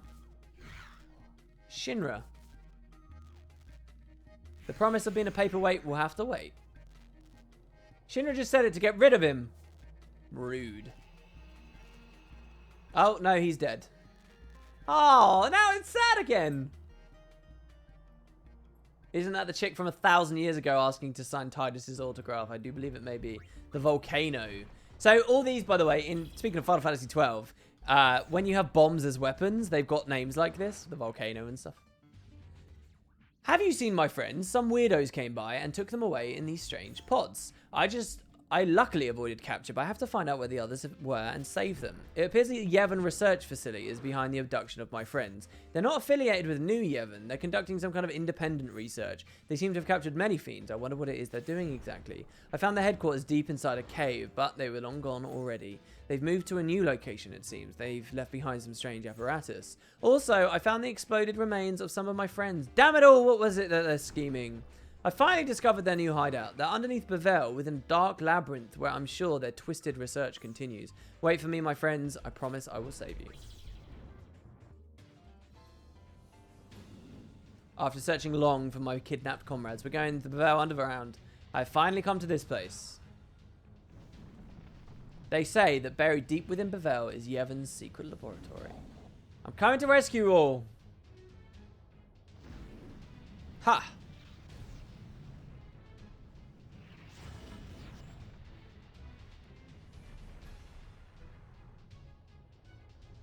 It's interesting because the music in this area is action-y music, so the only times they can show stories here is by pairing it with that. Ho-ho, so you're here to help with our research as well.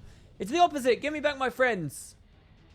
Take a look at your friends. That is their true form. Yes, convenient weapons that can be detonated with the press of a button. What has happened? They're being used as tools? Now it is time for you to join them.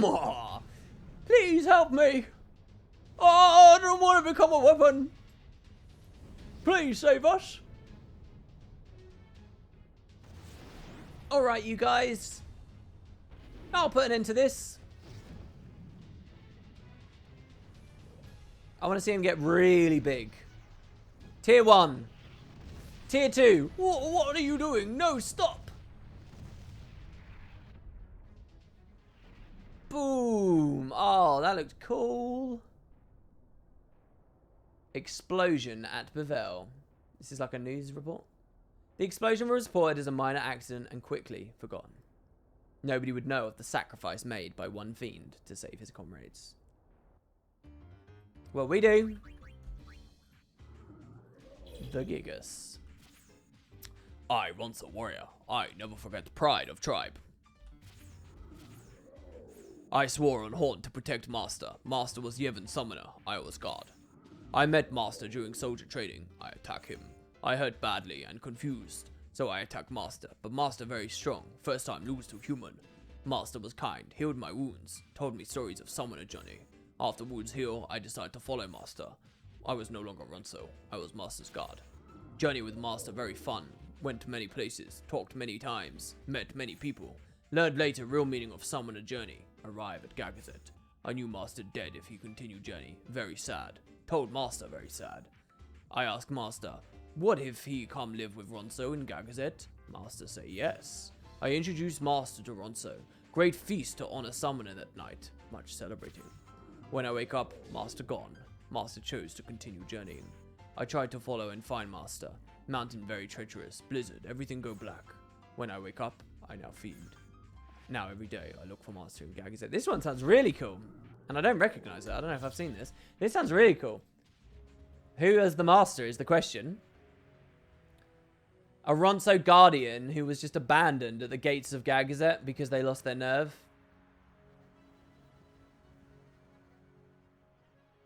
It's pretty cool. Master! Why you go alone?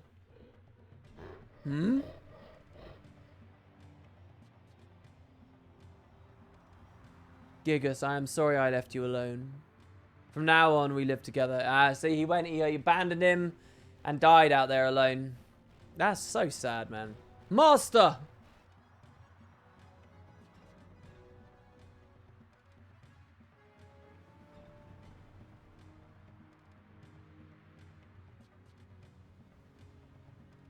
Great mountain of Gagazet. Gigas Ronso kept oath even after becoming fiend. I honor his name. Doing the deep voices is getting a bit painful now. Yeah, another legend of a Ronso hero has been carved into Mount Gagazet. What a noble and lovely fiend that is.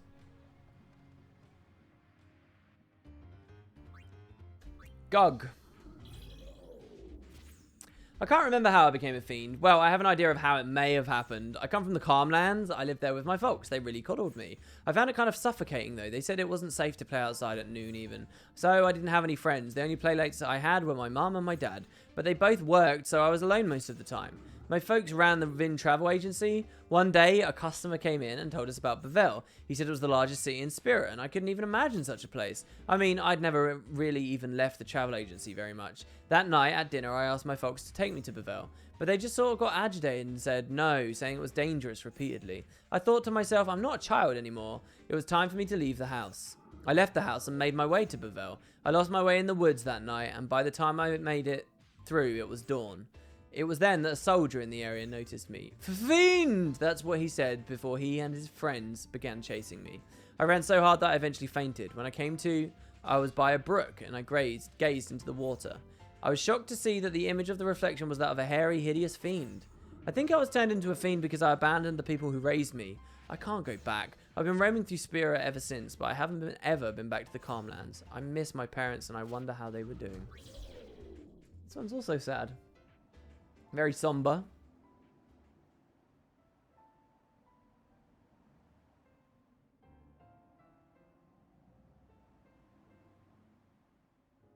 Look how sad his face looks as well. I can't go see them looking like this.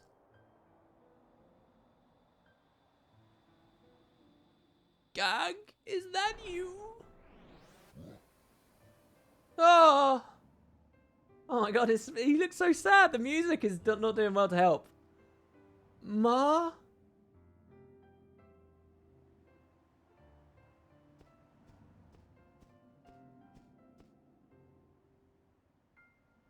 You've gotten so big.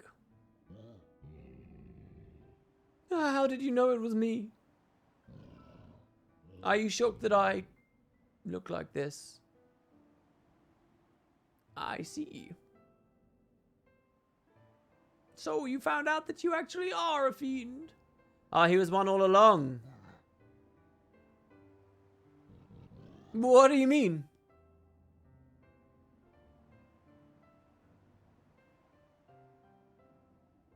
It was over 20 years ago.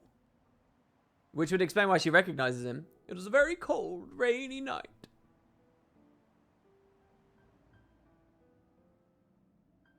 I heard a thump outside the agency, and when I went outside, I saw a fiend lying on the ground. The fiend was hungry, cold, and most of all, tired.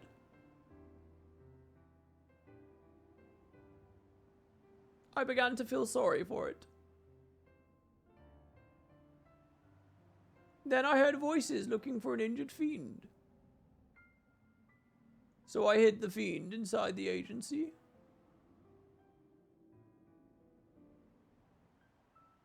The fiend was still small, a child, and that child was you, Gug. How didn't he realize he's got 2 extra appendages than the people raising him? That means I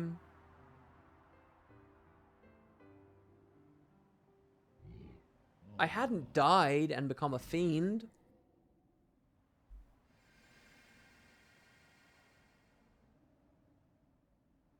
I was born a fiend to begin with, and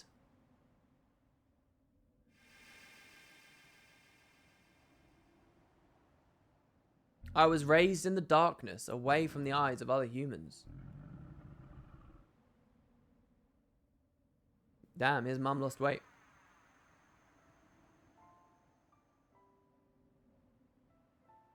I'm so sorry. It was my fault that you had to suffer so much hardship. Because I raised you as a human child. Ma.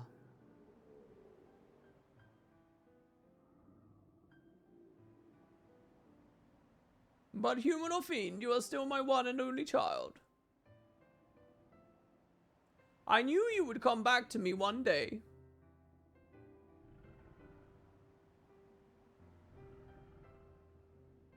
Welcome home, my little Gug. This is not the first time we've heard of fiends being born instead of created. Ma, I'm home. Well, there we go. Gug. Next story. Primthers. Don't even think of calling me Harry. I'm in search of... Oh, this one's funny. This one's really weird. I'm in search of legendary underwear. I've heard a tale that whoever acquires the legendary underwear will have hitherto untold power. It's a tale handed down from generation to generation. I'll bet you want to find them now, don't you? I found some appealing underwear. A chimera in Thunderplains was wearing them. You could barely call it a battle. One smack and it was over. The underwear was mine. Charcoal leopard print sheen, made of cotton. A bit smaller than I'd like, but the tight fit is beyond compare. Such breathable fabric, too. Got some more fancy underpants. This pair I took from a Tonbury on the Mushroom Rock Road. The battle, decent, I guess. Of course I won, no problem. Just ignore the scratches on my face. Red and white stripes. Fabric is silk. Perhaps a little on the large side, but that's fine. You never know when you might put on a few pounds. Hand wash only, though. I suppose that's the fate of high-class fabric. I finally found the owner of the legendary underwear. He's one of my kind, looking for underwear like me. It was quite a battle. We were evenly matched. His fists were machine guns, but my arms of steel blocked each blow. For 3 days and nights we fought. It was a struggle for the ages, but I emerged victorious. A black and yellow tiger print made of fur. A perfect fit. It itches a little, but come on. Tiger print. It brings out the ferocity within me. How'd I get him? Easy. I just made him want to change out of them. Smart, wouldn't you say? But are these really legendary? They're itchy and... what's this? A scrap of paper. Unbelievable. It's a memo with the location of the true legendary underwear. My long journey in search of the ancient underwear is finally about to come to an end.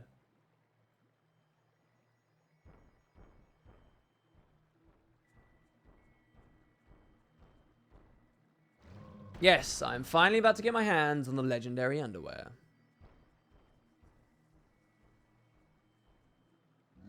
Looking back, it was quite a journey.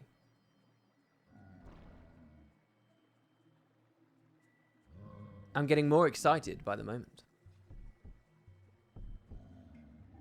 The legendary underwear that I have long dreamed of. My heart beats faster just thinking how comfortable they must be to wear.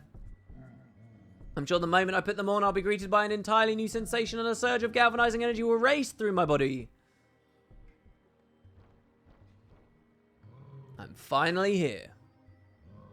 Here are the ultimate undergarments.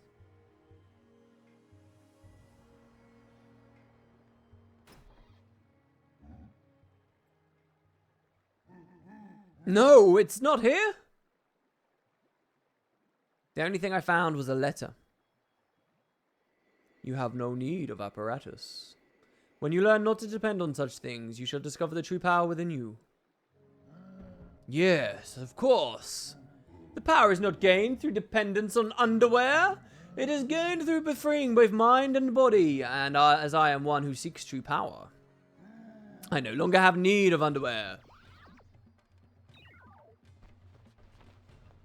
And he takes them off. Oh, baby.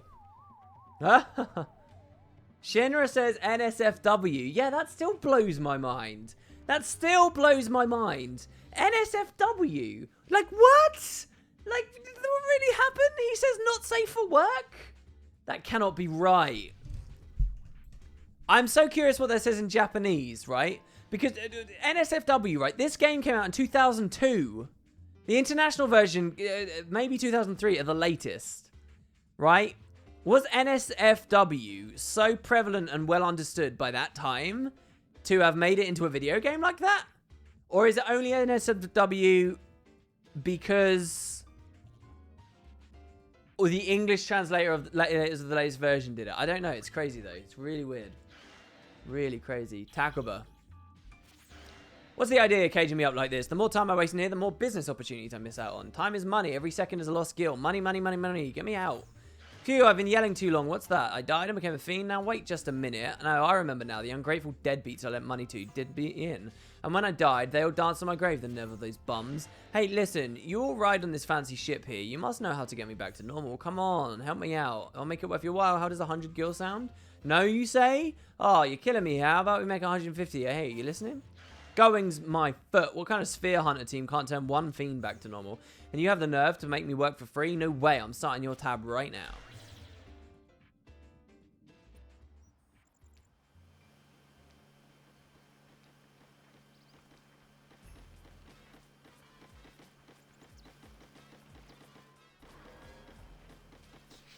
So I figure I've worked 500,000, no, million gills worth. Pay up. It's all right there for you. Oh, yeah. Look at all the shinies. Oh, so you did have it ready. Why didn't you tell me to begin with? Well, goodbye then. Nah, money, money, money, money, money. It's mine. Oh, more money over here. Over there, too. Hee hee. I think we're abandoning another one, guys.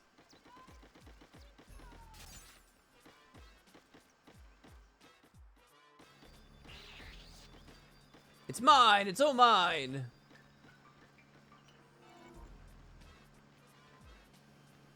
I modified his neural sockets.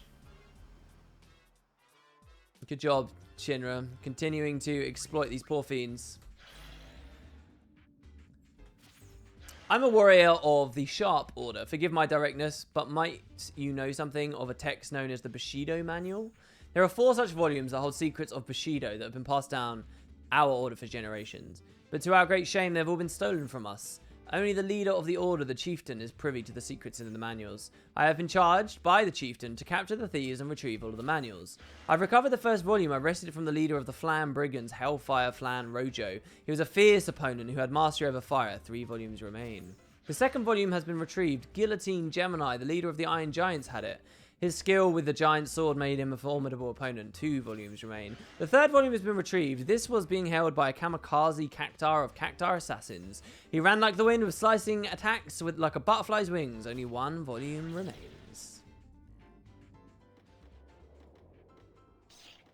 It appears I have finally made it to the location of the final Bushido Manual. So far I have retrieved 3 of them. The first from Hellfire Flan Rojo. The second from Guillotine Gemini. And the third from Kamikaze Cactar. They were all formidable opponents. Ahead is where they say the fourth and final Bushido manual is being kept. This long journey of battle is nearing its end. I must fight to my last breath to retrieve it, no matter who or what stands before me.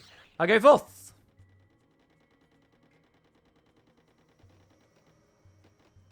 It's a mirror match, chieftain.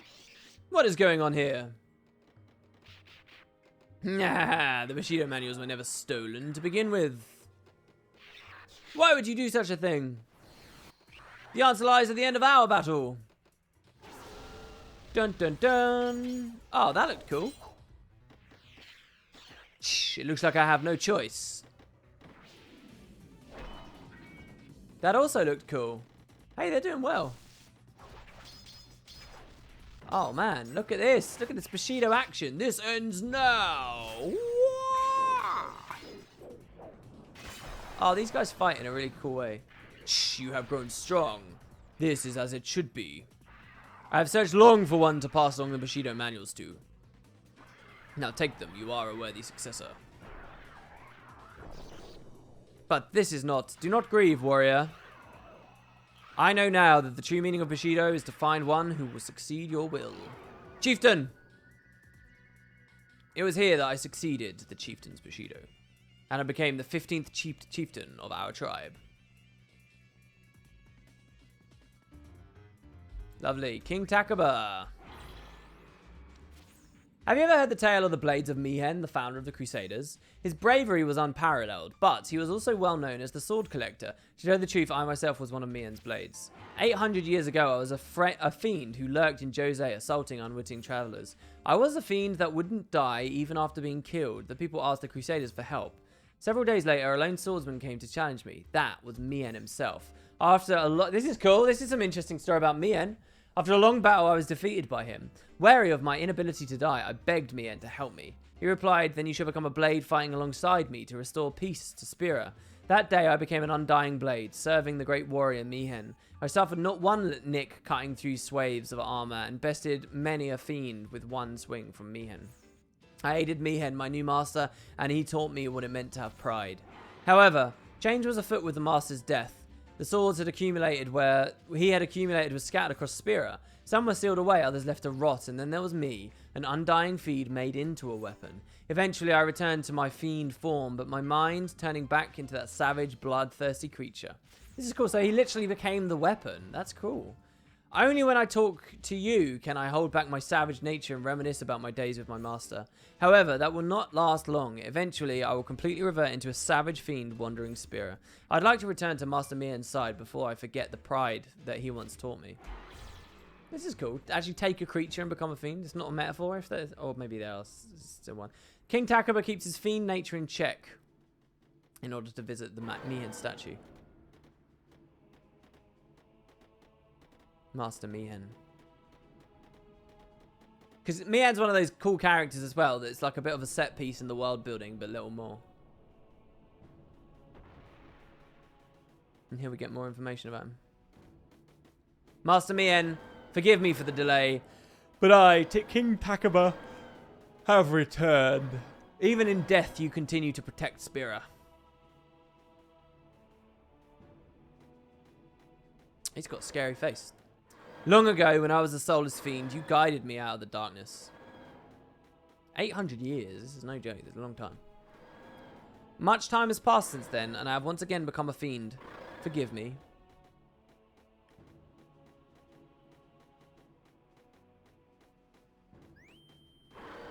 Ah! Oh, what's going on? Oh, he's just getting sent. I thought the statue was reacting. I thought the statue was what was moving there, but no, no, no. There you go, he became the blades. That is cool.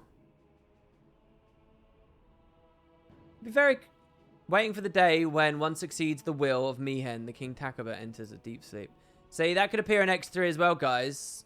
And in later years became known in spirit as King Takaba, the Untamable Blade. That's cool. Oh, page 9. Oh. We're probably halfway now, after 4 hours. thing is, my throat's getting really sore. But this is it, guys. This is make or break. I want to put this to bed. The reason I'm doing this, I want to finish with the series. All right, here we go. Bully Cap. Let's keep going. Are you familiar with the Youth League headquarters? When I was human, I oversaw its construction. That building was a dream that our leader, Nuge, and I shared. This is a very contemporary fiend. When the plans to build the Youth League headquarters first came up, Nuge and I decided that the building site should be where Operation Mihen took place. Then, we had the idea to use the Machina gun that destroyed in the battle with Sin as a League symbol, as a symbol of a new start to the Crusaders who were nearly annihilated on that fateful day. It was also a memorial to honour the souls of our fallen comrades. When the construction plans were finalised, Crusaders that were scattered across Spira flocked to the site. They had all lost so much, and they carried painful memories within their hearts. But they would not avert their eyes from the past. They would draw strength from it to start anew. Construction began at a fevered pitch. It was Nuge's ideal, and the building of this foundation that united the Crusaders as one again. This is great lore as well. After Nuge appointed me leader of the construction project, I worked tirelessly day and night, but in the midst of construction, an accident would take my life. My regret for overseeing the project to the end, it binds my soul to spirit in this form. How I yearned to bring forth a new age with our leader in that place, but I cannot allow my soul to linger in spirit forever. I shall go see the dream that we built one last time and then be on my way. This is really new. This is about the building of them, and it's very, very cool that you get to see this location on Mushroom Rock Road too.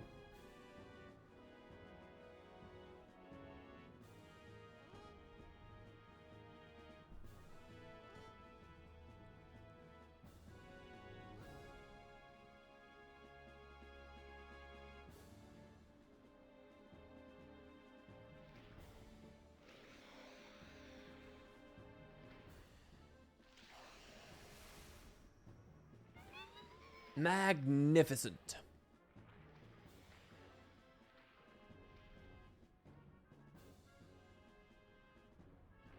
The swords we used at Mihen are buried within the base pillars at these headquarters. And that's really awesome as well to hear about. The souls of our comrades who perished in that battle will most certainly continue to offer their blessings and protection.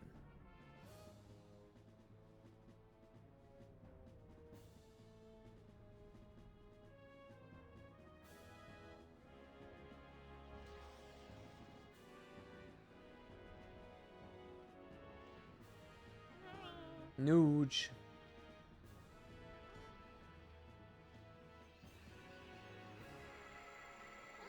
Take good care of the Youth League and Spira.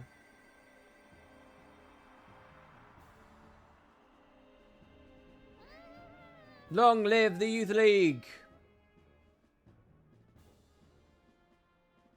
And he goes away. I like that he goes up on the balcony and everything. It's really cool. I like that one. I really like that one. Alright. The mycotoxin. Or mycotoxin. Ah, this guy's a skip. Because he only had a faith fragment. Can't remember what summon that is, but hey. Mushroom Cloud? What's the #1 food that kids don't like to eat? Yes, you guessed it, it's me. Believe it or not, I used to be an ordinary mushroom. Pure fungus. Unwritten family rule, parents who grow up not liking fungi don't serve them at their own table. So kids end up disliking them as well without ever having tasted them. I am making a stand to improve the social standing of fungi. My goal is to create a utopia of the fungi, by the fungi and for the fungi. I am going to be the bridge of hope between the human world and the fungus world. And this is where I need the help of you and your universal appeal, Lady Una. Let me get right to the point. I'd like for you to eat a lot of fungi in front of people of Spira. I mean, if Lady Una eats us fungi with a big smile, then everyone will start liking fungi, am I right? Hey, look, this is like product placement. What? Are you saying you don't like us fungi either, Lady Una? Well, how about you, her? You hate us, really? Well, then how about you over there? Can't stand the mere sight of us, you say? Well, that pretty much kills my plans for a fungus utopia.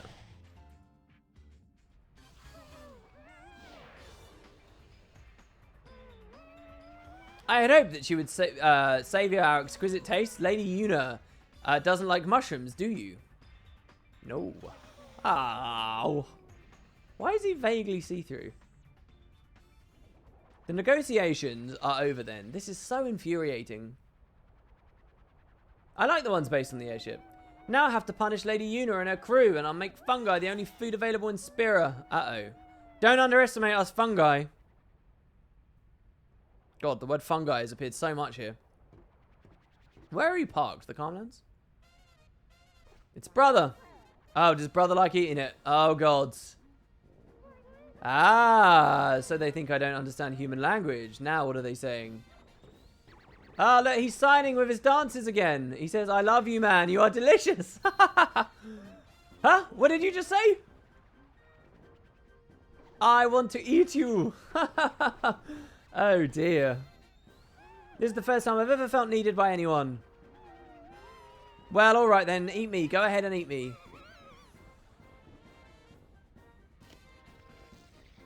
Oh, man. Yummy, yummy, yummy. Thanks. I sprouted some big talk about a mushroom paradise, but maybe all I wanted was that one person that needed me. What is all this, like, things wanting to get eaten? This is so weird. There you go, brother. Lovely, man. You saved all of mankind, I guess, with that.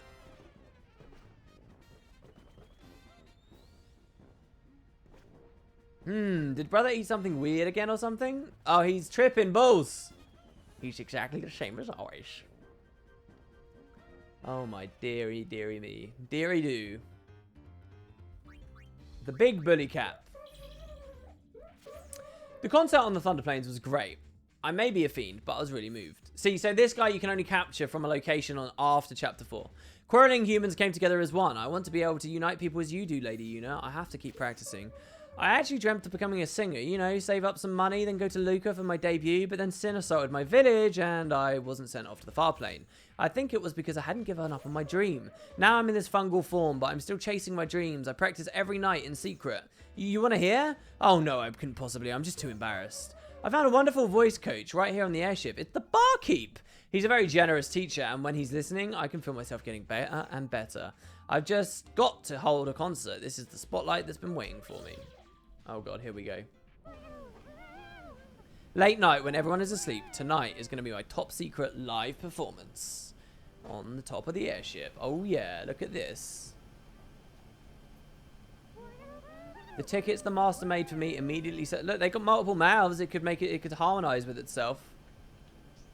The tickets immediately sold out. I'm told my fiend fans are anxious to see me live.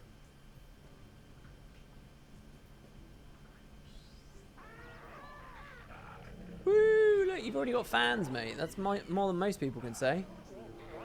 Look at that. Big bully cat, break a leg. Thank you all for coming out to see me tonight.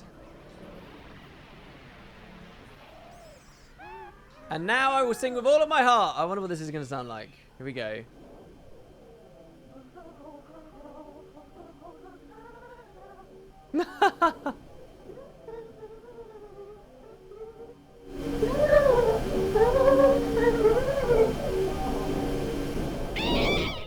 Oh, God. Do they like it? No, they don't like it. Oh, they're getting sent.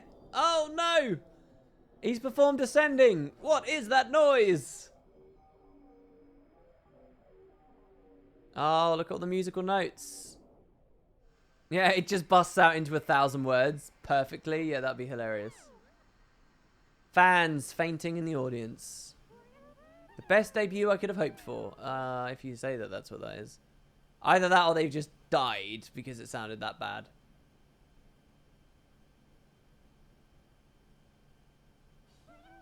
Can't you hear the voices of my fans?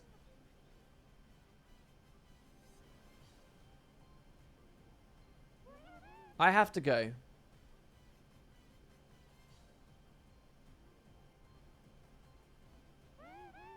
My next venue is waiting for me.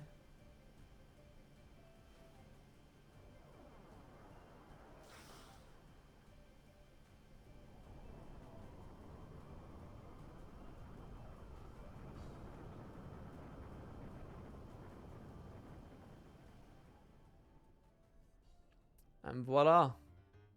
That was a long cutscene for what essentially ended up just being a fiend concert. Proto Chimera. I had 2 children. My son graduated top of his class. Oh, this is like a whole family. This is kind of cool. My son graduated from top of his class from Yevon Academy and became a monk in Jose. I was so proud of him, but he hasn't returned home at all. He must have been so busy, but I would have been happy to get even a letter. My dear boy, your mother misses you.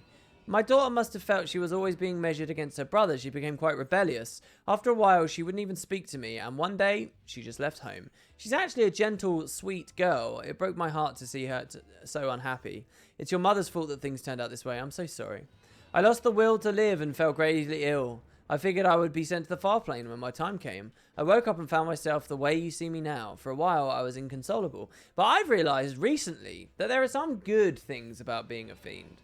Jose was attacked by sin just as I drew my last breath. Not only my son, who was working at the temple, but also my daughter was at Jose at the time. All of our lives ended at the same time. I cursed the cruelty of sin. But then, a miracle happened.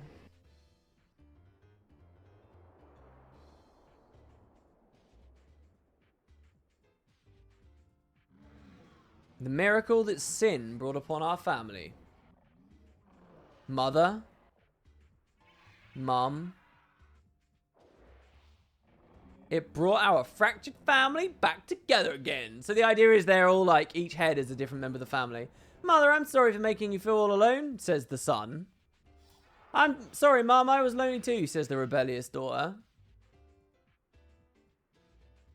It's alright, says the mum. From now on, we'll live and work together as a family. Yes. And then what about the snake?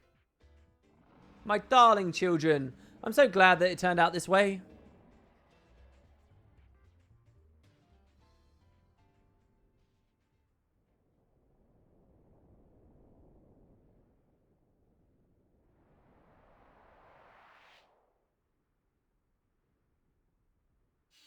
Looks like they're having a moment. Hey, let your dad share in the joy too. Hey, and there's the dad who hadn't been mentioned.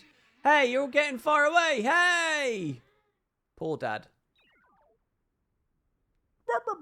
That's like their but-tus noise, right? The noise that they do sometimes. The Ryhos.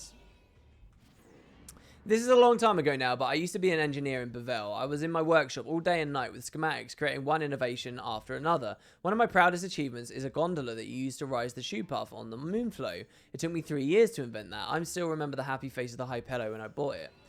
Did I invent anything else? Of course. In fact, there's that one that I consider my magnum opus, and that's the lifts flying around inside of Yevon's headquarters. An ideal mode of transport, is it not? The bigwigs over at the temple were so thrilled when it was completed, I was on cloud 9. But the truth be told, there are some things I invented that I'm not too proud of. I built terrible weapons like the yaks and yows, all in the name of keeping Bevel safe. One day, one of the mechs I built went berserk due to a design flaw. I'd forgotten how to stop them, and the wild mech slaughtered my team before escaping. Some story, right? My friends, all killed by something I created, and I've never built any weapons since. Listen to this, I got a job request, a little bit of a rush job, mind you. Someone that I know in Bevel's been trapped in a passageway due to mechanical problems, so they need me to fix it. That area is right around where I used to work. Don't worry, I won't mess up this time. I must say I'm pretty excited. I haven't gotten many requests after, you know, becoming a fiend.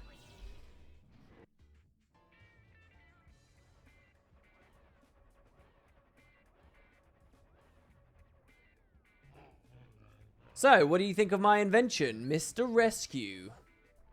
It's great. Your inventions are always so useful. What's Mr. Rescue? What's that sound?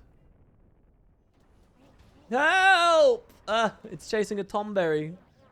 This YSLS-0 is malfunctioning. That is the Berserk Machine Soldier I built way back when. Intruder, eliminate.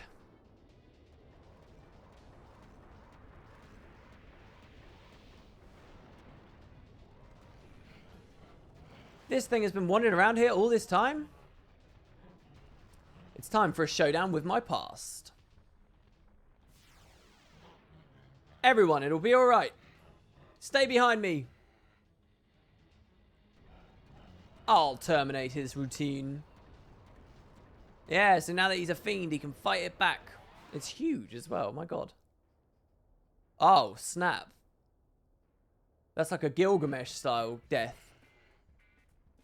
Just in case of these times of incidents, I had installed an emergency shutdown switch here. Way to go, genius inventor. That one was touch and go for a while, but I'm going to keep inventing anyway. But I won't create destructive weapons like I did in my human days. From now on, my inventions will only help others, not hurt them. Good job, dude.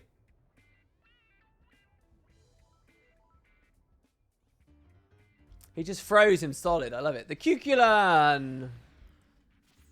In my previous life, I was killed. That's right, sentenced to death by the Bevel Temple. 1 year I spent in that cursed cell. As I climbed to the gallows, I fervently wished to become a fiend. There were 13 steps. I trembled with each step that I took. Truthfully, living as a fiend scared me more than death. It was like a contract with evil. There was but one reason I wanted to remain in this world. I was innocent. I became a fiend to clear my name. My memories had faded after I became a fiend. Maybe it was the forced confessions or the transformation itself that made me forget. In any case, all I cared about now was proving my innocence. I used my claws to carve this simple truth into my flesh. I was executed for a crime I didn't commit. The pain serves as a reminder for me to pursue the memories of this terrible injustice. I remember where the incident occurred, but what happened there? Fragments of my memory are slowly returning. At the scene, I witnessed a murder and a man was killed. Moon lilies have been placed there now. Were they there to honor the memory of the deceased? These lavender flowers are the only clue I have left. Whoever left those flowers holds the key to this crime. I decided to stake out the area. The moon lilies had already withered. Day after day I waited. Sometimes I lost myself to my new fiend nature and forgot my purpose. I would tear at my flesh to remember. Day after day of obsessing. This place had been forgotten after I was executed. No one approached. I found no clues.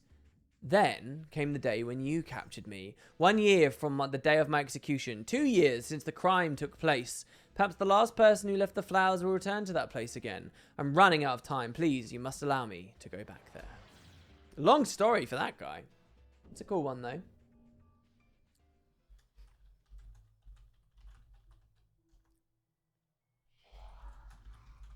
Thanks. Thanks for giving me what I wanted.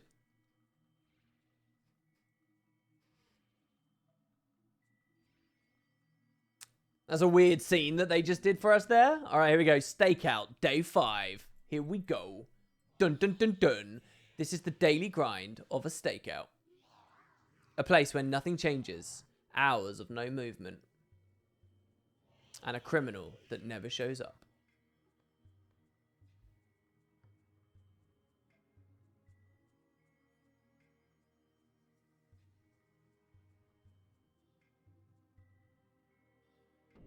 Stakeout, day 10. This guy does... I really like the look of this guy, like the skin of him. He looks very cool. I just keep waiting. Waiting for the one who brings the moon lilies.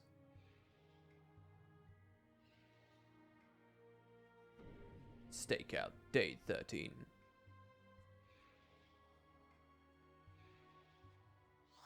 Hmm?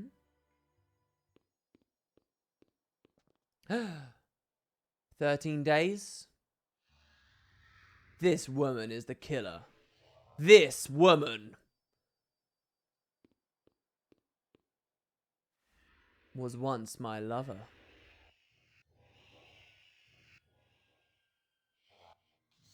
When I took the fall for a crime I didn't commit, it was what I wanted.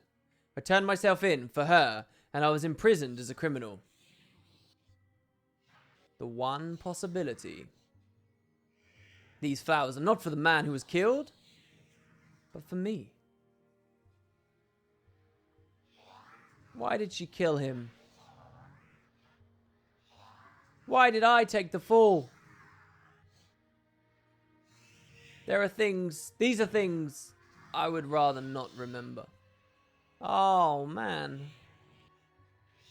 The real reason is probably quite simple. I just wanted to be alone. Alone in a world with no lovers and no dead men. Yeah, that had more twists and turns than an M. Night Shyamalan plot. Jesus Christ. Sad stuff though, man. Gukamats.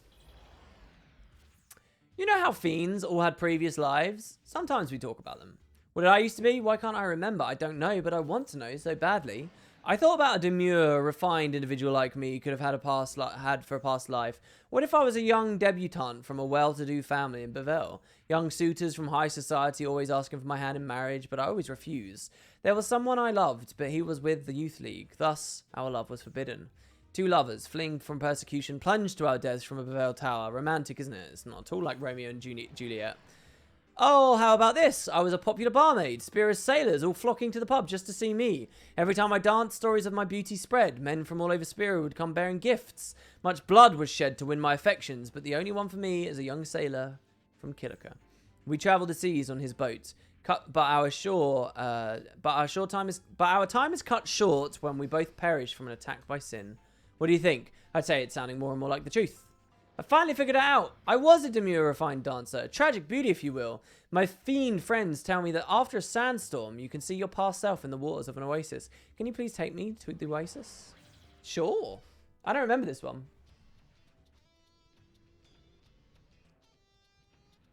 The Fiend Rumour Mill. This is a nice shot of the oasis, too. When you look into the water at an oasis after a sandstorm, you see yourself in a previous life. Is this some kind of legend that goes beyond the game, maybe? I'm not too sure.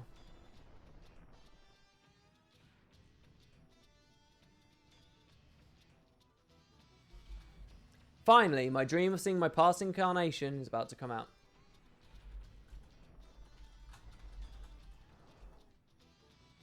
Ah, how beautiful I must have been.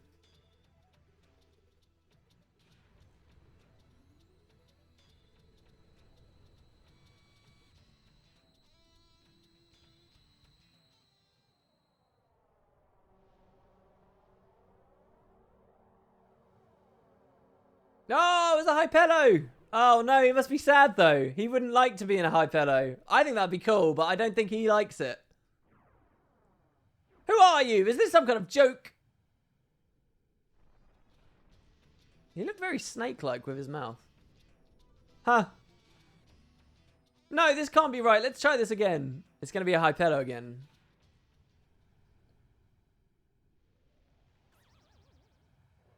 No, this can't. Maybe it's just a Hypello in the water. It's just a swimming Hypello. Gentle and refined. Excellent dancer. This is a lady Pello.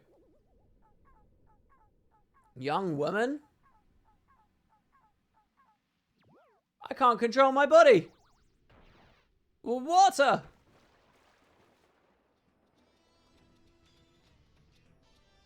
Was it a Hypello? No, in her previous life, she was a Hypello girl who hit her head when she dove into the water. Oh, what? No, come on, though. Oh, what? It was said that she was the most beautiful of the Hypello. Oh, God, what a way to go. No. Oh, God. That does not conjure a good image into my mind. Jeez Louise. And here we get Chak. So Chak is actually Lady Unalesca from the Bevelle thing. But there can be other Chaks, right? And so this is a different Chak. If you actually look up various fiends and things on the wikis, they'll detail, you know, like the main story one and the alternate ones. After my village was attacked by sin, not a trace of it remained in this world. So this is a powerful fiend, right? You know, to get this, to unlock this, you'd be playing with a devastatingly powerful basilisk. It was right by the ocean. I lived there with my father, the best sailor in town. He raised me alone. My dream was to one day sail out with my father and become the brave man of the sea, just like him. My father was a man among men. He was brave, he took care of people, and loved all the villagers loved him. I learned many things from my father, though through his kindness as well as his stern discipline. I never got to sail with him, but he always took me to the port to see the ocean. He used to always say to me... Yes, I remember what my father always used to say to me. He told me the ocean was like a man's life. Sometimes the waves are calm, and sometimes they are so wild that they could swallow people whole. But sailors never run from the waves, because the ocean is where we decided to live and die. My father told me if I ever fell on hard times, don't give up and don't run. Be a man. Sorry to keep going on about old times like this. To tell you the truth, I actually got some family after becoming a fiend. We're fiends, so there's no blood relation. Maybe it's actually a stretch to say we're family, but the kid calls me dad, you know? Imagine that. A kid chasing his father, a father himself. It just reminds me of those days in the village. I understand how my father felt now. Now I know how he felt when he showed me the ocean and why he said the things that he did. Fatherly love.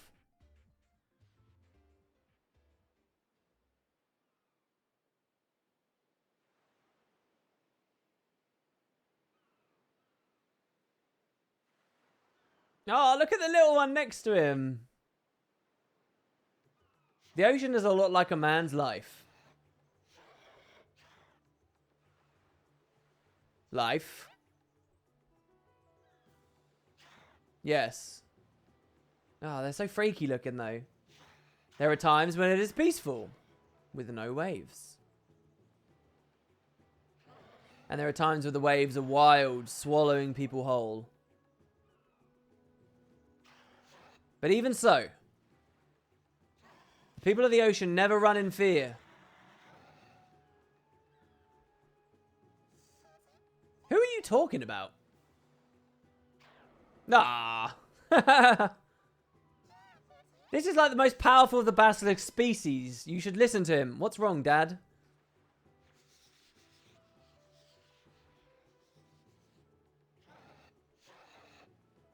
Your dad's dad? I don't want you to run or cower from hard times either.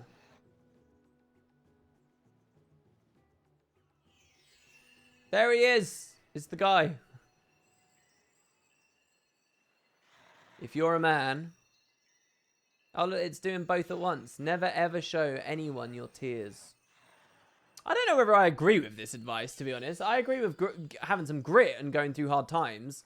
But I don't think that you should be a robot that never shows someone your tears. I mean, there's a balance. Page 10, baby. Recoil. Have you come to help me, or do you just want to use me too? I am so tired. Nothing will come out right now. Please, just let me rest. Thank you for helping me. I ran away from a monk's manor in Bevel. My brother and I were captured in Bevel and shown off as a sideshow for ages. Why? Because we brothers had a secret talent. For some reason, when we eat something, it gets turned into gil inside our bodies. For example, if I eat this potion, it will come back out as 1,000 gil. The humans captured us, made us churn out gil constantly, and even turned us into a sideshow. My older brother ate everything they gave him, producing gil in amounts several times his own weight. How could they be so cruel? I'll never forgive those humans. My brother and I only ever had each other, and now I'm all alone. That's what I thought anyway, but now I've become friends with so many other fiends here. Everyone, please lend me your support. I want to avenge my brother. This was one of the earlier ones I saw too.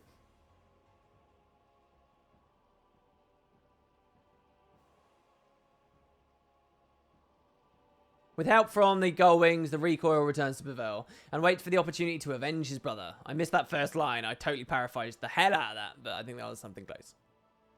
No, step right up, step right up, step right up, ladies and gentlemen. See a fiend most rare and bizarre from the absolute most exotic corners of the world.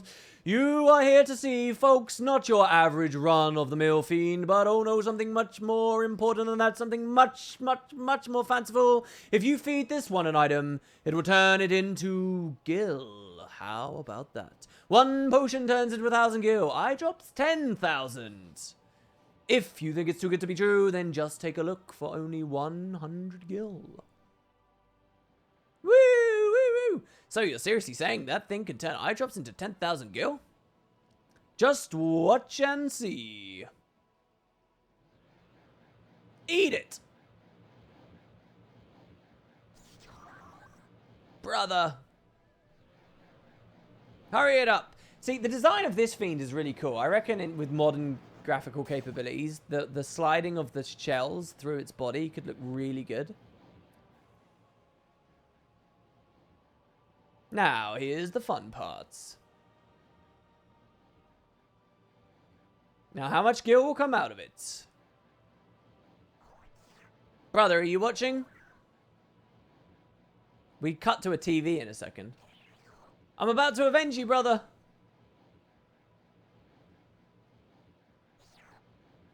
We weren't born to be mere toys for humans.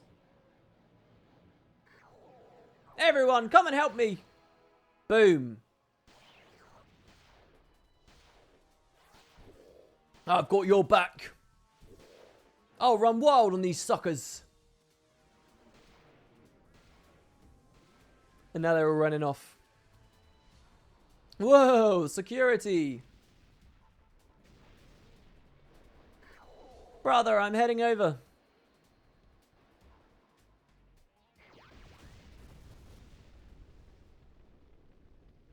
Big explosion at Bevelle. Breaking news. A fiend assault today took place outside of Yevon headquarters today. 4 people, including a high monk, were killed in the attack. Others suffered injuries. Repeat. Breaking news. There you go. That was the best BBC voice I could do. Flak Python. My life story, haha. Well, if you promise to keep it a secret, I chose to become a fiend. When I was human, I was a crack sniper of Spiri's most feared assassin guild. I was Spiri's best shot. I never failed to fulfill a contract that I took on. Spare no time, spare no mercy. That was my motto. Some contracts I took when I was human, I still can't forget. Like 3 years ago in Bevelle, it was a high monk who held a lot of power within Yevon. I targeted him after a speech, though he was surrounded by guards. It was quite a risky gamble. So what happened? Well, of course, I fulfilled the contract, but I didn't escape unscathed. Look, even in my fiend form, I still have the scar I received on that day. So why did I choose to become a fiend? It had to do with the juicy contract I got. The target is of an individual of near immeasurable power. At the time, I felt I'd reached the limits of my skills, but failure is not an option in this guild. The only way I could improve my skills was to get a new body, the one you see right before you now. My body is now a gun, one which would never runs out of bullets. Quick draw or automatic fire, I can do anything now. I've become the ultimate sniper, and now I have to go take care of that fat, juicy contract. Let me just tell you this. I used to take great pride in my work. My whole raison d'etre was to take... I used to know how to say that. I feel ignorant right now. Was to take on the really hard contracts and complete them. Not so much anymore, though.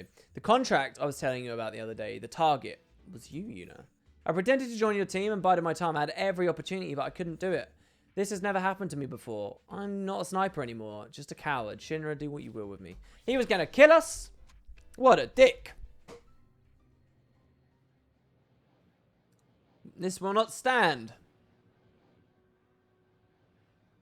What a cruel, cruel man. So we never heard of this Assassin's Guild before. What gives, Flak Python? Why didn't you do your contract? What? No, I'm through running. You've gained a fiend's power, yet you can't do away with one woman. I should have known you were worthless. You've really let me down. Get out of my sight.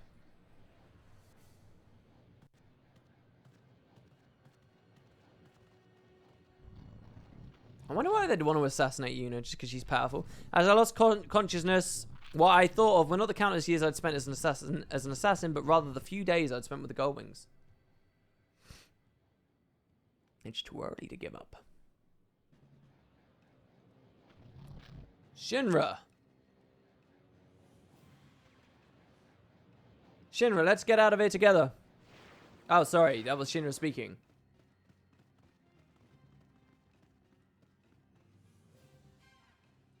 They must be caught and eliminated.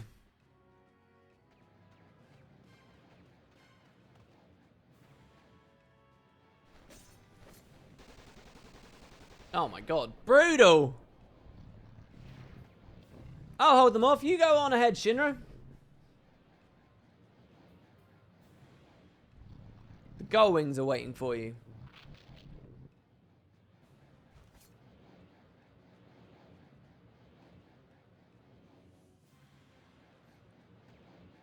We'll see each other again. Will we? It was a short time, Shinra, but the time I spent traveling the world with you guys was more fulfilling than the days I spent as a crack sniper. It was warmer.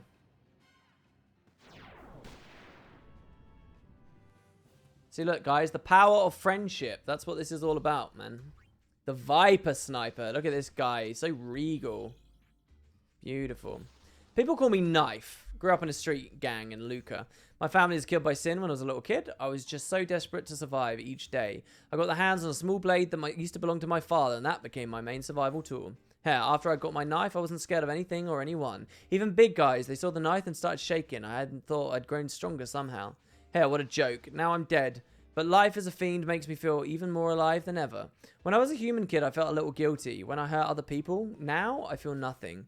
Yeah, I remember now how I died. I was killed by a kid, not unlike myself. He had a knife too. He killed me to take my name. Now in Luca, everyone calls him Knife. Oh, that's not good. Can't be having him take your identity.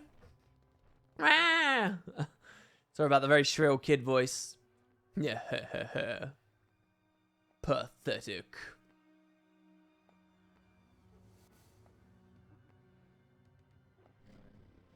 This is the current Knife. Took my name. Nah, well, just you watch. No! Haha, he's scared stiff.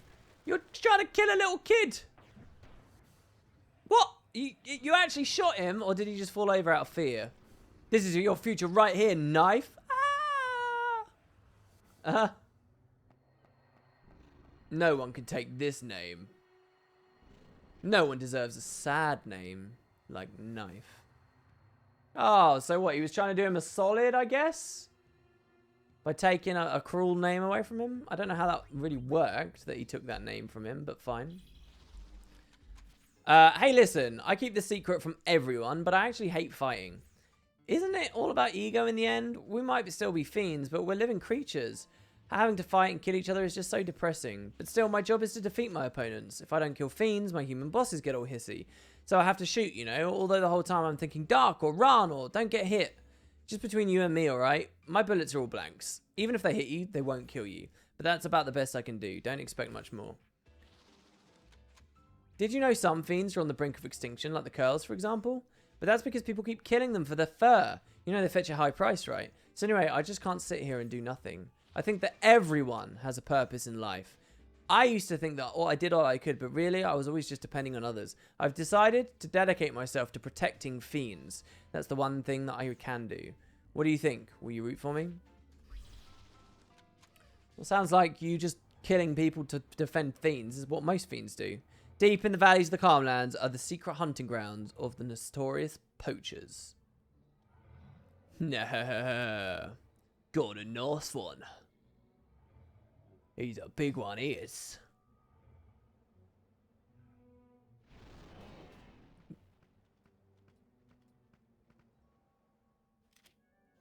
This one ain't too bad either.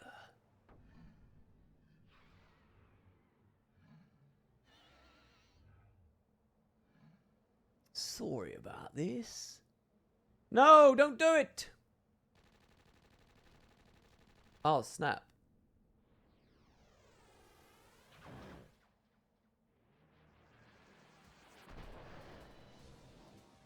And the combat starts.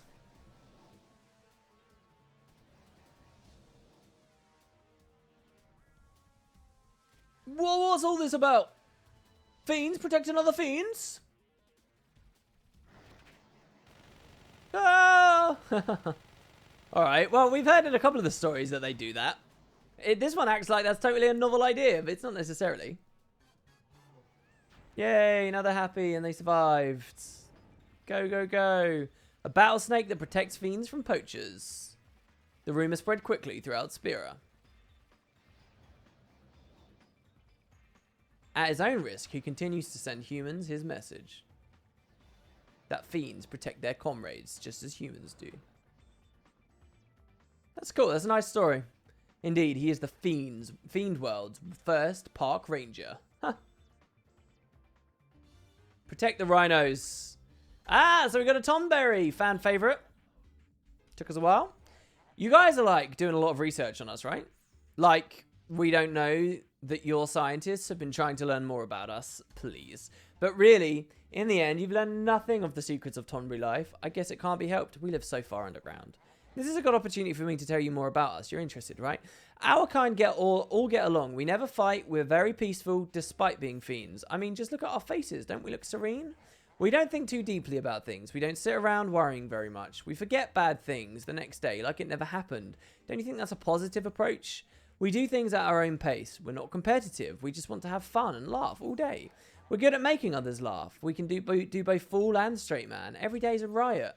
We have Karma and Chef Knife, so other fiends are pretty wary of us. So we're never in much danger.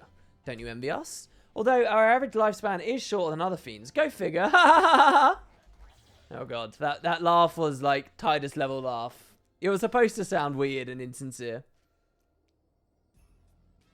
So why do Tomberries with their lovely lives have short lifespans?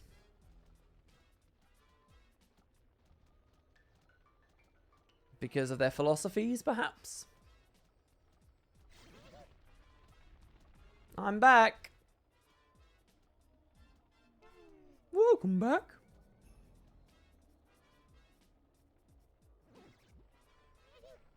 Sorry I'm so late. This place is so deep. I was digging, so it took time. Yeah, right. And he just kills him. What? Ow, that hurts. And he kills him. What are you doing? Ah, and then he kills him. Why me?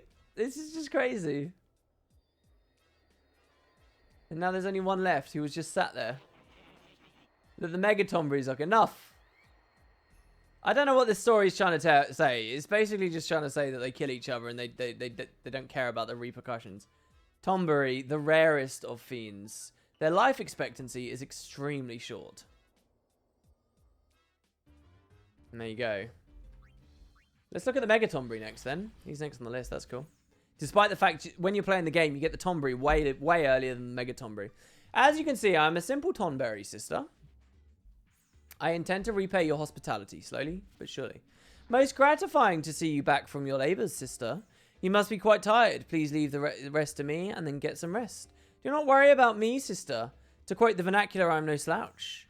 It has already been several days since you took me in, sister. You've helped me come into my own, sister. No amount of gratitude can make up for the debt I owe you. I still can't hold a lamp to you, so to speak. But one day I will surpass you, then repay you. Begging your pardon, sister, but I have a premonition. It feels as if a parting of ways is drawn near. I hope it's just my imagination, but on the off chance, I beg you, sister, let us not go sphere hunting today. How foolish of me. What's the use of me cowering so? Sister, I shall accompany you to the ends of the world. I like the way that they talk, sister. And Mega Tomberries are so scary in the arenas and stuff as well. Like, one of the most deadly things, can kill so many comps. Sister, my premonitions often come true. This one is Karashi Tonberry, a notorious loose cannon in the Tonberry underworld. The audio is freaky here. Leave this one to me. Can you hear that audio, guys? It's like... Uh-oh, Yuna. Mega Tonberry v Mega Tonberry. It's been a long time. This was one hell of a showdown. I knew that I would have to settle the score with you one of these days.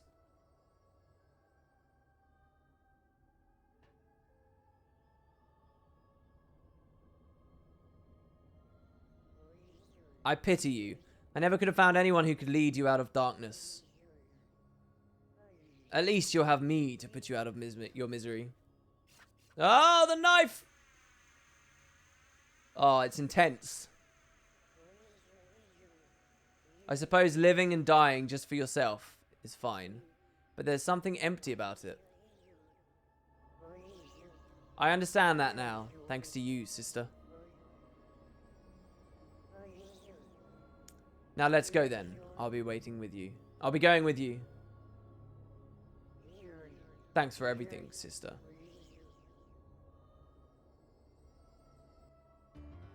Boom. Let's go to the OG.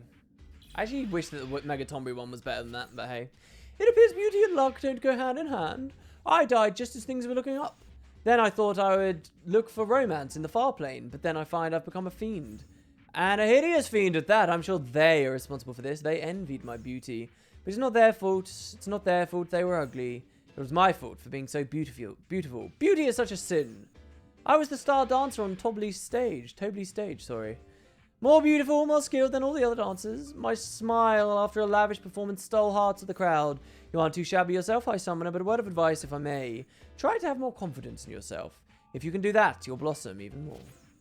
Yes, I was so popular, but that also meant I had many enemies. The top dancer before me, for example, must have despised me for stealing the spotlight. But she should actually be grateful to me, because I made her realize how ugly she really was. Now I realize she must have been the one who poisoned my drink. But that's okay too, you see. I was too beautiful to live a long life anyway. The moon lilies that grow on the banks of the moonflow are so precious, don't you agree? One legend tells of the spirits of those who died tragically making their way there and becoming flowers. I've made up my mind. I'm not going to the far plane just yet. I'll stay here and become the moonflows. No, I'll become the most beautiful flower in spirit, enchanting all that gaze upon me. So this Ochu's like a biatch, basically. 2 out of 10 for the Megatombury story? Yeah, perhaps. Was that a murder-suicide? It could have been a murder-suicide, yeah. It's just like, hey, let's watch a knife fight, I guess. Like, they vary in quality quite wildly, I think. Beautiful.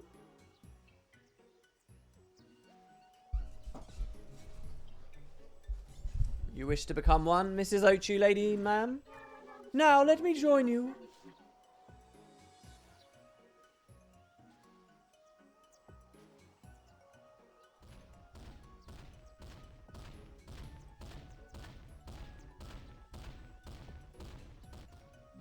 Huh? My legs won't move any further?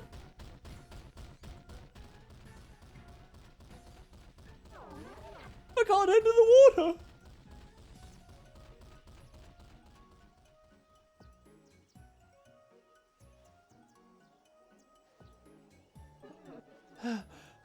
Why? Why can't I go in?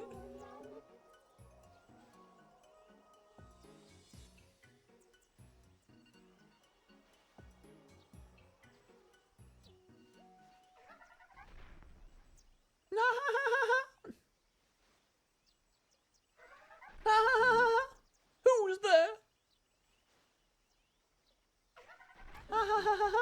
Who is it?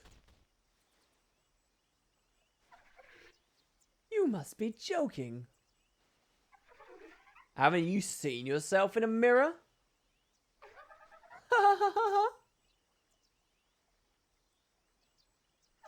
We can't let someone as ugly as you enter the moonflow. This is a nice shot of the flowers. There's a river much more suited to you.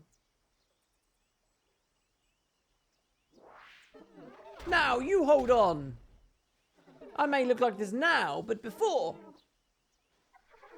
Only the souls of the beautiful may become moon lilies. What is ugly about you is not your exterior, but rather the soul that dwells within you.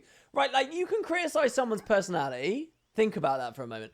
This story, I like the idea, right? It's saying be good on the inside. But the story goes about this all wrong. It's like, oh, that's so terrible.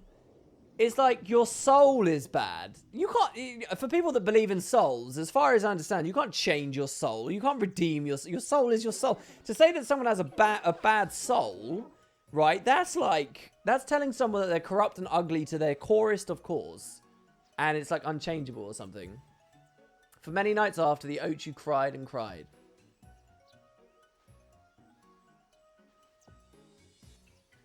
It regretted the attitude it took towards others in its previous life.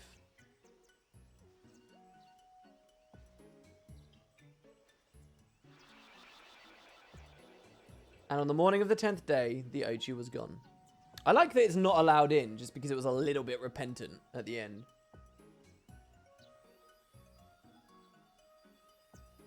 Yeah, and they're being hypocritical as well. And in its place was a beautiful flower. Oh, well, there we go. Maybe she was redeemed. It's a huge flower. Or a very small man. More realistically, that's a tiny man. But yeah. Yeah, and they're being hypocrites. They're laughing and bullying it. They're being mean. They're having bad souls. Page 10 feels like it's taken ages to get through. Oh, look at this. 1 gil. What are you looking at? I found it first. It's mine. I won't give it to you. I hate giving things and lending to people. If you want it, get your own somehow. Ah, yes. Looking at shiny gil coins always seems to cleanse my soul. Oh, yeah. I was going to count it all again. All my money. Everything I'd scraped together. I give back rubs to iron giants. Stole from dead people. All kinds of things. What's good about a man without money? No good is all what I say. It's not that I want to be the richest man in the world or anything. People call me cheap, but that's not true. I'm saving up to buy something. What is it? There was something I really wanted to buy, but I missed the chance. I know it was really important to me somehow. Something a sane amount of gil couldn't buy. I've saved up quite a lot of gil now. I just need to sell a few more items to reach my objective. So, could you help me and help me out and take me to a shop? I'll make it worth your while. When I get my hands on what I need, you can have the leftover gil. Tale complete. Ending.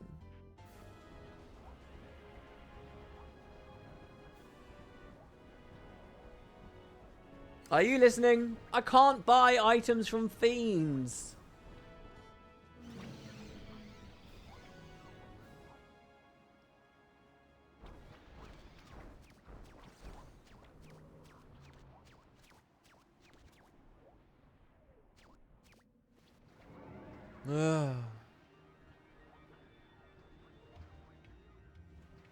No matter how many times you ask, no will always mean no.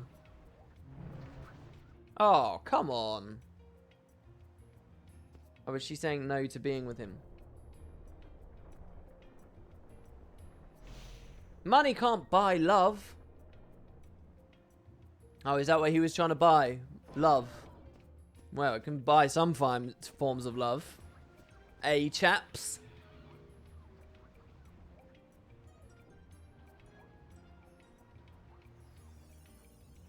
No matter how much you offer, my answer will always be the same. Look, he's remembering his beloved. Love has nothing to do with money.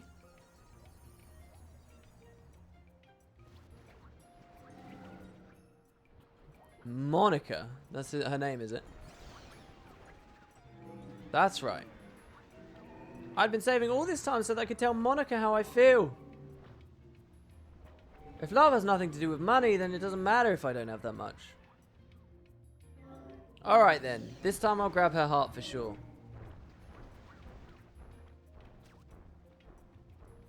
Good luck, dude.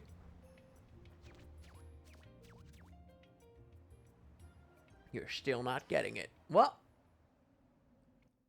Shinra is so mean to all of the things he captures. The finale of this game, I really hope we get to on this stream. The finale of the creature creator, he seems so benevolent and lovely and everyone loves him, but he's been nothing but a dick so far. Drowsy Ochu. Zzz. Drowsy Ochu is his or her name. A docile creature posing no danger to humans. Let me try analyzing his dreams. Drowsy Ochu is surrounded by butterflies. He's sleeping without a care in the world. Let me try analyzing the yearly life cycle. Sleeping hibernation in a flower bed. Summer hibernation by the sea. Long autumn night hibernation and snowy winter hibernation. It's asleep for almost the entire year. Drowsy Ochu is still doing what he does best. He's dreaming of an afternoon nap in the Calmlands. I'm starting to think we shouldn't keep him here like this. Alright. Go sleep out in the real world.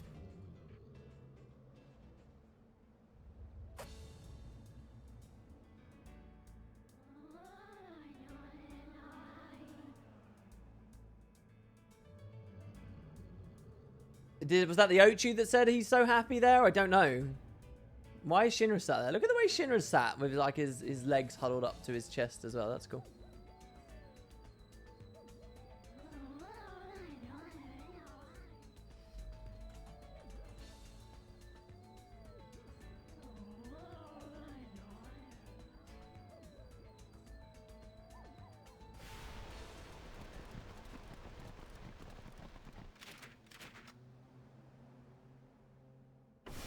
Oh no. The dream ends. What? They're just gunning him down. I don't believe it. What? Oh my god. That's the story they want to tell. Yeah, let's talk about a hibernating creature that just gets murdered in its sleep. A dream? It was a nightmare. Yarny, quality sleep. Wait, but I still saw bullets at the end of that cutscene. I don't understand what happened there. I still saw bullets. Was it me, or were all of those really long on page 10? Did page 10 take ages to get through, or is that just me? There's still so much. There's still so many. 10 out of 20, 11 out of 21 now we're at. I'm scared for my throat. That's mostly what I'm scared of. I'm scared for my throat. Alright, page 10 did feel quite long. Alright, it's not just me. Alright, here we go. Creeper. Let's do it. Haha! A child like you attempting to analyze a fiend? That is too rich. Listen, understanding someone isn't about gaining knowledge. It's about gaining experience. It's not about how long you live, but about how much you absorb along the way. I can see it in your face. You listen to the stories of others, they confuse them with your own. That's why you don't realize, and that's why I call you a child. Gain more experience before analyzing me. I was killed by my true love. I loved her with all my heart, and she loved me, or so I thought. But I was mistaken. She always had eyes for another, my best friend. I got in her way, so she stabbed me as she lay in my arms. That's why I've become so bitter. And you believed that nonsense, did you? It was all a lie. I just put on a good show for you. Do you still think you can analyze me? Let me tell you something even more important. You need trust. If you trust me, and I trust you, then you'll be able to analyze me. But you still can't do it. Why? Well, why are you even trying to really understand me? Are you interested in what my interests are, or what I look for in a relationship? Don't you think that the little things that builds up trust? Why don't you just admit it? Ah, how frustrating. I give you a hint after hint and you still don't get it. What I'm getting it at is that you need to stop worrying about who's better and talk on equal ground. Like, you know, friends. That's the kind of relationship we should build. Come on, if you open up a little, I'm more than willing to listen. After all, you do want to analyze me, right? It's fine. I think that was some good advice there. Ah, what a shame. You couldn't understand what I was trying to tell you. You're letting me go that easily? This is farewell then. We shan't see each other ever again. And he's off. Remember, we captured this guy from a cave in the Mihan High Road. He's creepy as well. He's very creepy looking. Shinra. What is this? Oh, God, look at him. No, that's so creepy. Are you alright with that? You won't get another chance like this. Stop playing hard to get, bro. Look at how much I'm conceding right now. You could be a little bit more honest too. You actually aren't ready to say goodbye to me, are you? Shenra doesn't care. Look. He's really doesn't. I wonder if there's any fiends he's liked. So you're absolutely sure? I won't come back, you know, even if you start to regret it later. Ah, the ... You're all alone now. Stop shutting people out, bro. Hey, I'm really going to... So annoying. What? This is ridiculous. That's the end of the story. Oh my god. Jesus. The hug bug. It's spring and that means breeding season for bugs. As a male, I'm looking for a nice female who will help me leave behind strong offspring. Come on, I want to breed and make lots of babies. A chance meeting and I've fallen in love with her spotted, quick legs. How could I resist Julie? When I'm sad, she cheers me up to raise my spirits. Her smile is like the sun. She's absolutely perfect. A chance meeting and I've fallen in love. Those pink antennae. How could you not fall in love with Cindy? She's always touchy-feely and she can be a little ditzy, but that's what I love about her. Why are you looking at me like that? It's not cheating, it's just how bugs are. A chance meeting and I've fallen in love again. Rebecca with the yellow wart on her head. She is truly the one for me. Ooh. A more experienced lady who has tasted all life has to offer. I can be myself with her. How perfect. No, I'm telling you, it's not cheating. It's in my blood. My mum said my dad and granddad were always had a way with the ladies. Although neither are around anymore by the time I was born. I'll take your word for that. Dear Goldwings, how have you been? This is Hugbug. I am thoroughly enjoying life with my three loving wives. I mean, obviously it is 3 times the work, but I guess that's just how it has to be for a ladies' man. Ha ha ha ha. Are they going to make it like bad to be in a polygamous relationship here? Oh, sweetheart. It looks like we're all in that state. So we were thinking, isn't it about time? Oh, my darlings, what is it? Wait. What are they saying they're ready? Are they saying they're in heat? Oh, no, they're saying they're pregnant. If there's anything you can do, I can do. Just let me know. It's not necessarily what you can do for us, but we just want to have you. Bon appetit! Oh, they're going to eat him. What? Oh, yeah, his parents weren't around, right? Ah! Ooh, freaky and scary and cool. I like that one. 3 months later, a baby is going to be born. Huh? So the father is eaten. Oh, these things are so creepy, man. Wow, and there's loads of them. Oh. Oh my god, they just keep coming. Oh, there's the mums. Wow.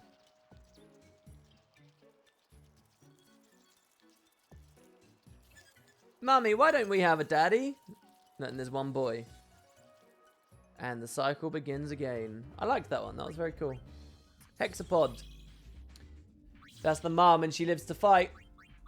King Vermin. This is the big boss we fought in there. Obviously a different version. I'm a trained killer. Let me know if you want any fiends to be neutralized. Does it surprise you that that a fiend would target another fiend like this? Well, let's just say it takes all kinds to make the world go round. I'll eliminate any enemy you may have. Never once have I failed. I always carry out my jobs perfectly. My name is known throughout Spira. I approach my targets from behind without a sound and finish them with one lethal strike. I can take out any target in the same fashion. The key is to focus. Who is the target? What kind of life? Family? What does someone want? Why does someone want them dead? Thoughts like that will get me killed on a job since all my targets are power player fiends. I just sent one to the grave today, a territorial dispute. One leader wanted the other leader dead. Have you ever looked into a dying fiend's eyes? They're often glazed over, unaware of what's happening. Some show fear for their impending doom. There are many reactions, but to me they all look the same. Death comes to us all sooner or later, everyone, even you and me. I've killed so much that I feel nothing now. It's just a way to make a living. But my first job, I was an untrained whelp who didn't know his right from his left. I was desperate just to get by. The target was a fiend causing trouble on the client's turf. I barely got him. My hand shook and my every fibre of being wanted to run. And that's when I saw the kid clinging to the target's lifeless body. The order was to kill everyone, but I just couldn't do it. It makes me laugh to think of it now. Wow, this is dark. This is pretty grim. Especially like a giant spider like that sneaking up behind you. Got some Shelob level stuff going on here, guys.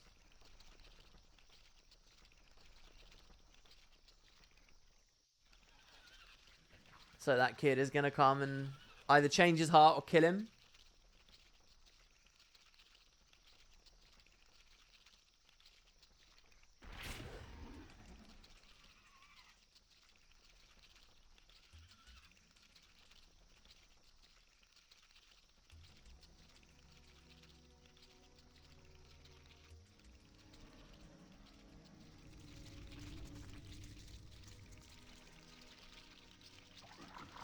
Mission accomplished.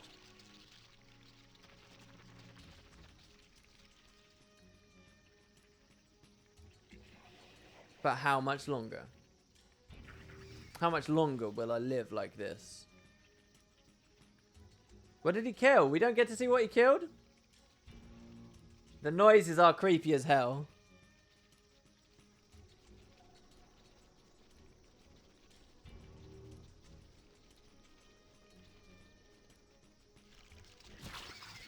What? Oh, he got stung by a hornet. This is for my father. Oh, damn, bro. Oh. You're that kid from that one time. What is the story there, though? I knew it would happen. What, that this is how I lived my life. And that's why. This is how I'll die. It's almost like the story is also saying, though, hey, you weren't merciless enough. Oh, he killed that imp. Right. Heh. Dying is pretty frightening.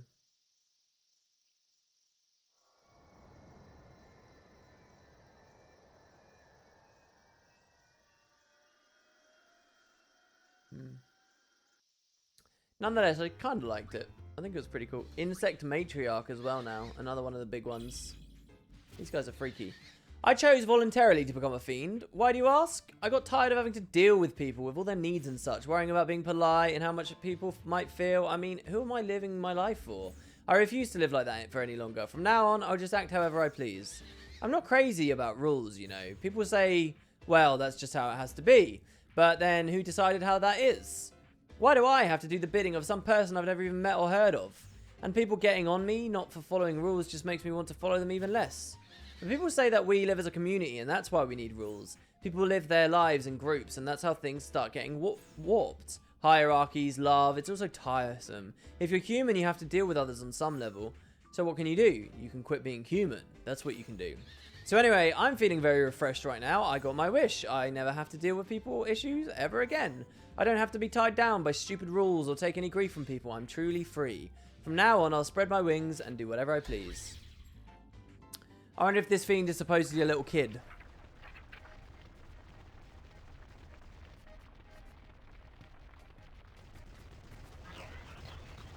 Hey, you don't get to bathe before I do. Look, as a fiend, he's going to have to follow rules too. Yes, sir.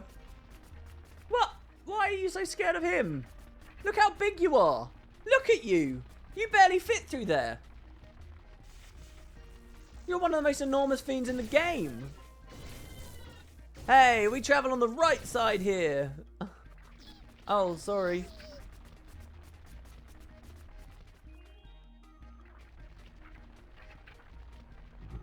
Please don't make noises at night. Think of the neighbors. Look, you gave up your life and have to live rules anyway, bro. You have to come to the Fiends Union meetings too. Next time, be more prepared. Fiend Union. Alright. They took such a big and scary, intimidating creature. I love the blue bits on his legs. Fiends are just like humans. That is kind of the big theme of all of this, right? They are. They're one and the same. Here we got the critical bug. Last of this thing. Oh, and he had a faith fragment, so we get to skip him. So, the flame dragon. He also has a faith fragment. He's this is Ifrit. We're being rewarded, guys. Page 11's going really quickly. We've got the Salamander. This is the boss that you fight in Chapter 4 in the Thunder Plains in the back of the cave. Hey, why do you think humans and fiends are fighting all the time? I hate it. I don't want to hurt anybody. Nothing good comes of fighting. I don't want to fight. That's why, even if I join you, I won't be of any use to you. I want to go home to see everybody. It's so hard to be alone. I want to be with my kind mother and my brave brother. Yes, I'm a dragon, but we're feared like by humans and fiends alike. But I'm also a coward. I'm a cowardly dragon. I wasn't born to fight. Remember, I said nothing good comes out of fighting? That's actually just an excuse. I think I was just trying to hide from the truth. I want to leave the fighting to others like my brother so I could just live comfortably. Hey, look, look, look. I never knew that I could breathe such powerful fire. I keep getting stronger and stronger. I guess I really am a dragon after all. I wonder if I'm stronger than my brother now. Wow, this hill looks very, very sloped. Oh my god, look at him go after his brother. Oh, there's just a ton of drakes. Wow. Was one of the drakes changing colour there from blue to... Maybe it was just his shadow. So many fiends in the Calmlands.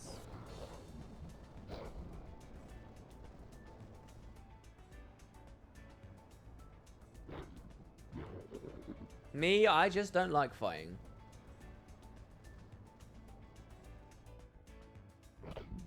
But, you know, what I like even less are the days where I used to just run and hide.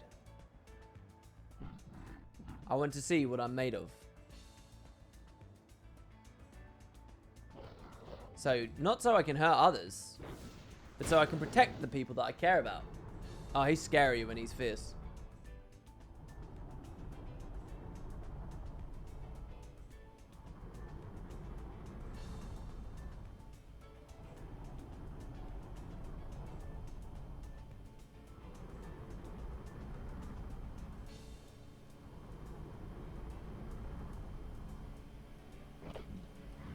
Here I come, Gullwings.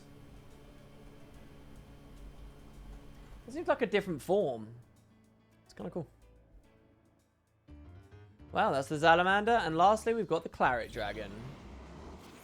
Before I took this form, I was a hunter that specialized in dragons. And before I was a hunter, I was a dragon. And before that, a hunter yet again. I repeated this cycle many times. That's why I know that after I die this time, I'll be a dragon hunter again, with my previous life's memory intact. I must accept that to be my fate. This may be my punishment for taking so many lives. That's the thing. It's weird though. We've never heard of a fiend dying and becoming a human. Dragons and hunters fight tooth and claw, having experienced both sides. I can say that with both certainty. Dragon scales are shattered by gunfire, and hunters are burnt to a crisp by breath attacks. Needless to say, I have experienced the pain of both. Sometimes I wonder how many times I have to repeat the cycle before I can go back to the far plane. Let's just say that I'm killed by hunters today. I would die fearing them. I'd like to think not wanting to be... I'd think about not wanting to be shot anymore, and when I do that, I think my soul is called over to their side. If I become a hunter, I won't get shot, right? And when I'm a hunter, how do I avoid getting roasted alive? If I become a dragon, that's how. Each time I die, I surrender my soul to my killers. It's my own fear that's tethering me to spirit, I'm sure of it. I lose in battle, and not only lose my body, but also surrender my soul to the enemy. All I remember is the fear of being killed by my opponents, but that can't go on any longer.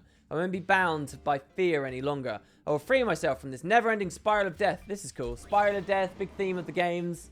And, I don't know, it's an interesting idea. Very interesting reincarnation cycle.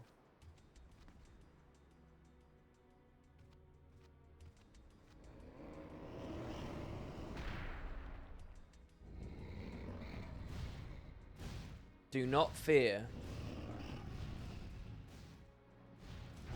Do not give up your souls until the very end.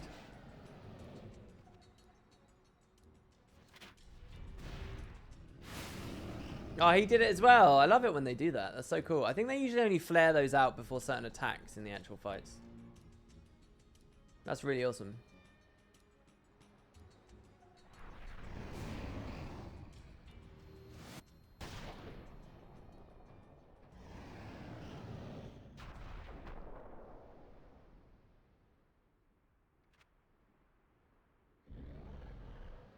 This is how it should be.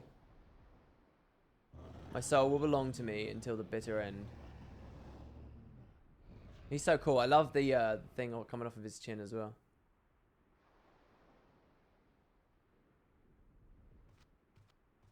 Oh man, look at this. This one didn't attack, he says. Look at that low-res face and mouth. And look! The face is kind of peaceful. Oh, I like this story. This is a cool story. That was good timing on the fireflies coming out.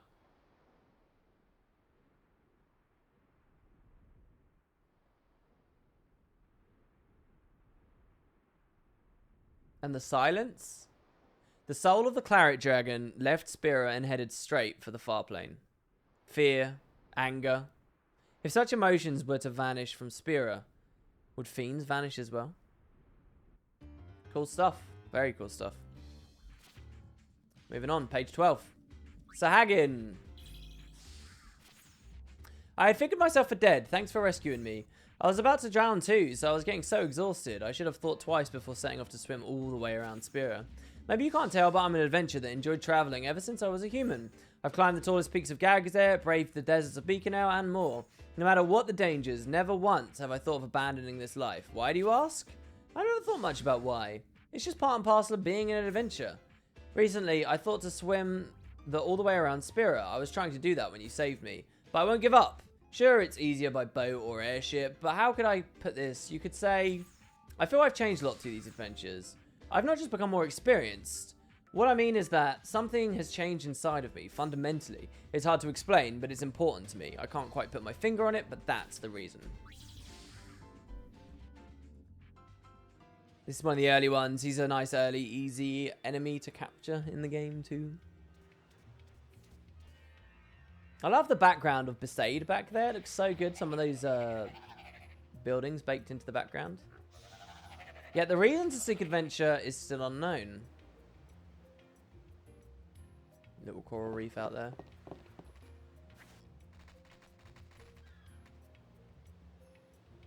When I grow up, I'm going to cross the ocean all on my own. Wow. Why don't you just take a ship? I love the sentiments of this story, because it's not about that. Ha, adventurers don't use ships, stupid. Wow, wow. Why not? Because we're adventurers?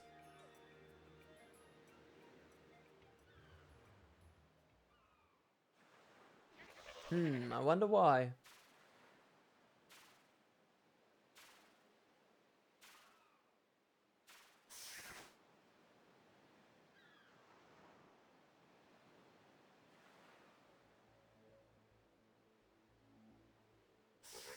Something's different.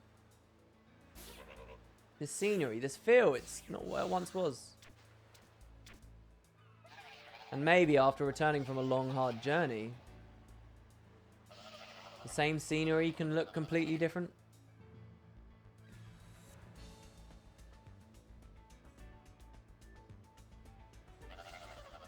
And that's what I want to see, what I want to feel. That's why I go on my adventures.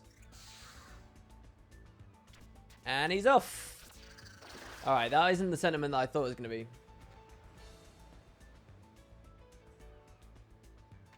Go, Sahagin! Woo! Swimming like a dolphin. That looked really good as well. I wonder how difficult that was for them to get that Sahagin to do that. Or do a lot of Sahagins do that in the game? And they just already had it in the can. Maybe they already had it in the can. Let's look at the Sahagin Prince. Now, this guy I think is a part of one of the chain stories. He says, why, hello there. You know, before I became a fiend, I was a goldfish. My name was a cow, and this lovely elderly couple in Betrayal took good care of me. I was so happy back then. I hope that couple's doing well. I've got an idea. I should go in and check on them. Yes, that's what I'll do. It'll be so nice to see them after all this time. I can't believe it. I went to the house in Betrayal. Only the lady was there. I can't believe it. The old man is gone. Poor granny. She looked so sad. I wonder if I could help her smile again. I remember now, the old couple used to really look forward to the fireworks at the Betrayal festival. Now that I've been trained, I could use magic to transform myself into Gramps and go to Betrayal. I'll help Granny be happy again. Just imagine how this is so bizarre. This story is so weird. It's like your goldfish coming back to help you. Tonight is the night. I'll disguise myself as Gramps and go see Granny. I hope she'll be happy to see me.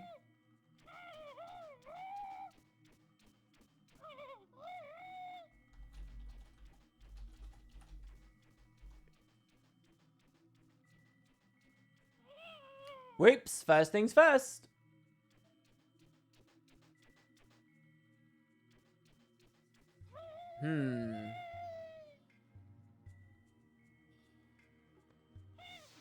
Ta-da! the voices are ridiculous. What are you... the old man speaking like that? That's hilarious. Oh, my dear, is it really you? I was so worried. Oh, no, he can fake a real voice. Where have you been? Gramps has already passed on, but... It looks like Granny has forgotten about that. Ah, Mother. Oh, you smell like the ocean. I did this to Granny to make Granny happy, so it's okay, right? Yes, I was walking along the beach and today is the fireworks contest you were looking forward to, dear. Why did she just accept her dead husband's bag? It's about to begin, no? Ah. Indeed. So beautiful. Uh-oh, I'm starting to feel a little woozy. I might not keep the illusion going. You're looking at the reincarnated fiend version of your old goldfish, bro. Don't overexert yourself, Mr. Fiend. She knows.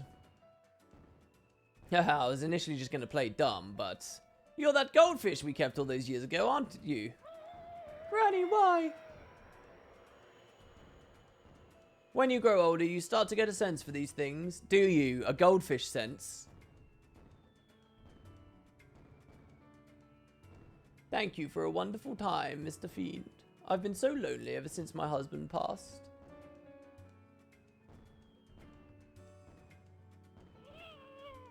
After hearing Granny's words, I felt very fulfilled. Jesus Christ, the voice is making me crease up here. We're not supposed to be laughing at the voice. Granny, don't be sad. Oh, I'll always watch over you. Why don't you stay with her then? Oh God, this is a slog to get. This is sad. Love the skyline there though. Oh my God. All right, Sahagin Chief. You are a big mofo. Whoa. Hello. Analysis failed. The fiend is not showing cognitive activity. No response. No way I can analyze it like this. Maybe it's broken? I'm analyzing, but not reading anything. Nothing at all. Unbelievable. I have no idea what it's thinking. I take that as a challenge. No luck whatsoever. Sometimes there's no helping it. I'm just a kid, after all. I'm just a kid. Oh, my God. All right, Mr. Chief.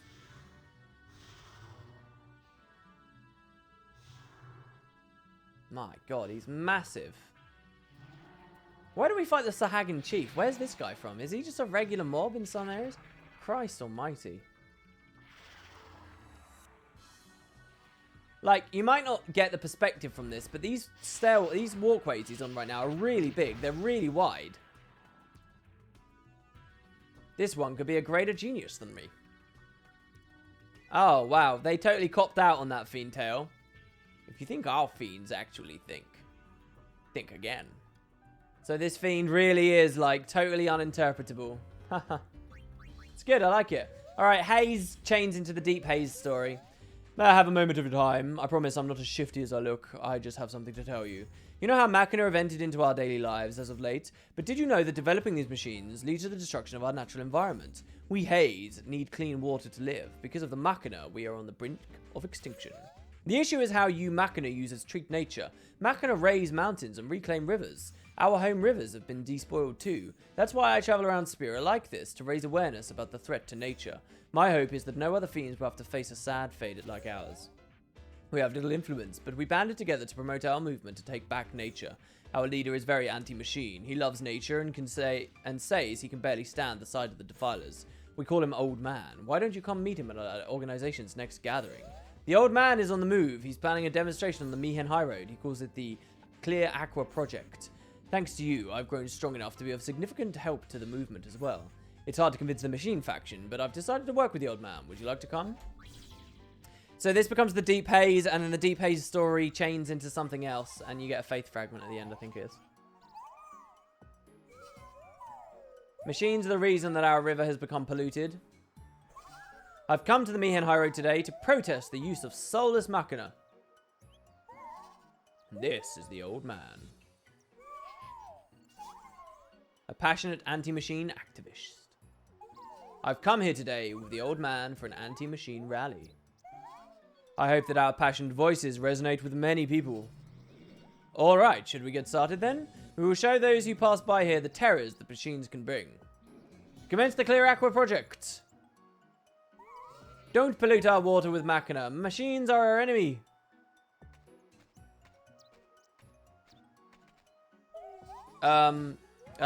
Would you like to support the rally? What is it then? We don't want whatever you're selling. Who do these fiends think they are? Weird. What? Ah, look, the fiends are getting mad. Run! Hey, come back here. People seem to live in such peace with fiends in some of these. Get out of here, you're a nuisance.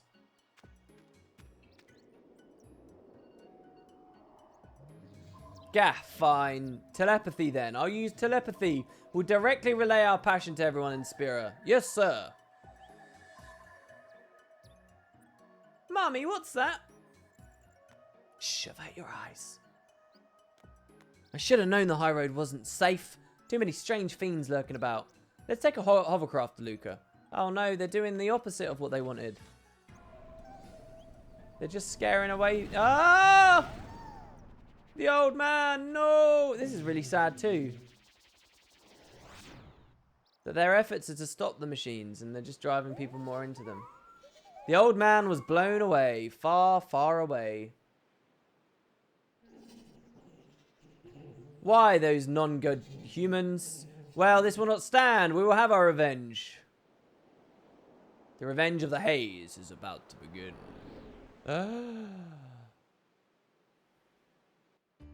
So, then you can look at the old man's story instantly, right? Hey, let me go this instance. I can't believe I was caught by the likes of you. I've got a big task to accomplish, the Clear Aqua project. Maybe you've heard of it? Didn't you know that Spira's animals, fish and birds are about to die because of the machines? Look what they've done to me. I'm nothing but skin and bones. What the? Hey, lately I've been on fire. Let me share one of my rants with you. People say these hovercrafts are so convenient, but what I say to that is, bah! These blasted machines have made it so that the Meehan High Road is no longer dotted with travelers. You humans, especially that machine faction, you don't know what you're getting yourselves into. I can feel power welling up inside of me. Time to stick it to those Albed cretins. Well, we'll bust into Jose Temple and give those machine lovers a good thrashing. Time to get what you deserve for trusting your machines and crossing nature. Feel the haze's wrath. Uh-oh. To be continued. The path to Jose Temple, the headquarters of the machine faction. To put an end to the machine production that is polluting the river. And he comes out of the river. I like this. This is cool. This is a cool use of the environment. We strike at the heart of their operation. Today. Ha-ha! Team Clear Aqua Project has arrived. Does 2 really count as a team? I think 2 can be a team. Ow! Intruder detected. Moving to neutralize. Well, it didn't take long to be surrounded. Cursed machines, we shall settle this once and for all. I'll show you the true power of the haze. Machine faction, are you watching this battle? If things go on this way, Spira will become dependent on machines for everything. Once that happens, it may not just be this river we lose, but far more important things. Whoa, what is that? Looks pretty rowdy. Supposedly it's an anti-machine rowdy. Ah, well, I guess you'd better bring out the, you know. You're in the zone, old man. Yeah, he's beating them all. This is cool. Yes, I am. Let's use this momentum to storm Jose. Uh-oh. Old man! It's the Obliterator. Ah.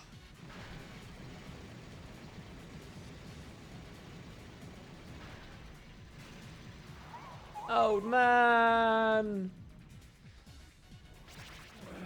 My finishing move.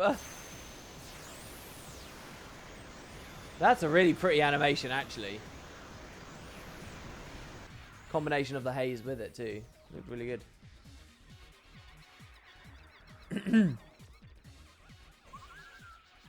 Old man. Yeah, couldn't even make it inside. Old man, talk to me. Are you alright? I like the potion at the feet of the Albed there. It's got a tag on it. They've got guts, that's for sure. And they're just going to walk off. Thanks to that medicine provided by the machine faction, the old man did survive. There you go. See, they left the medicine there. Pff, I'll have my revenge next time.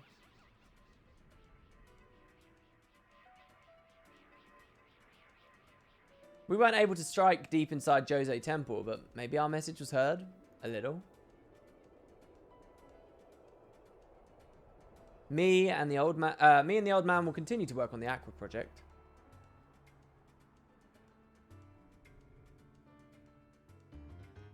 And there we go. That's the deep haze.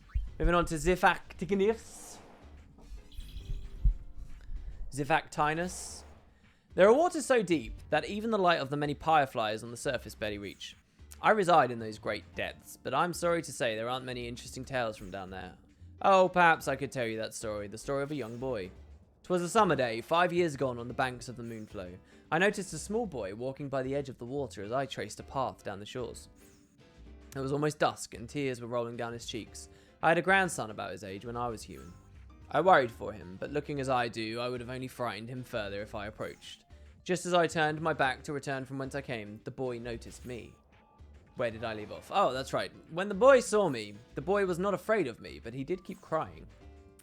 He said that he hadn't finished his summer project for school and classes were about to begin soon, so I decided to tell him the story of the fiend who lived in the depths of the moonflow. The boy's eyes suddenly lit up, and from that day forward he came to hear me tell my tale. By the time the summer break was over, he had finished a project to bring back to school. Hey, you want to hear more? Well, I'm sure the boy was praised for his interesting project, although I couldn't tell you for sure because he never came back to the riverbanks. I haven't seen the little boy since. I am a little sad in truth, but being with him made me remember my grandson. Sorry, my story's over. I'm getting on in years. I'll spend my last days in that place. This is like such a crap story, but I think what they're doing is it's like, you know, old people like start a story and then they like go all over the place. Maybe that's what this is. I wonder how the child is doing. Only the old past seems... sorry, I missed that. I'm sure that child has forgotten long about me. A lot of the stories are like this, as it should be. It's like, here's an old promise. Oh, look, they see us. You know. Gramps?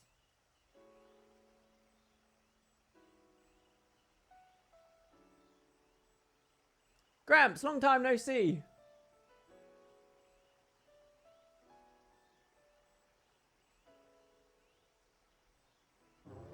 Ah, so you do remember me. How have you been? Were you commended for your summer project? Yeah, thanks to you, the teacher was really impressed.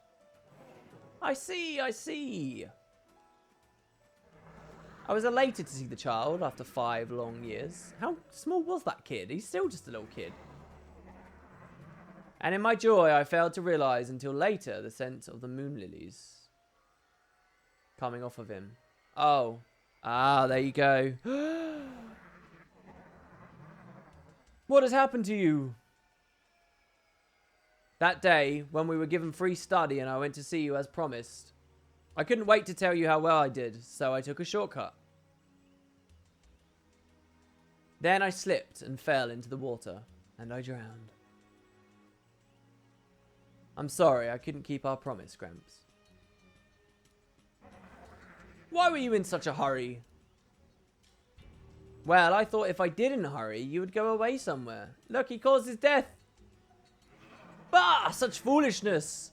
It was not as if I was going anywhere. So before I took off for the far plane, I wanted to see you one last time. Now that I have, I can finally make my way to the far plane. No, I won't let you go alone. See, and now the old man will go as well. I like this one. What? Now I know that someone has to keep an eye on you at all times. There's some scary looking storm clouds in the background there. I will go to the far plane too. Who knows? They may have homework in the far plane as well. Gramps! To be quite honest, it'd be quite lonesome to go by myself.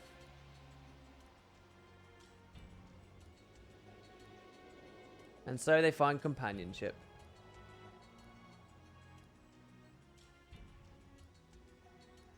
Perhaps there are only so many I died and came back stories to tell, perhaps. But they got 21 pages of them here.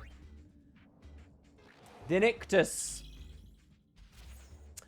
I first met him at a Blitzball tournament 2 years ago. I said hello to him as he was staring intensely at the ocean right before a game. Oh, this one's cool. Any topic I threw at him, he'd respond with the same. I'll do my best. The 5th time he said it, we both burst into laughter. I guess I became his fan because I wanted to see that smile again. After the tournament, the Aurochs and I were mobbed by fans. I looked around for him, but no luck. I waited at the same time on the spot for the docks, hoping to meet him as his ship left for the Bestiary. It might have been a fate, but he came just before I left. We got to talking again. As the ship departed, he called out, "Keep rooting for us." His voice almost sounded a little sad. I wish I could just hear his voice one more time. I visited Bestiary several weeks later. Showing me around the island, he seemed happy, embarrassed, and confused. The sun reflected on the ocean differently than in Luca. He told me that he loved his little island. That was our first date, I suppose. Seeing him practice there on the sunny beach, I slowly grew more and more fond of him.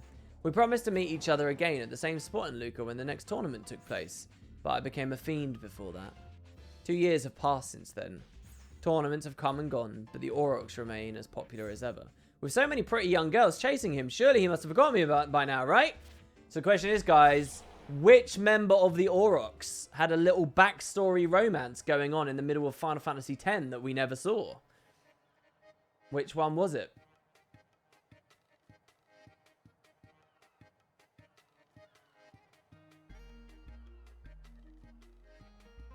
I do think that these stories do tell big parts of the world. They are a function of world building to an extent, because they do show us different perspectives of the world that we don't get from the main story. I absolutely agree.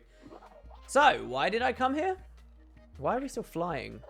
He can't possibly remember our promise. It's the same thing again. This is crazy. Which Auroch is it, guys? Is it Waka, Datto, Letty, Botta? The Aurochs were just as I remembered them. I felt so nostalgic and sad. Is it Keeper? Can't believe I know all the names of all the Aurochs by heart. I'll probably know that in another 10 years as well. That's going with me for a long time. But at that moment, I thought that I heard a voice. His voice. Who is it? Who is it? Look, they know that we're wondering. So they've phrased it like this. Who's going to step forward? Oh, yeah.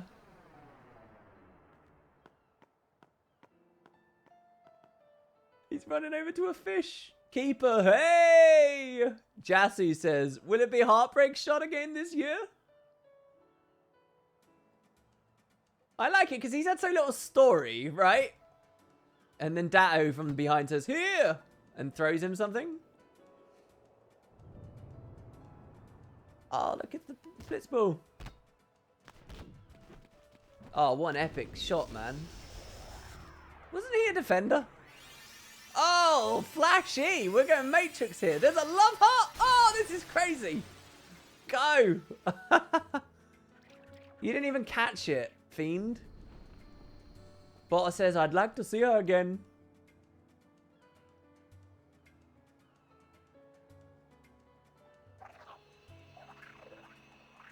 Not a heartbreak shot, but a heartfelt shot. Oh, 30 years later, Botta's retirement match. It is said that in the stands was the same girl who was there on that day long ago. There you go. That's the latest point. This Fiend's Tale here is quite a special Fiend Tale. Because as far as I'm aware, out of all the lore, out of the novels, out of everything that has been written and given to people with the Final Fantasy X franchise, that is the furthest place forward on the timeline. 30 years after X-2. That is the furthest point on the timeline. I don't think we've heard of anything. It's after Yusita Tower, it's after the novels, it's after all that stuff. 30 years later. He retires in 30 years? Christ almighty. The Amorphous Gel. Water? Huh? Where am I? Who am I? Oh, that's right. I went looking for water, but I was attacked by fiends. Now I am a fiend. I have to get back to my parents and my sisters. I'm the son of a Beacon Ale merchant. Our family runs a caravan that goes around to the camps. But we got lost in the desert. That day, we loaded the shoe puffs and headed out across the desert as usual. At high noon, it suddenly got dark and a big sandstorm approached. We frantically tried to escape, but the storm came at us so fast and swallowed us up in an instant. My father held me and the bigger of my younger sisters and dove into the sand. After that, I remember it being completely dark and I could only hear the rumbling of the storm. After the storm passed through, we stuck our heads out of the sand and saw that we were completely lost. The compass was ruined by the sand and the storm removed all markers in the desert. And worst of all, the storm somehow took our precious water supply. You know how horrifying it is to have no water in the desert, right? So we started looking for an oasis, but there were none to be found. My small sister was the first to become unable to move. Then my other sister, then my mother. The sun continued to glare down upon us without mercy. I needed to find water while I was still able to move. I decided to search alone. On wobbly feet, I left my caravan and my family, but I was soon attacked by fiends. Even as we speak, my family may... Please find them. See, what's really weird about most Fiend Tales is they're very, like... It's about stuff a long time ago. This story's still going on. Those people are still in the desert, apparently.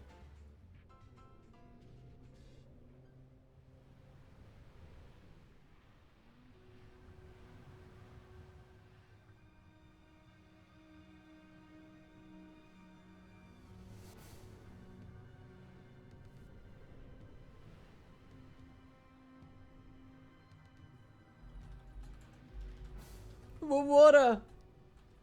Doesn't look good.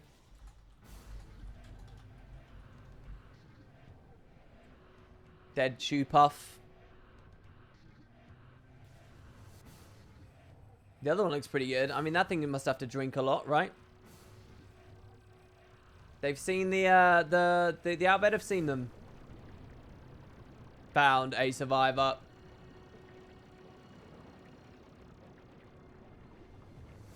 So look, rescue is coming. Now all it needs is water. If I don't hurry, it'll be too late. The reason I became a fiend and stayed in spirit was so I could help everyone. I can still make it. I can still save everyone. We see a really interesting use of assets here. There you go. Look, it's spreading out and then it makes it rain. It's really cool. It's interesting the way they accomplished that.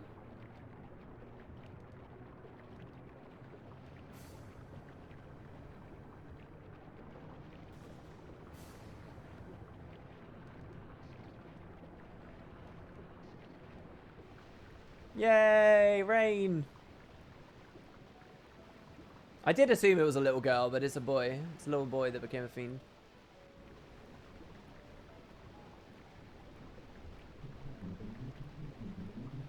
Wonder what the best way to collect that water would be. From their perspective now, the survivors on the ground. Put it in your shoe.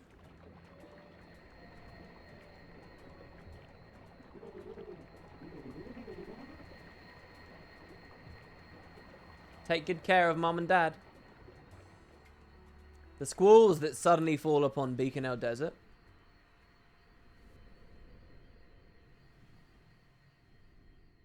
Were henceforth known as the Amorphous Gel's gift. Good job, Amorphous Gel.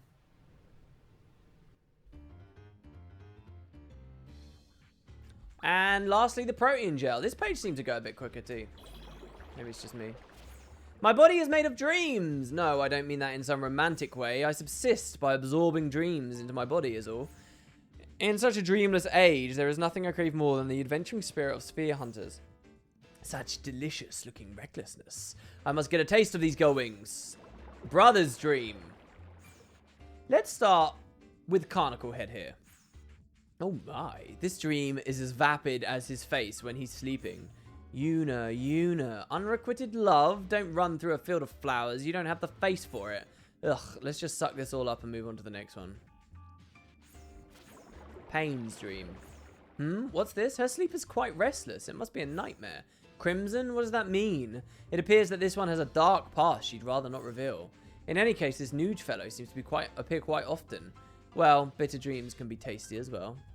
That's cool. It doesn't spoil the crimson stuff. Riku's dream. A massive machina rumble with her father and brother, eh? Well now, the whole of Spirit will be destroyed at this rate. I know it's just a dream, but are Albed all this aggressive? It's been a while since I've seen such a tempestuous dream. I shall have to partake of it while it's still fresh. And that would leave Yuna's dream. Most delectable.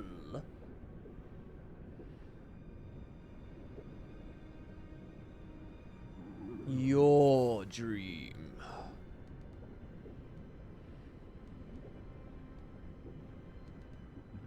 Yeah, and yours. There's only one left. Why are they asleep in the corridor? I wonder, what does a high summoner dream of? He's going for it.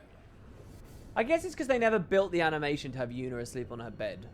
Sorry, Pain or Riku asleep on Yuna's bed. Only they did it for Yuna or something, maybe? I don't know. There's brother asleep. Or knocked out. That picture of Sid is amazing on the left. The guitars. This room is so well detailed. It's so intricate.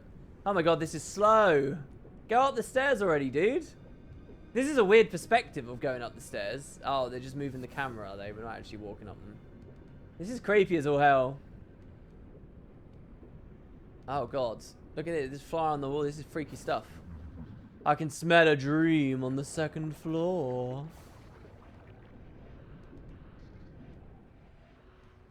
Oh, there she is. Uh-oh. Look at that horrible pillow up there. What is this? Look how huge the beds are. And they've got one crappy-ass little pillow in the middle. Like, that's... Ugh. Not nice. Found you. Dun dun dun dun dun. Time to eat. Will we see Titus, maybe?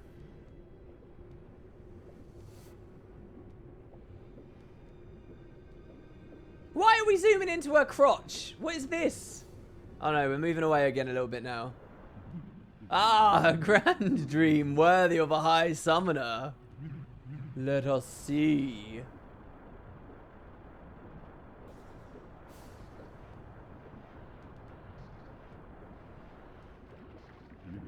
Ah, this is moist. Quite a mouthful. Dude, this is going on for so long. This is mental. How could it be so big? This is bad. I can't absorb it all. If I eat any more, I'll burst.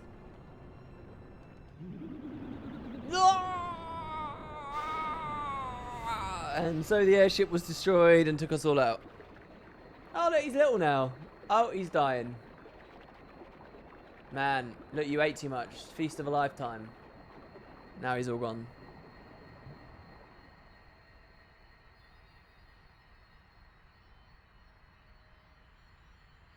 Beautiful. Is that supposed to show her strong mind or something, is it?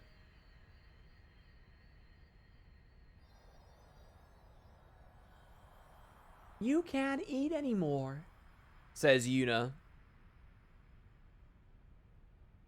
10 out of 10 for that one. Jesus Christ. They made us work for that.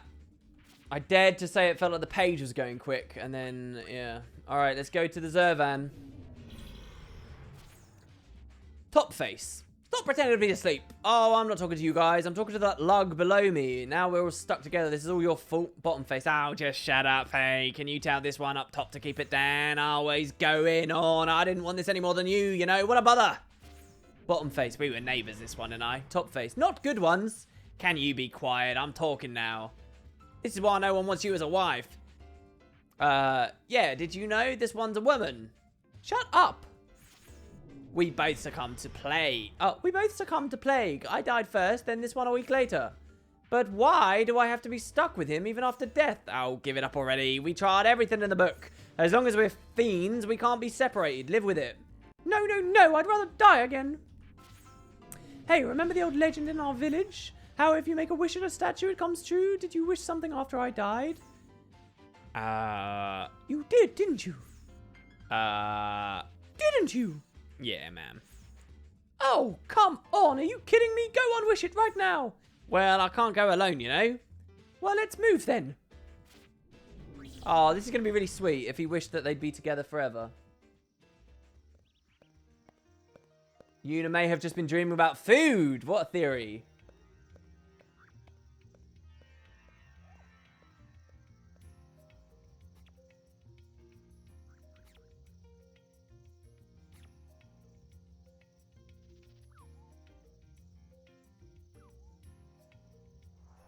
I thought we were going to be at the Machina in Besaid, you know. So people pray to this statue, do they? This is cool. Again, a little bit of world building. We're here. Snap to it. Okay, okay. Looks like a weird, dumpy land whale. To think the legends were true. Yeah, never thought it could be true. This is no time to be laughing. Hurry up and nullify it. Oh, your chin's in his eye. Okay, okay.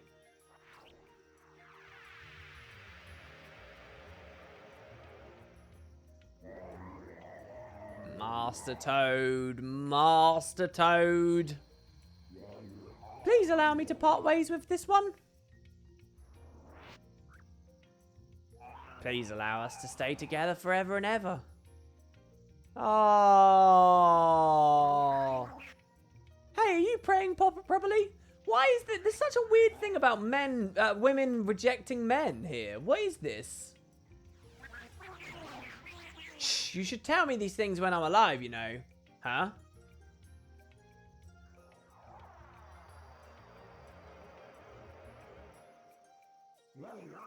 It's nothing. Concentrate. So he never said that he loved her enough when they were alive. Yeah, sure.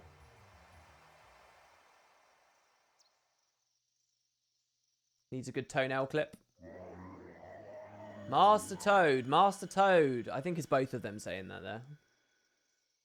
And they're going to keep trying, I guess. So, please allow us to stay. Oh. There you go. The Zervan found happiness.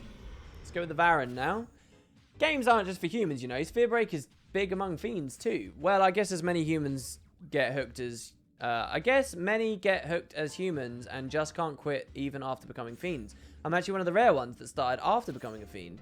As a human, I found an old sphere in the Calmlands that lets you participate in a tournament in Luca. Not knowing too much about it, I started on the path down from the Calmlands. But I told a guy I met on the road about the core sphere and he killed me to take it from me. A guy I met at the entrance of the far plane told me the sphere I found was quite rare. My body burned with rage and I returned to Sphere as a fiend. I found my killer at a lodge on the high road and took back my sphere. Furthermore, I sent the killer to the far plane in my stead. My revenge was complete, or so I thought. Later, I learned that the sphere I had taken back was trouble. A lot of trouble. This core sphere brought eternal doom upon its owner. It was a cursed sphere. Ever since that day, I wandered through Sphere looking for opponents. No matter how many times I win, my thirst persists. Please, you must take me back to Luca. I still seek the great Sphere Breaker who will finally quench my thirst.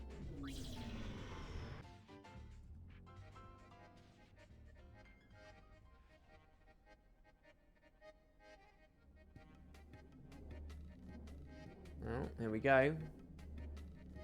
Is he going to go in the special room at the end of the game where there's all those like ultra elite friggin' Sphere Break players? You have to beat the Tombury and stuff.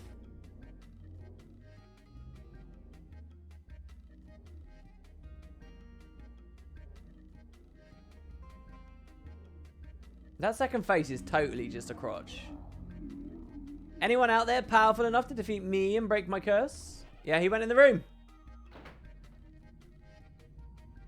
Ugh, I did it again.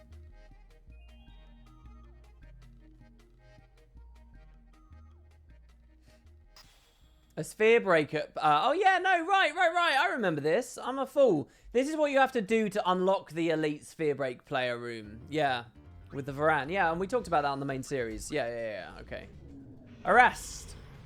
Right. You wish to know more, and then when you beat him, you unlock the Tombury and then the Ghost and whatever. And those are the hardest players. You wish to know more of my past? I served for many moons as a maester at Besaid Temple. Yes, you must doubt so because of my current form. I can still hear the roaring seeds of Besaid beating within my chest.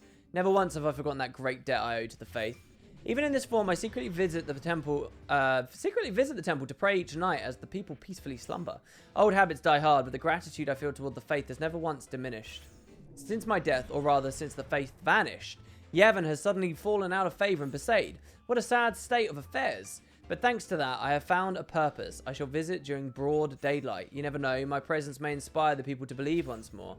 Lately, the memories have come flooding back. Memories of a young girl who caught my eye when I served at the temple. I hope she's well. Mayhap she remains one of the faithful. Next time I go to the temple, I hope. May my thoughts and prayers reach the faith. Yeah, so many people have lost their way, like, right? Basically, they're just their gods just left.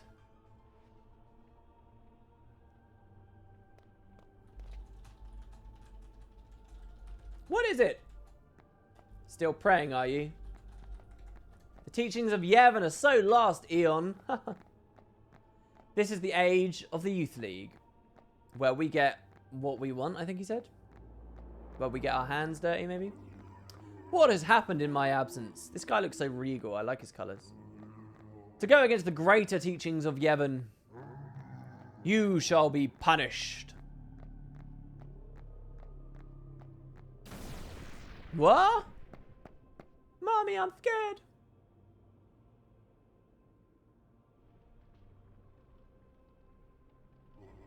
You know I...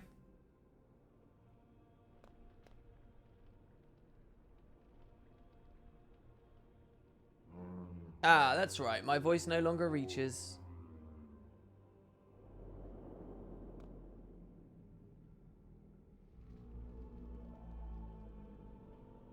Are you praying?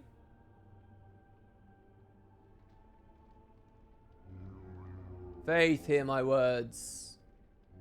I beg of you, give me human form, if but for a little while.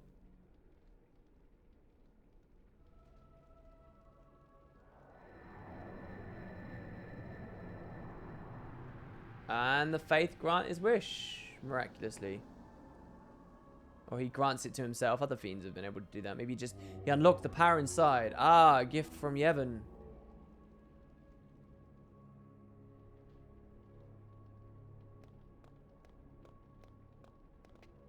Grandpa?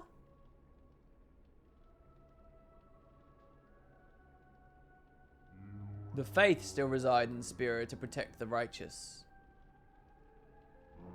Do not ever doubt your beliefs. The faith shall always be watching over you. You'll watch over me too, won't you, Grandpa? Forever and ever, right?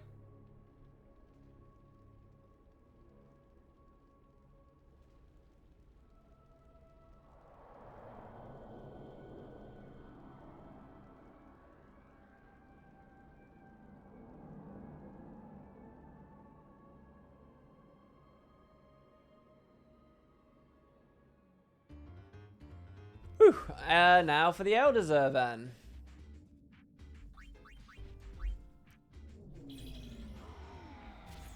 You there. You know the name Owaka?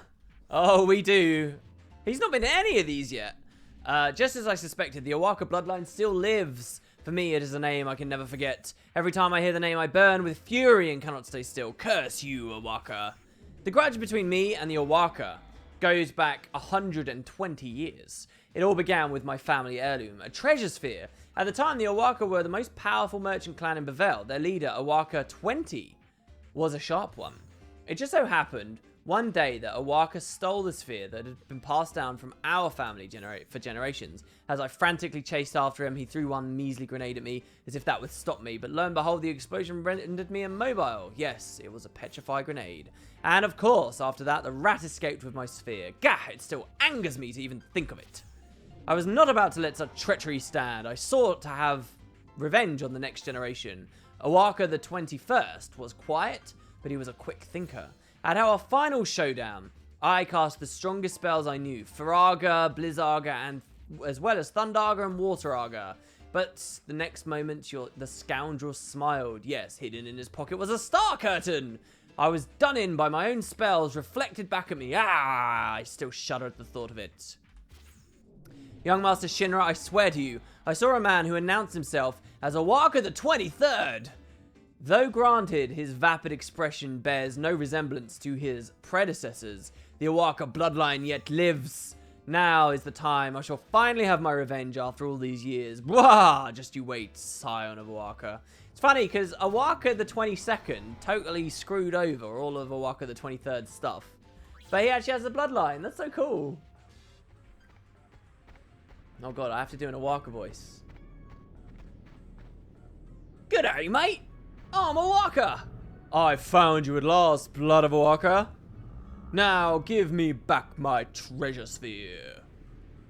Wait a second. Oh dear. What do you mean, treasure sphere? This is so bad. Well, I'm just an average merchant that you'd see anywhere. Look, I don't know anything about that. Oh, it's so bad. Don't play dumb with me. Ah, I'm a pacifist. Your ancestor, Owaka the 20th, took from me the precious treasure sphere of my tribe. Take back my treasure sphere no matter what. Even if I have to strip it from you. Ah! Oh dear. I knew it. You were hiding it in your coat pocket. A fitting image for a useless fool like you who is unworthy of his heritage. You'd better pray you will not freeze to death. Why is he on the mountain? Well, that was easier than I thought it would be. To think a pathetic man like that is the Owaka successor, they are finished for sure. Halt! What? You are Owaka 20th. How? You have been dead for years. Yeah, it is true. I am already dead. But I cannot stand idly by while you bully my great-grandson. I have returned from the far plane to protect my descendants. This cannot be. Now, give me back the sphere. Or else. Ah, he's got the LeBlanc Syndicate music. I will take you to the far flame. Oh, I can't believe it! But no matter, I'll reclaim what is mine another day.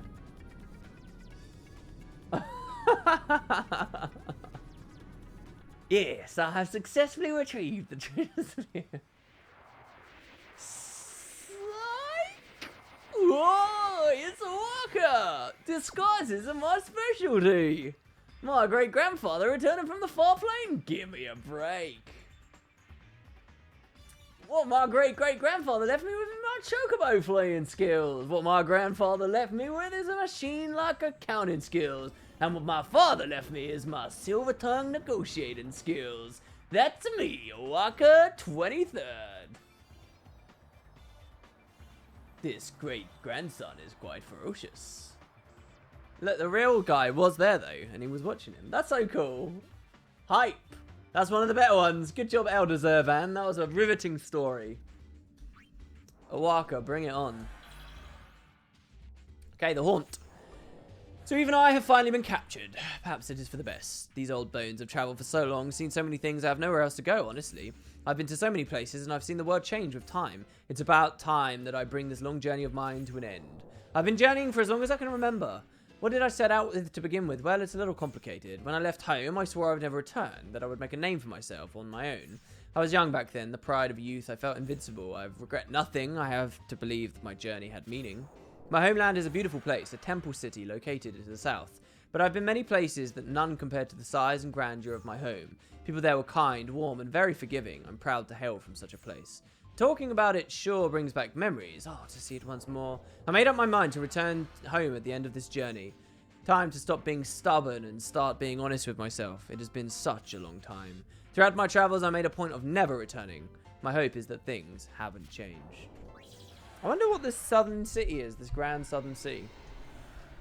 How long has it been? Several hundred years? The largest city of the southern lands where the sun always shines? That is my homeland.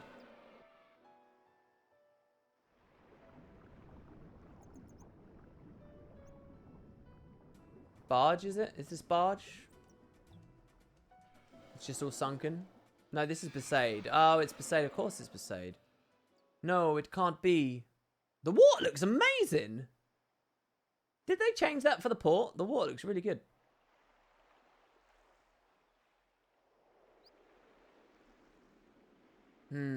Sorry, guy. But hey, you can read one of the novels about this place. In its grandeur. Even my home.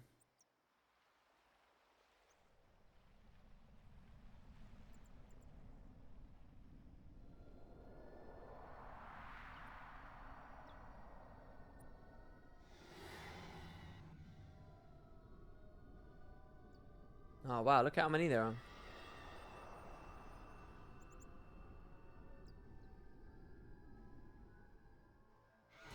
Mommy, Daddy. We were so worried. I'm sorry. Daddy, 800 years old. Mummy, 700 years old. God, she looks freaky. Son, 300 years old. They're all so old.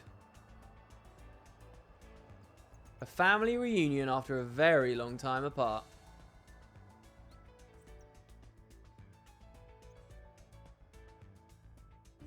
Nice little story there. Let's have a look at the Lich. I believe I had a good life in the troop. I was able to play many different instruments. Until my natural life ended, I was able to perform every year for the Ebenmaester. Upon my death, my loved ones provided me with an instrument to bring on my journey to the far plane, the hope being that music would always be close to me, even in death. But then I awoke to see myself transformed into this. Unable to go to the far plane, I wandered, looking for one last chance to play music. First, I tried to play a horn instrument. It was the very first instrument I learned as a young man. After breathing in a long breath, I blew into the horn, but air started leaking all over my body. Only a weak whimper would come out the horn. One can make no music if one can make no sound. I tried percussion next. My drums riled up the spirits of the Crusaders as they began their march. But now, with these thin, frail arms, I cannot hit the drum hard enough to make a sound.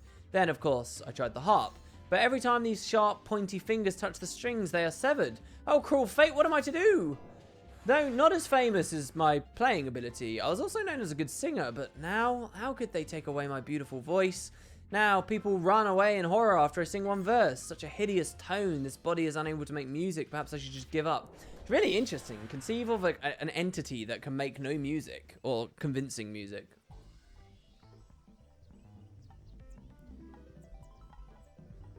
Maybe the high panel will help you.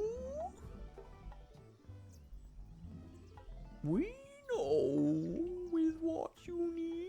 Oh, look at his hands, freaky. Maybe he needs to play the harp with just like he's got nothing else to play the harp with if not those hands. Like what else is he gonna do? His chin. I really want to perform.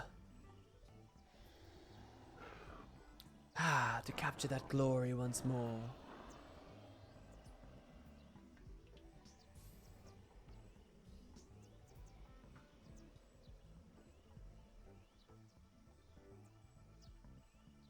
Yep. What do we have here? That anguish. Tobly likes outsider art, right? That movement. And that appearance.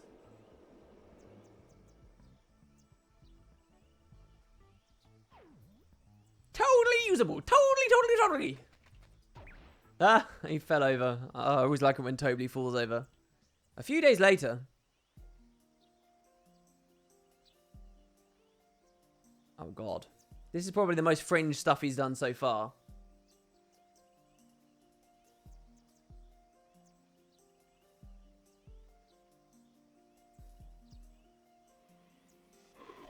Aha! I had not thought about being a conductor. No, god, look at him freaking out, man. I feel like you should never try and impersonate the movements he's making there. In real life. Oh my god, that's scary though. Jesus, Louises.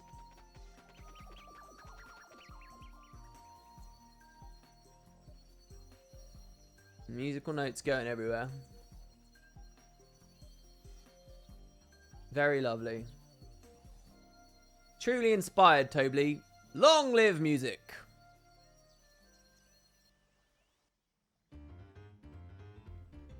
Alright, we got the tomb. Fiend has no life readings. The figure seems to be a key for unlocking something. The creature is totally unresponsive, so it's impossible to tell if it's living or dead.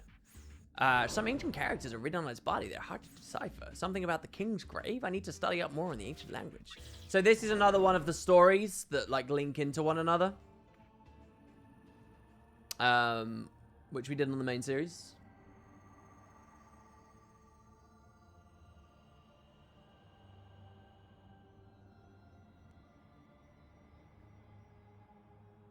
Oh, does he just dissipate and then it says that the next one unlocked? Is that a thing?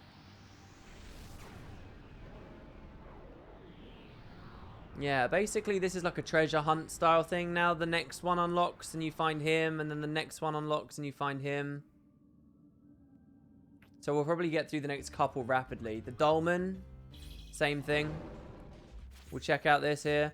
The fiend seems to be a key for unlocking something. The creature is totally unresponsive. This key holds the seal for holding the trader of the fiend world. Freeing this fiend would mean freeing the trader of the fiend world. Going further than this might be dangerous. Right, so yeah, this is the fiend world. This unlocks the fiend world cup. This is all stuff that I covered exhaustively in previous episodes of the series. This is, of course, like the final bonus right at the end of everything. But towards the end of the main X-2 series, there was full coverage of this and how this works. It's kind of an interesting plot. I think we'll get one interesting story in a second. Yeah, we're well over halfway now. Remember, like, the last 3 pages are mostly characters that don't have stories. So we're really only working our way to, like, 18 pages. And we're about to hit 14. Like, we're moments away from 14. So we've only got 4 pages left to do. We're a lot closer than you might think. The fiend seems to be key for unlocking something. The creature's totally blah, blah, blah, blah, blah. Let's just go through.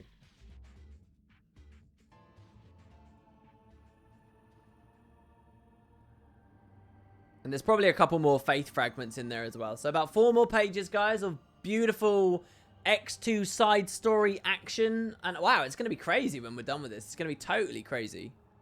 To think that we're friggin'... I think the only thing that I didn't do after this that would stop it being, like, fully comprehensive is, like, you know, hundreds of episodes on the Usita Tower showing different builds and what they can do. The mini-games on this... And that's about it, really, I think. So we're basically unlocking the Fiend world here. I think there is one more thing that I didn't do on this series. One more, like, really minor, weird thing that I could have.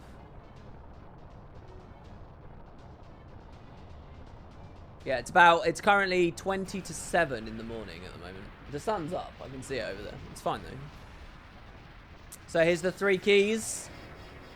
And they summon together...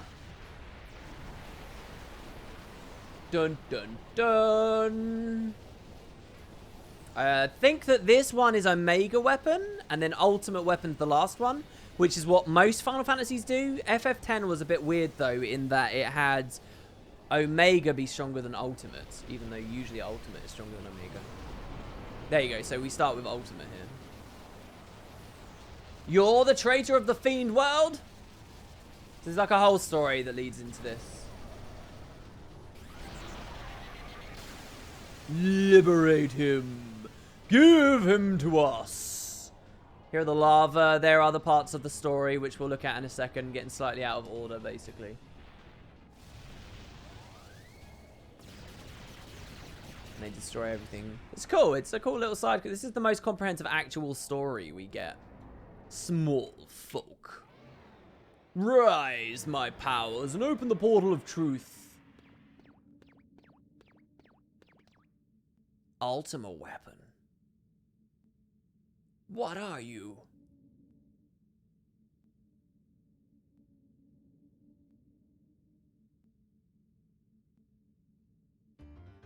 There we go, cool. Next page, guys. Here we go. The Deva. This isn't even a full page. So this is a part of the same story again. Here, we'll read this one. No life readings. Something's wrong. This is no ordinary Deva. Age thought to be 0. It's a newborn. A breed very similar to Deva, but I don't sense any human memories from it. Could it have been born a fiend? Isn't that impossible? No amount of analysis is providing answers. The fiend appears to not be of spirit. Furthermore, it seems to be analyzing us. It's a shame that we get this out of order, that they didn't do this properly. Shinra says something's wrong.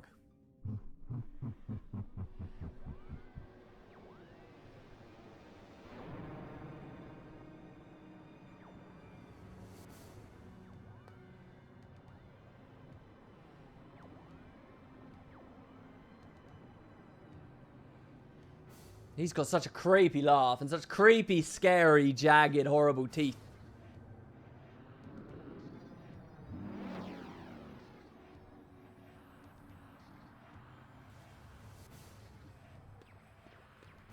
Did it end its own life to prevent itself from being analyzed? Something is moving. Some dark entity with a strong will and purpose. This is the thing from the Fiend world, which we just saw. We do know what the entity is. It's the ultimate weapon. And I like the way that X-2 International did this, because X gave an appropriate and good story to Omega and Ultimate Weapon. But, so now this guy joins your team and you level him. But X-2 just kind of had them as random spawns around the world. That's lame. But then X-2 International gave them an actual story again back here. I always enjoyed that. Let's try growing this thing then. And he looks so sci-fi. Man, you could take a lot of inspiration out of the enemy designs from this game. I wonder if there's a way to, like, extract them into, like, Blender or something, and then someone with talent can, like, you know, furnish them up, tweak them slightly, and just use them. That's basically just stealing, right? That's so interesting, though. Fiend has no life readings. This fiend has been reborn. Its age is supposed to be about 3. It died once and then was reborn. It's evolution. The fiend is going through a sudden mutation. It seems to be phasing between this world and the far plane. I can feel something like it's trying to communicate with me, but it speaks some unknown language. Maybe it's not talking to us, but some faraway world. This fiend may be a visitor from another world.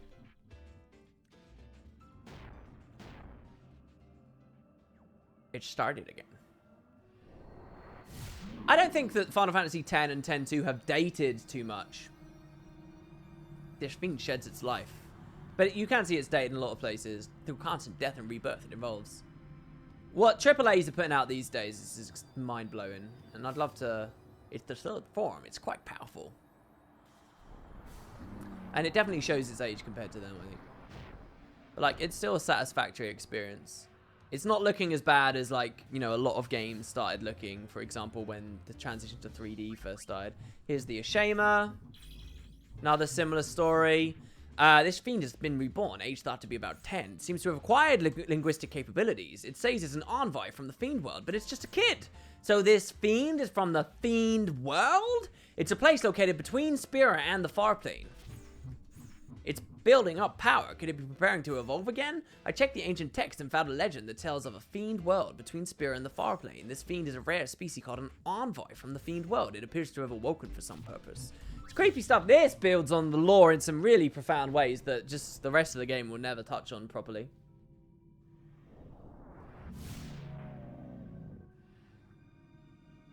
And this guy's freaky. All blue. Is it finished?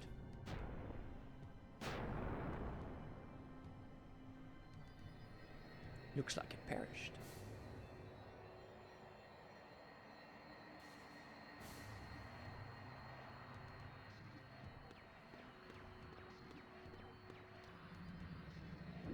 Small folk.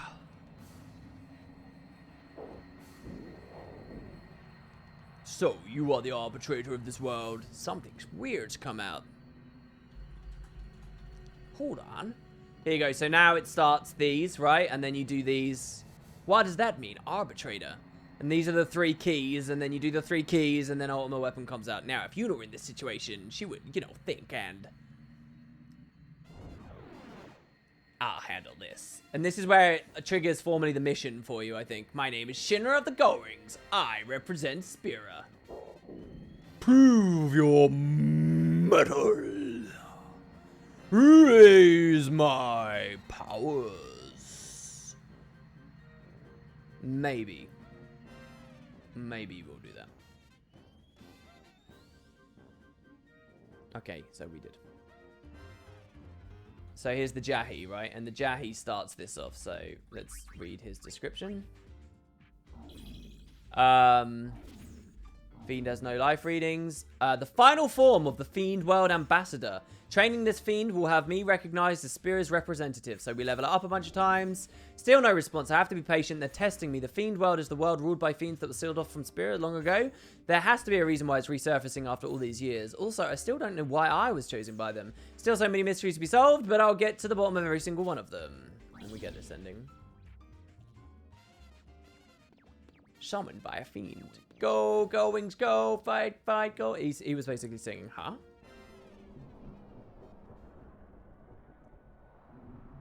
The time has come. The time for arbitration. The evolution is complete. Begin arbitration. Let's not lose our nerve here. Why have you come here to Spira? I think I was reading them wrong there, my bad. In times when the worlds of humans and fiends were still connected, both humans and fiends lived peacefully without violating each other's boundaries. But that age of coexistence came to an abrupt end. One who would disturb the established peace appeared. A rebel. The rebel invaded the human world and schemed to put humans and fiends at odds. So we sealed the path between the two worlds and cut our ties with humans. The fiends that were left behind at the time are the ones you see today. This was thousands, plural, of years ago. Only a short time in the minds of fiends. But now, having spawned that time, humans and fiends will reconcile. Looks like we're getting into the heart of the matter. This is so cool, right? Like, this is, it touches at more than just the Sin and Yevon stuff. The fiend rebel still holds Spear as a token of peace between our kinds. Hand the traitorous rebel over to us. That is our request. You know? Well, that is a nice convenient deal for you guys, isn't it? See, to me, humans and fiends can't coexist peacefully at this point anyway. There's no point in even negotiating with you. See, to me, when you strip everything away from this, they say humans have changed. Fiends do not change. Hand the traitor over to us. Showing their true colors, finally. When the traitor appears, we shall return. And then you go capture another creature. Right, so like, to me, when you look at this world, this universe, the Final Fantasy X universe, when you strip away the contemporary stuff, right? So shady, how could they even think we'd trust them? Well, maybe we will. There are really no hints to work off of either. You strip away the contemporary stuff, so the characters we deal with, right? You know, go 30 years in the future. What's compelling about Spira 30 years in the future? What, the kids of the characters we knew? All right, let's go 100 years in the future. So we have no characters anymore. It's a total blank slate. What's still compelling about Spira? Well, is it Yevon and stuff still going on? You know, let's rewind instead. Let's go 300 years back from where we started. Different characters again. So is it Yevon that's compelling about Spira? Is it Sin that's compelling about Spira? Well, actually, I say no. You know, let's rewind the clock thousands of years forwards or backwards. What is at the heart of Final Fantasy X's universe? It's the way that death works and the fiends. That side of the story is the consistent, it's the lifeblood, it's the thing that goes through the universe. It's what defines Spira as a fantasy setting as opposed to other fantasy settings. And so, like, that's what's really curious about it. That's what's interesting about it. And so what I love about what they're doing here in International is they're kind of saying, well, yeah, we recognize that too. Let's explore some of that really deep core mythology and, you know, structure to this con world, right? Like, I think that's what's really cool. I like those a lot. I like the whole fiend world thing. Suggesting it's something that might be important in the future of the story, and once upon a time long ago was also important. Before we dealt with all the stuff with Sin and so on. Anyway, all right, moving on. That's that stuff. Let's move on. Hey, do you know about Blitzball? There's a tournament in Lucca, right? When I grow up, I'm going to be a Blitzball player. You know why? Because I was once trained by the greatest Blitzball player in Spira. It was a long time ago now, but a guy with a huge sword wandered in the Oasis. He had strayed from his traveling mates, and he stayed at the Oasis for 3 days. That was how he taught me how to blitz. We didn't speak the same language, but I still had a lot of fun. I'm clumsy, so it takes a lot of practice for me to get better, but I still practice what he taught me every day. He used to say the only thing the untalented can do is practice, with a big laugh. I keep ripping the ball with my needles when I get tense. The ball that he gave me is full of holes. I wonder where he is. I wish I could meet him again. I'm sure we'll see each other when I become a player, right? I heard a rumor that guy was dead, but it's just a rumor, right? I'm going to practice harder and harder, and one day I'm going to go see him. And when I do, I'll do the shot, the one he showed me on the last day. He'll be so surprised. I'd love to hear that laugh again. So that's why that rumor can't be true. We're looking at some pretty cool stuff here, guys, because who is the character he's talking about? Obviously, it's Tidus's father, it's Jecht, and we're talking about the Jecht shot.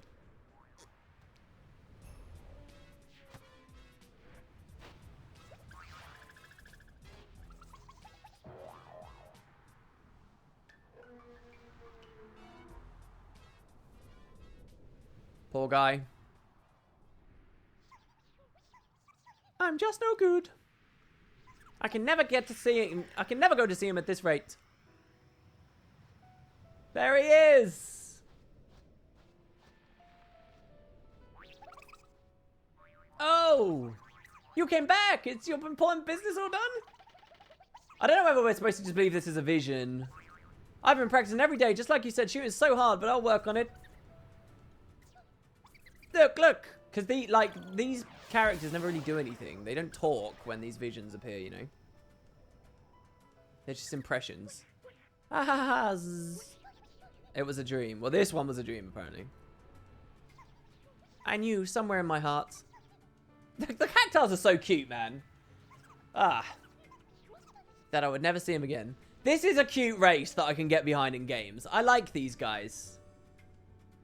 Oh, this ball spins since. That's cool. Ha. He's close by, watching over me. So maybe Jecht was here. We never know. Or we do, because he's there.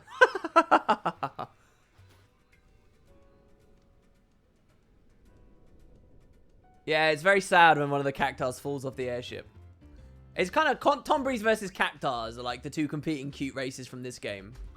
Let's check out the jumbo cactus. Oh yeah. Oh, this just says a faith fragment. Of course it did. So yeah, that's him. The chocobo eater. Excellent boss. One of my most nostalgic bosses from this game. I love this dude.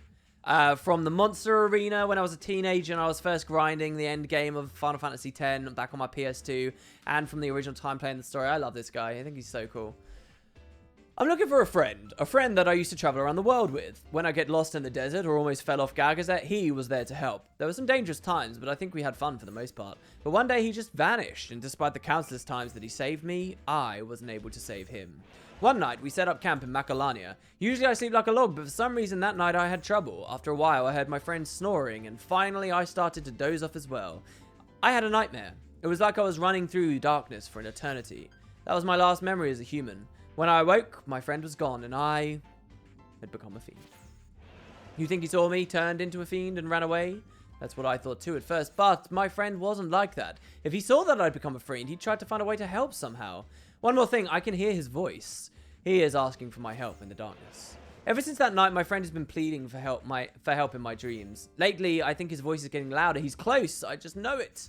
Hold on, pal. This time, I'll be the one saving you.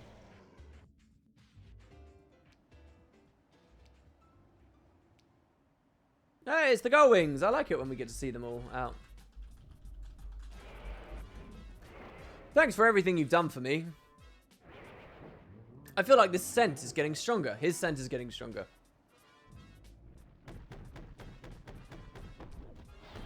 I wonder where. Oh, he's very cute the way he runs around it. Seeing him in the Calmlands too reminds me again of the Monster Arena and the Anything Eater. Hey! Maybe he's an ant. Maybe he lives underground. There's like no mole characters in Spira. I hear a voice.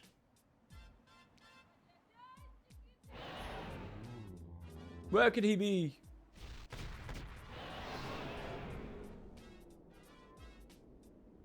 Hey! I'm over here!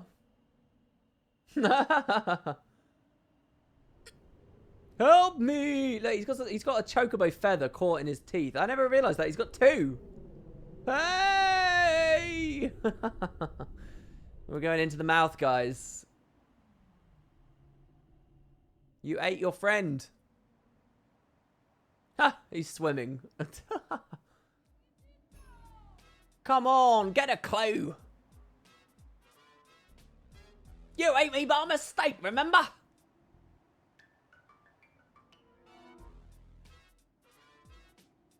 The friend was inside the chocobo eater's stomach.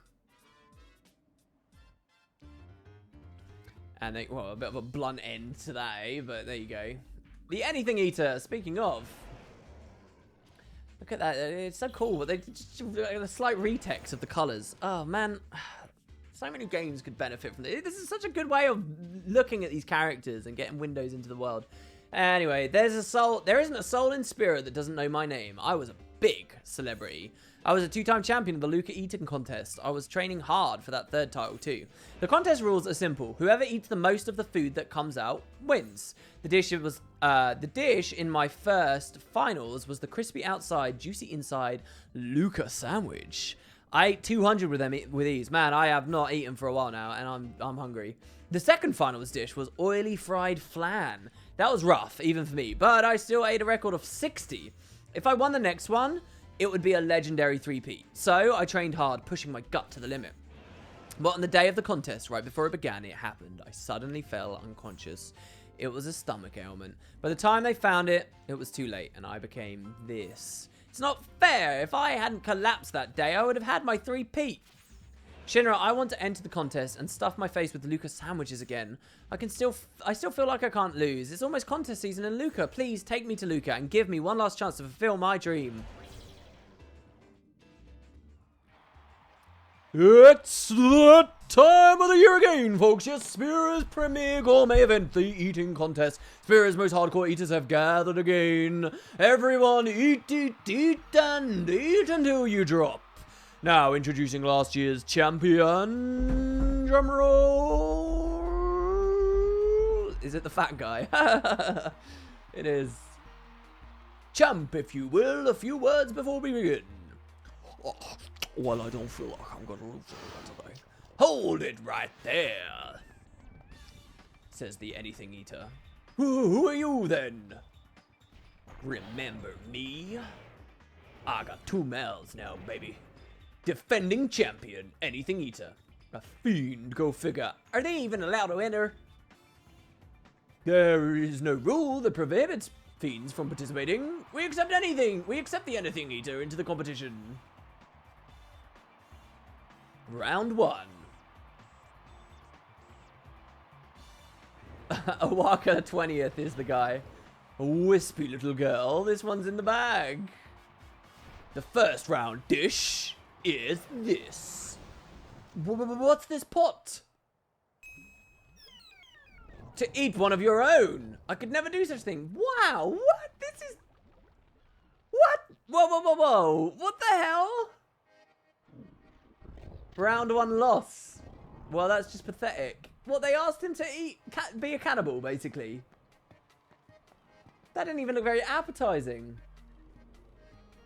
Was that an anything in the eater in the pot or a chocobo eater? Ugh, I lost the first round this time. And it's the petite little girl. I can't believe how much she ate. What the hell? Back to training then. Let's try again next year. Humans treat fiends like crap, honestly. No wonder they kill them all. Talk about rigged. Yeah, blimey. Page 15. Oh, guys. Guys, we're getting close now. 16 isn't even a full page. 17 is. 18 is. And then 19 is sort of half a page. And then we got a couple of others. I can't wait for this one. The Almighty Shinra story. Oh, this is going to be so good. Almighty Shinra, guys, is like a totally unique character that is also a boss fight. He's so cool. And I've never actually seen the story. I can't wait to do it. And then we obviously get the really emotional, awesome ending one as well. We're good. All right, so we've got the Stoutlet. It must be cool being a sphere hunter. I want to travel all around Sphere looking for spheres too. I gotta go find a sphere hunter group that'll be just right for me. Oh, the Gullwings, but you're a leader. I'm not sure if I can keep up with that vibe. Have I got a horror story for you? So I joined the LeBlanc Syndicate. There's something that I really like about this idea of people partying up like that as adults, and it's just like a happy-go-lucky pastime thing for, you know, well-functioning citizens. So I joined the LeBlanc Syndicate in Kuala Salam. Talk about overwork. Plus the uniforms don't fit and the pay is terrible. I had to quit. I joined a sortie with the Kinderguardians. I thought they were playing around, but it really was quite fun. But seriously, rules like spend only 300 gil on snacks and they all go home so early in the evening? I found the perfect group for me, the Lightning Brigade. What's with that smirk? Don't you know about the greatness of the brigade? Leader, Komai. Age, unknown. Former janitor at the Lucas Stadium, shrouded in mystery. Treasurer, Sakai. 75 years old. Former crusader, good at memory games. Secretary, Chin. 72 years old. Former Yevon monk, serves as conscience of the group. What? You don't understand what makes them great? Well, they may be getting on in years, but I see a bright future for them. Besides, I love hanging out with my grandpa when I was a kid. This is cute. I like this. This is a funny story. It's a cute story. The old people becoming sphere hunters. The Stalwart applies to become a member, and the day of the entrance test arrives. Lightning Brigade, the Sphere Hunter team, and now I'm standing in front of the captain. If you can't get past us, then the Lightning Brigade will not allow you to join. Come get some, you whelp! Hurrah! And they did it because he looks like an old man. Look at this, it's amazing. There's the super move. It's just a high jump. There. What blinding speed! He's so ugly. This is one of the ugliest fiends that they've ever made. No wonder it ended up in the final area. Now it's my turn. Gah, he got behind me.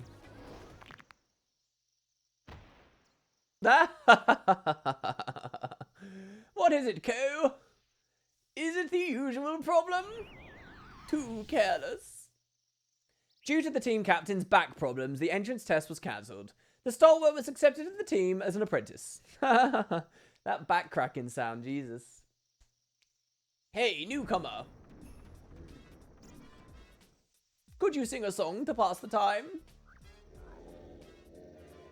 I'm reminded of the old days. Is this a song, is it? Hey, newcomer. Get me some tea. And then look, he's a drinks dispenser. It's amazing. Look at the reusing at this game. This system in this game is the greatest example of reusing assets that you will ever find from any developer on any game ever. Young people these days just don't get it. You should pay to experience hardship. Like, look at how much mileage they're getting out of this stuff. There is still a long ways ahead. Go Lightning Brigade. It is crazy. Awful old people. Who would want to hang out with them? The Ironside. Stop looking at me with those shifty eyes. Even now, even if I look like this now, I'm still a lady. A refined and hungry lady. Give me food. So what if I just ate it? Most certainly was not enough. What's with that look? I'm not hiding anything. I'll do whatever you say. Just let me go home. You don't feed me well. You don't give me my space. And I just want to get out of this whole deal. Shinra's analysis is she's definitely hiding something. Not as if it'll be hard to figure out what it is. Come on, don't cry, please. Shh. If those humans discover you, will never get to you to go home. Sorry, sweetie, there's no food left. We ate what we had, so hold on a little longer. Quiet, someone's here. Quick, hide in the corner. Only a little bit more. I know it's cramped, but you've got to tough it out. When we get home, I'll let you eat all you want. A little more, just a little more. Don't worry, Mummy will protect you. Shinra's analysis, that explains it. So Shinra's a cruel bastard. He's kept this mum. This is like a marsupial style thing we've got going on here.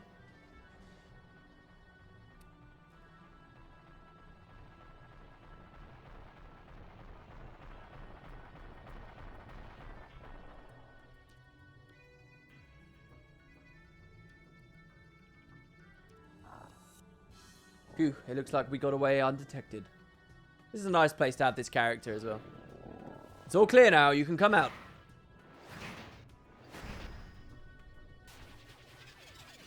Oh, look at them all flying out. Like little projectiles. There's tons of them, tons of little bats.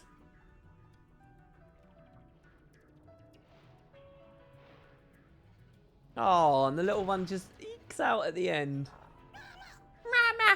Oh, they're actually doing it on their own. Listen to that. I don't even need to voice that. They've got it there for me.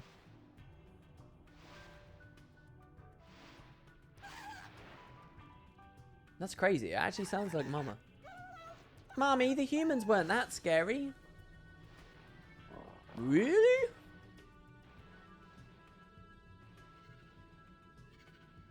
So what are they suggesting here? That these various breeds of evil eye can become these in the end? Stalwarts? Good job, Ironside. Hated fighting those in X-2 as well. They're hard creatures in X-2.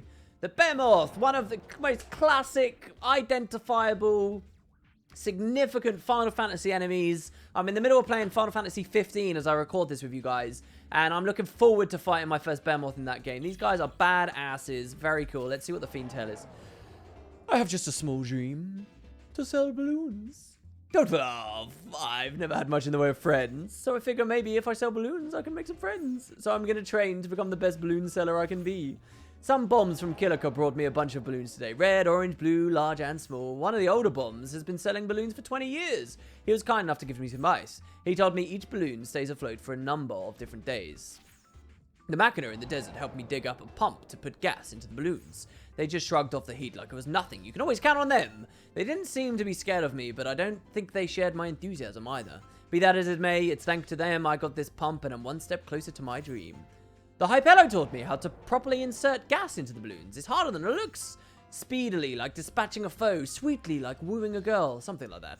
Before I left, they showed me the Hypello dance. A little creepy, but I suppose it had its charm. I must admit, Spirit is full of all types. I've come a long way, but there's still something that's worrying me. Yeah. Looking like I do, I think I might scare the customers away. Yeah, so he's just a guy that wants to sell balloons. Once upon a time, there was a rather odd behemoth. His name was Behemoth, and his dream was to become a balloon vendor.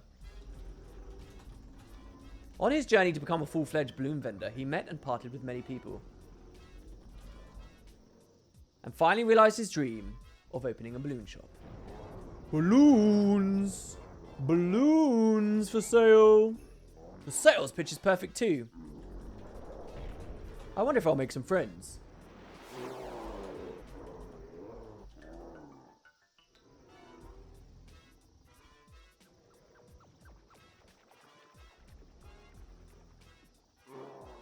Oh, balloons. Balloons for sale. Look, they're so scared. They don't want to go near the big bad guy. What is that? He's selling balloons. What should we do? Should we go buy some? But it's Behemoth. He's scary. Maybe he's trying to lure us closer so he can eat us. Ah, I'm scared. I should have known this would happen. Wow, look. They have balloons for sale. It's passe. Woo! A human child?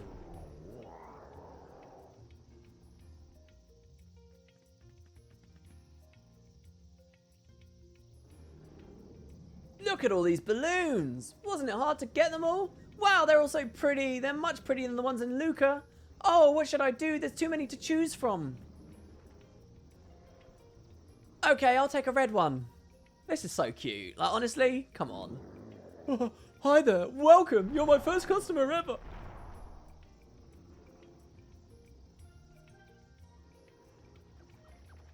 Now the other fiends are like, oh, look. Look, this is demonstrating the power of the first follower, guys.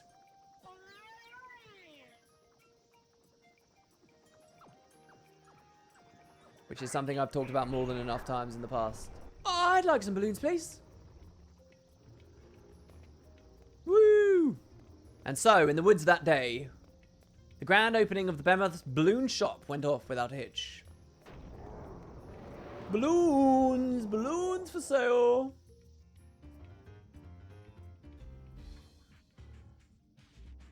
And the other variety of Behemoth that appears in this game, which is the Humbaba. The scary version. Are you the one who captured me? Hurry up and finish me. I've grown tired of this life. I'm an accursed fiend. I wish to put an end to my days of bloodshed. Back in my thieving days, my mates and I wandered into a cave. In it were fiends we'd never seen before. We hid in the shadows and we watched them. It appears that they had gathered for some kind of ritual. It was right then that I had heard a dark voice speak directly into my mind. Fight each other until only one of you is left, it said. Me and my thieves had been cursed, you see. Having lost all rational thought, I slaughtered the others and became a fiend. I found myself alone. Many times I tried to take my own life, but it proved to be impossible. I could not die, and there was no one who would kill me. I would wander for an eternity looking for blood. I dream of the people that I killed every night. With sad eyes they shout, but I can't understand them. What scares me the most is, nowadays, I feel nothing after seeing a dream. Body and soul I have now completely become a fiend. Our summoner can surely send me to the far plane, could she not? Free me from this cursed existence so I can apologise to my mates. But wait, if I die, if I'm released from this agony, what will happen to the mates that I killed? Oh, there we go. Oh, this is beautiful. The path to the far plane. The boundary between worlds. The fiend world and the real world, maybe? The fate of a hideous fiend is to kill your comrades so you may live. Oh, is this him talking? Oh, I've come to this place in order to escape this fate. If I take one step, will I really be free? Will I really be saved? Shinra doesn't know. Shinra, every night I am haunted by my dreams of the comrades I killed. They're all looking at me sadly and shouting something at me, but I can't hear their voices. The curse was too strong. If you hadn't killed me, I would have killed you. So don't torture yourself any longer. I want at least one of us to find peace. Oh, I can hear it. I can hear you. Did the days I spent with the gull wings change me? Did I, at the very end, regain my humanity? I was now able to hear those voices that I was unable to for such a long time. I've decided not to go to the far plane alone. The gull wings and my comrades at the arena have redeemed our soul. And so now I will do everything in my power to save their souls. We have to all be together when the curse is lifted.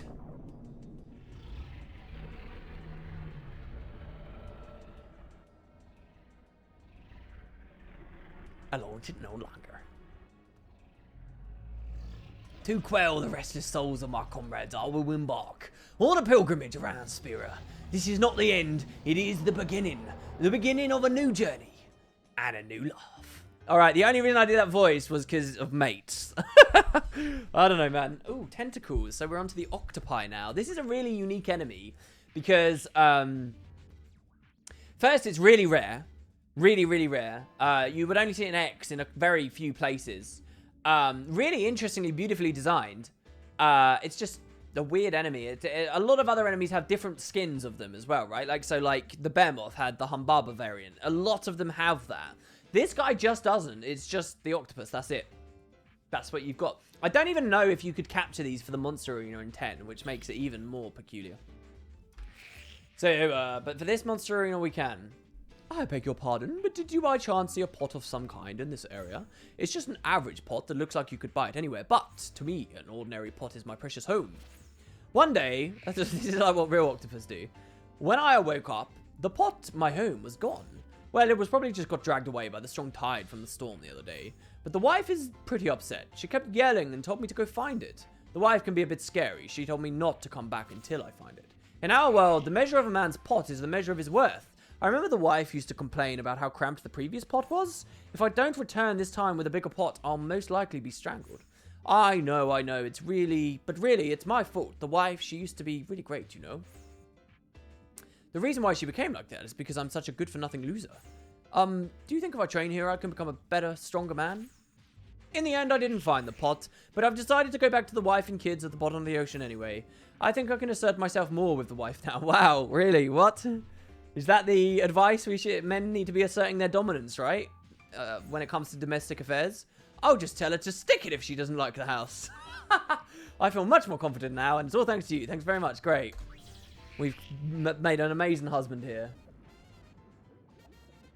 That cheerful yet wary Celiford returns to the deep sea, where his family awaits. Oh, this is nice. It's fully set underwater. Is this the one and only of these that we've seen? They've been always scared to keep the camera out of water in these. This is great. This is the Besaid pool again as well. Mommy, where's Daddy? How many times do I have to tell you? You have a new daddy. Oh, there's a magic urn under here as well. This is hilarious. Who's the new daddy? Oh, he's going to pop out, isn't he? He's going to be the magic urn. Hey, I'm home.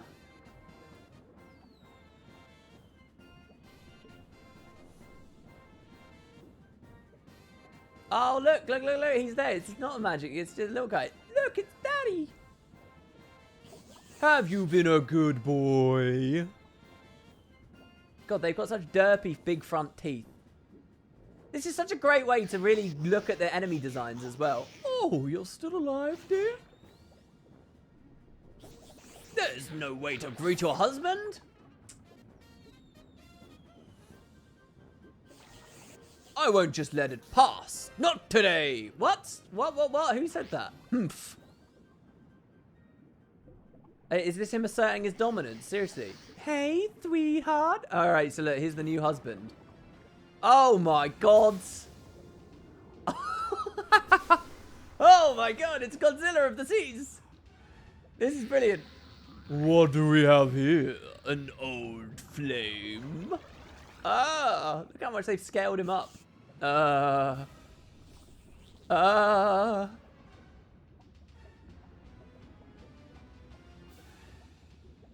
could have sworn it would have been the little blue guy coming out of the pot, but never mind. Look, we've all been there. There's always a bigger, stronger guy. Just leave. Don't look him in the eye. Just leave. Oh, I'm sorry. I seem to have the wrong house. Oh. Oh, he's running away. How is that a house, people? It's a lake. I wish I was tough. Is that it? Wow, some of these just don't seem to have a point. There must be so much getting lost in translation here. Malboro, another big classic Final Fantasy enemy here. Love these guys. So cool. Such strong visual images to them and the abilities they use. Always very iconic. Oh. Look how slimy and greasy this guy looks on the PC version. So, you're the Albed they call Shinra, eh? I hear you're studying up on fiends. Then I'll share an interesting rumor with you that's long circulated among Malboro. I'm sure that after you hear it, you'll want to go and verify.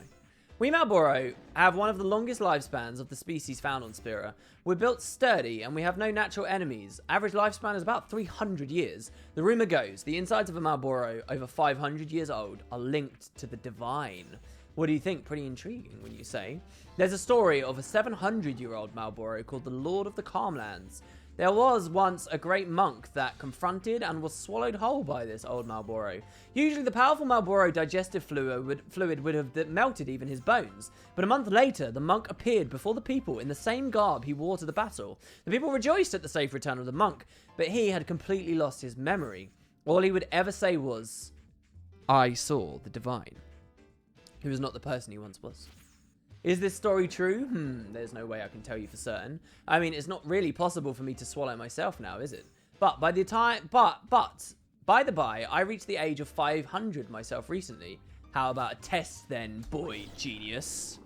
Is this all just a trick to try and eat Shinra? Where are we right now? What? Is this Besaid looking over the village? Where is this? This is a camera angle we've never really seen much of. Yeah, this is Besaid looking over the village. So, what do you want to do? Do you want to see the divine? Yeah, Malboros are creatures you love to hate. That's what's so good about them. They're like sewer levels.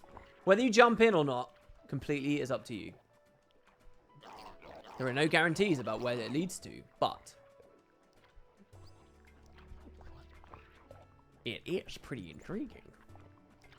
Shinra, I've lost some respect for you over these. Seriously, dude.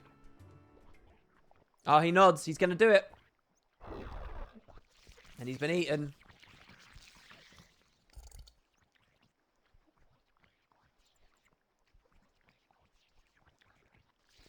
I don't even think we saw this angle in FFX. Whoa! He really jumped in. Genius boy, indeed. To believe such an obviously false legend. I'll savor the taste and brag to my friends.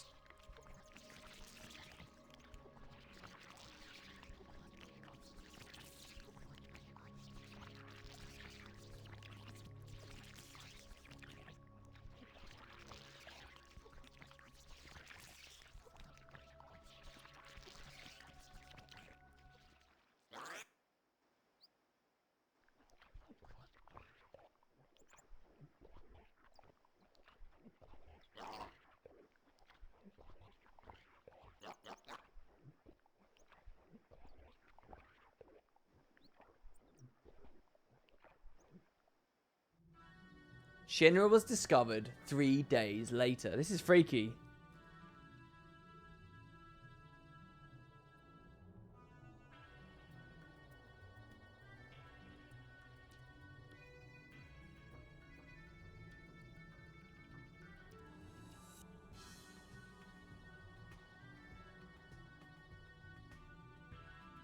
Guys, we're listening to divine music. We're listening to Xanakin music.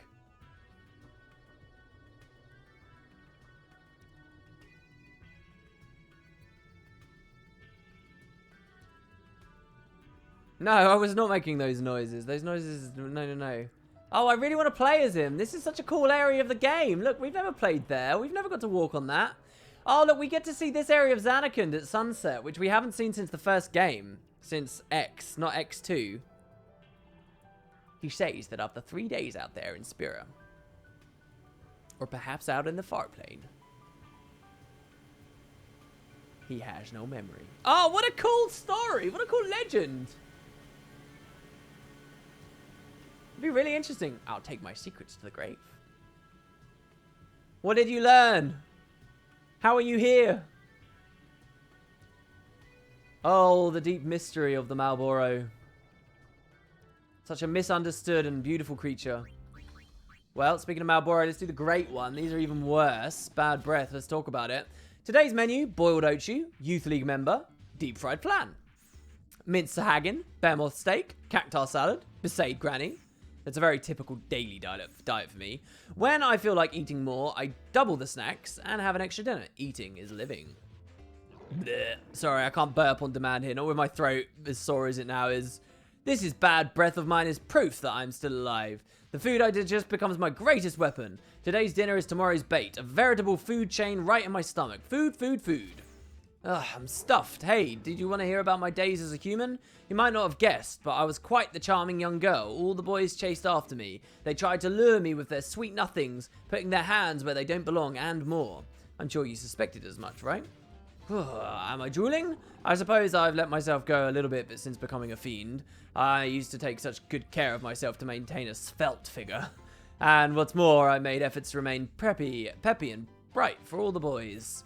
But when I was alone, I felt empty inside. This is my rebound after all those years of not being able to eat and do what I want. Or eat what I wanted to eat. That's crazy. So this is like supermodel hot girl that's just lost it now that she's dead.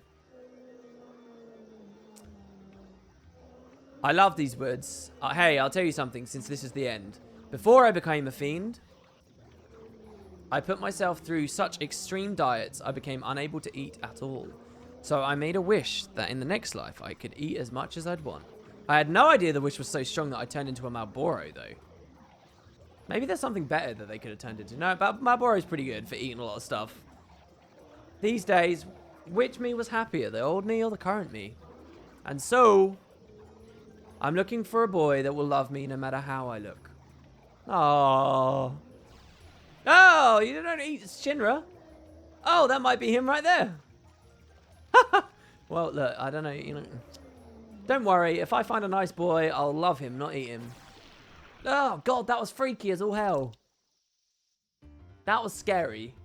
Jesus Christ. Okay, Mr. Great Malboro. Adamantoise. Personal log. Not a cloud in the sky. So you look, a personal log, right? This is, like a diary, a journal, or a log. Not a cloud in the sky today. It's been a week since we set sail from Kilika. Plan to buy a coral necklace from my friend at Besaid. She will love it. What should I get for my son? Personal log, the winds were going a bit stronger today. With our holds filled with Besaid cargo, we set sail back to Kilika. Even after years of sailing, I still feel slightly anxious when leaving dry land. But that feeling is quickly replaced by the excitement for the next journey or to see my family again. Personal log, such heavy rain. In all my years, I have not seen a storm this bad. How long since we lost control of the ship? I do not even know what direction we're going in. They say that sin appears during storms like this. We must get through it quickly. Personal log, the fierce storm has taken out the lamp in my cabin. I write this final log entry under the light of the single candle I have left. The ship is listing and water is coming in from everywhere. It's only a matter of time before we sink. We have decided to put our fate in the hands of this ship, the Adamantoise. We need a miracle. That's as far as I've been able to decipher. Alright, let's check out his ending. Adamantoise is a very cool creature as well, yeah, and 15 has an insane Adamantoise. These are all very iconic Final Fantasy creatures we're getting to now. This is a cool camera angle of the new Kilika, I would say.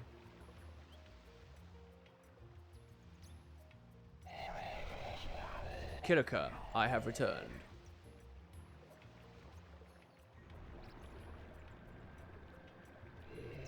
Ah, there's the port. He sounds so creepy, though. We're saved. It's awesome how these tales give us a good chance to look at the characters, but also even hear their audio as well. Like, your odds to hear the Adamantoise audio, you're not going to get anywhere except here, really. Look, the people in Kilika. They're waving.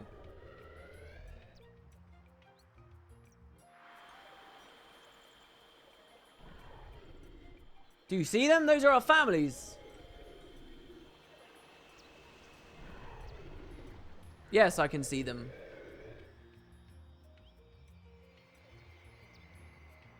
We have returned home.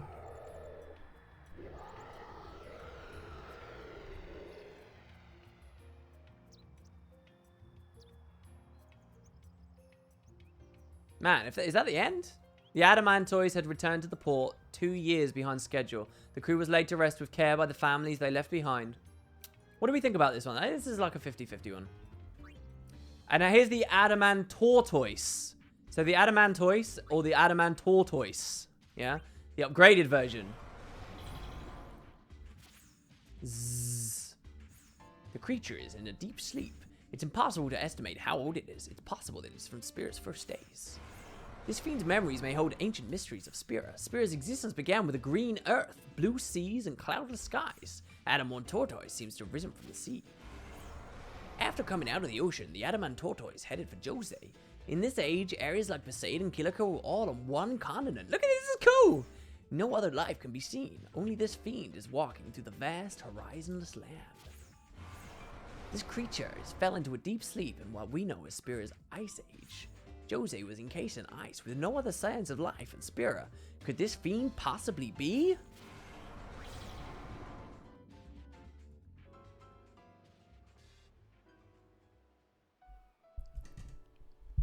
Get some real stuff about Spira's past there. Pangea for Spira. It's cool.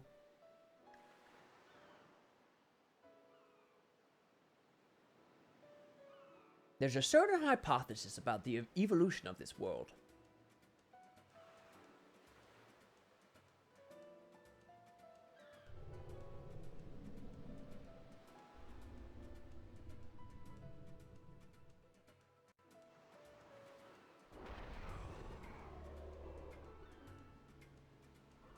The world began... well, let's do this as Spira. The world began with fiends. This is like Pokemon, you know, creation. Spira was once a world of fiends.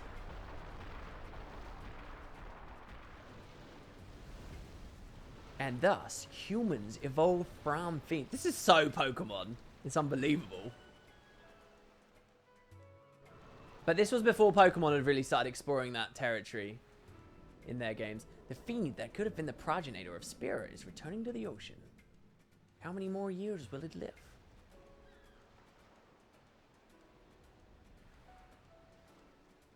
This is goodbye. This is so cool. And when you broaden your horizons as well and start thinking about the connections between this and 7, if you still stand by that, that's crazy.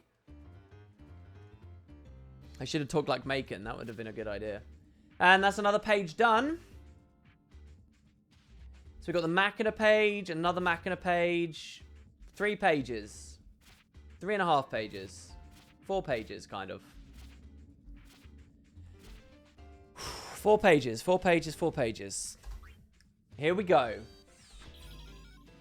I love how we've been streaming so long now, and we've been making this video for so long now, that the people who are watching the live version, it's now day, and the stream viewership has been creeping up as people are waking up for breakfast now.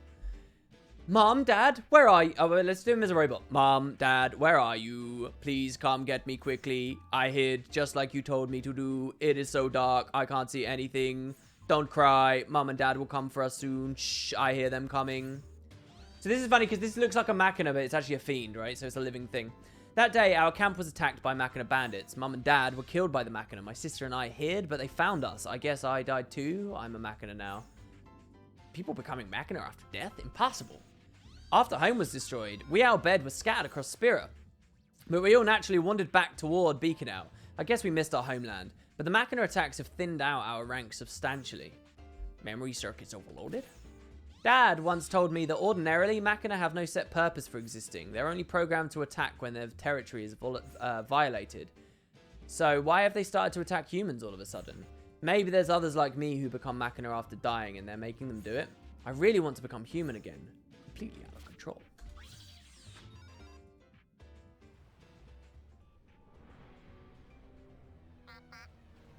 Oh, he said daddy. Dada. Mommy.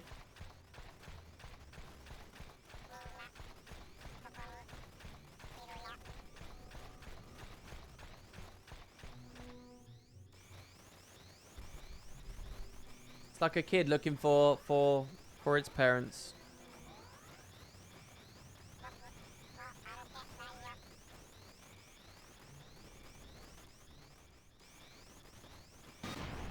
I can't walk anymore, is what he said. Sorry, I missed that. I was being so good. So why? This is so sad. Oh.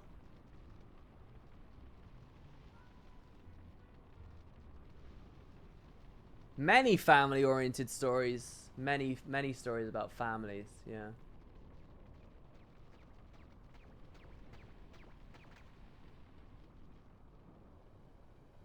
Oh my god. Rest in peace. What a despair. Does this explain the mystery? Daddy! Mommy! What are we looking at? Where is this kid? This way, hurry! In a boat? An airship? Oh, we're on a shoe puff. Christ. Watch out! Oh, it fell off of a shoe puff and died. Really? Say something, will you, dear? Mommy, I want to climb on the shoe puff too.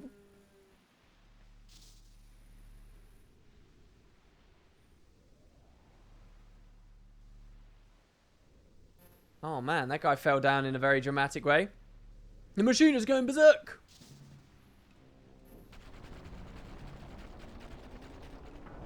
Everybody run! It's an obliterator!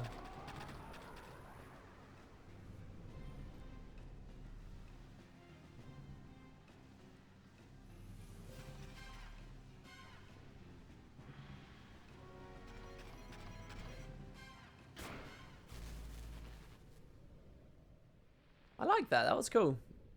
The out-of-control Machina Ranger that began assaulting every human in sight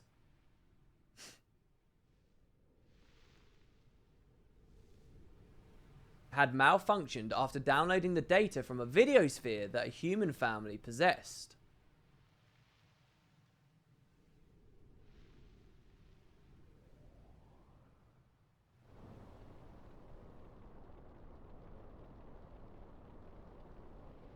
There are no mysteries that can't be solved.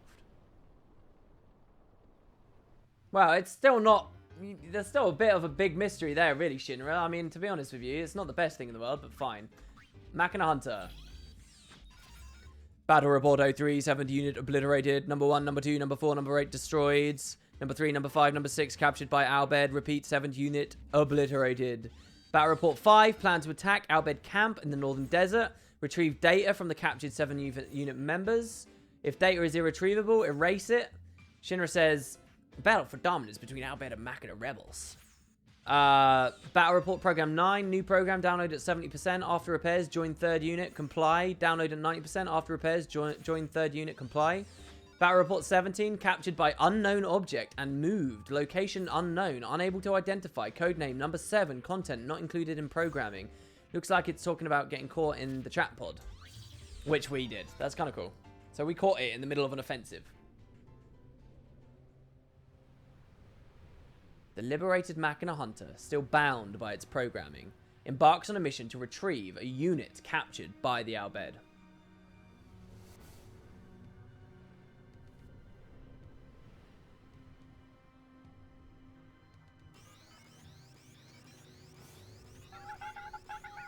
Infiltration complete. No enemy readings.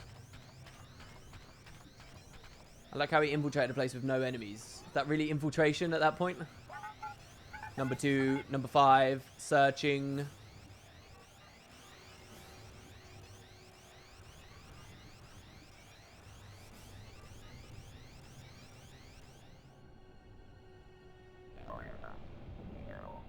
Can you hear me, number 7? Identify yourself. Get out of here, number 7. I like how the hovers are talking to it. The owlbed will be back soon.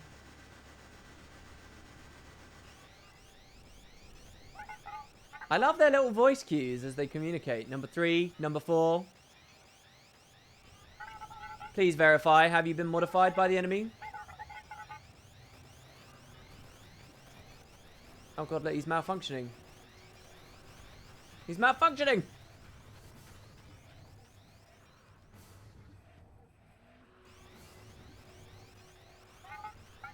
Warning, body temperature rising, question mark. He's overheating. Anomaly in my neural network, massive processing load. What is this feeling? Feeling, is this some form of stimulus? Should be unknown to me. What is feeling? This is some Lieutenant Commander Data stuff going on here. What lies within the hardware? No, within my heart, my mind. Ah, so you have awakened as well. The machines are awakening. They're becoming the Geth, guys. The Borg. This is how we've been speaking to you all this time.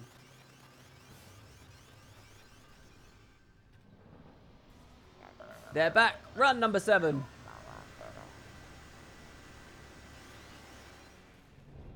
Machine remnants.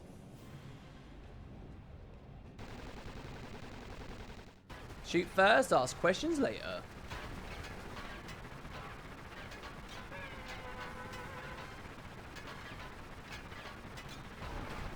Uh-oh.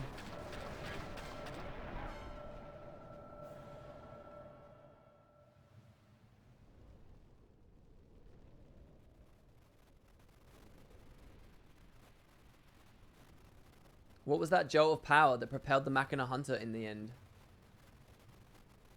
Was it just a bug in the system, or? I think that's a very crude way of them trying to get along, like, can a machine feel things kind of thing. Which is far too big of a subject to broach in a way that they tried there, maybe, but hey. My primary function is to record things, but my memory circuits were damaged when I was captured. Shinra, you have to fix me. Shinra insists I'm not broken at all, but maybe he's just saying that because my circuitry is too complex for him. I suppose I'll have to try fixing myself then. That means I need to trace my memories back to the very beginning. Memory retrieval level 1. I was created by an owlbed genius professor. When I was born, he took good care of me, saying I was his latest innovation. My memory circuits are starting to operate normally again. Memory retrieval level 2. Memories of my creator. When I was 3, we celebrated a high-level excavation I successfully supported. That night, after celebrating, he did something to me. Something I don't want to remember. My memory. Such pain. Memory circuits restored. Activating work protocols. This is written in owlbed now. Priority task resumed. Activating work protocols. Priority task resumes. Oh, God. So what did he remember? Was he replaced? Was he upgraded and replaced? Was he just a tool to be cast to the side after 2 years? I am an obsolete Machina model. Yep. The professor input my final in this assignment. Man, this is some serious abandonment here. My final assignment is detonating the excavation site.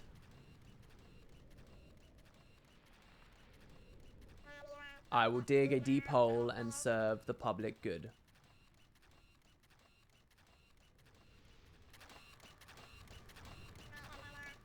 That is my final mission. This is like the you pass the butter, guys.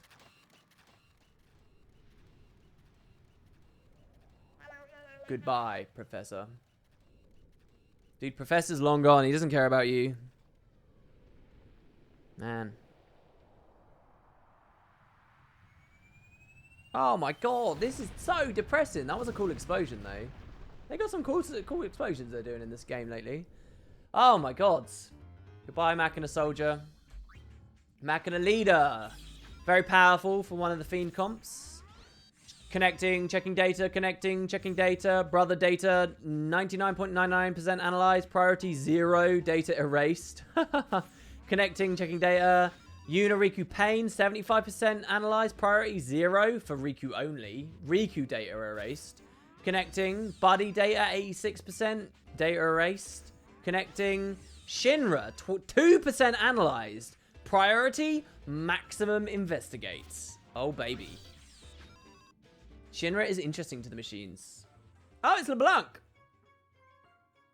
First we've seen of her, too. We'll see plenty more of her soon because of the goons that are coming up. Scout machine has returned. Oh, they're checking us out, are they? Oh, because it's got pink eyes. Is that why they made it associated with the LeBlanc Syndicate, maybe? God. This is so gaudy. Oh, it took a sphere. Is this going to be like a spy sphere of what Shinra's been up to?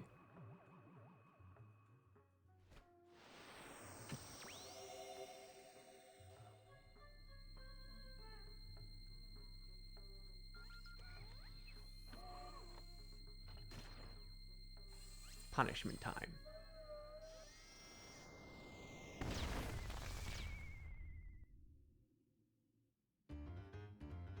Okay, so we sabotaged the sphere and blew him up, and there you go. Alright, fine, fair enough. Scout Machina! Receiving it's funny because in the story we're kind of good with the Blanc Syndicate at this point, but there you go. Receiving transmission, playback visual.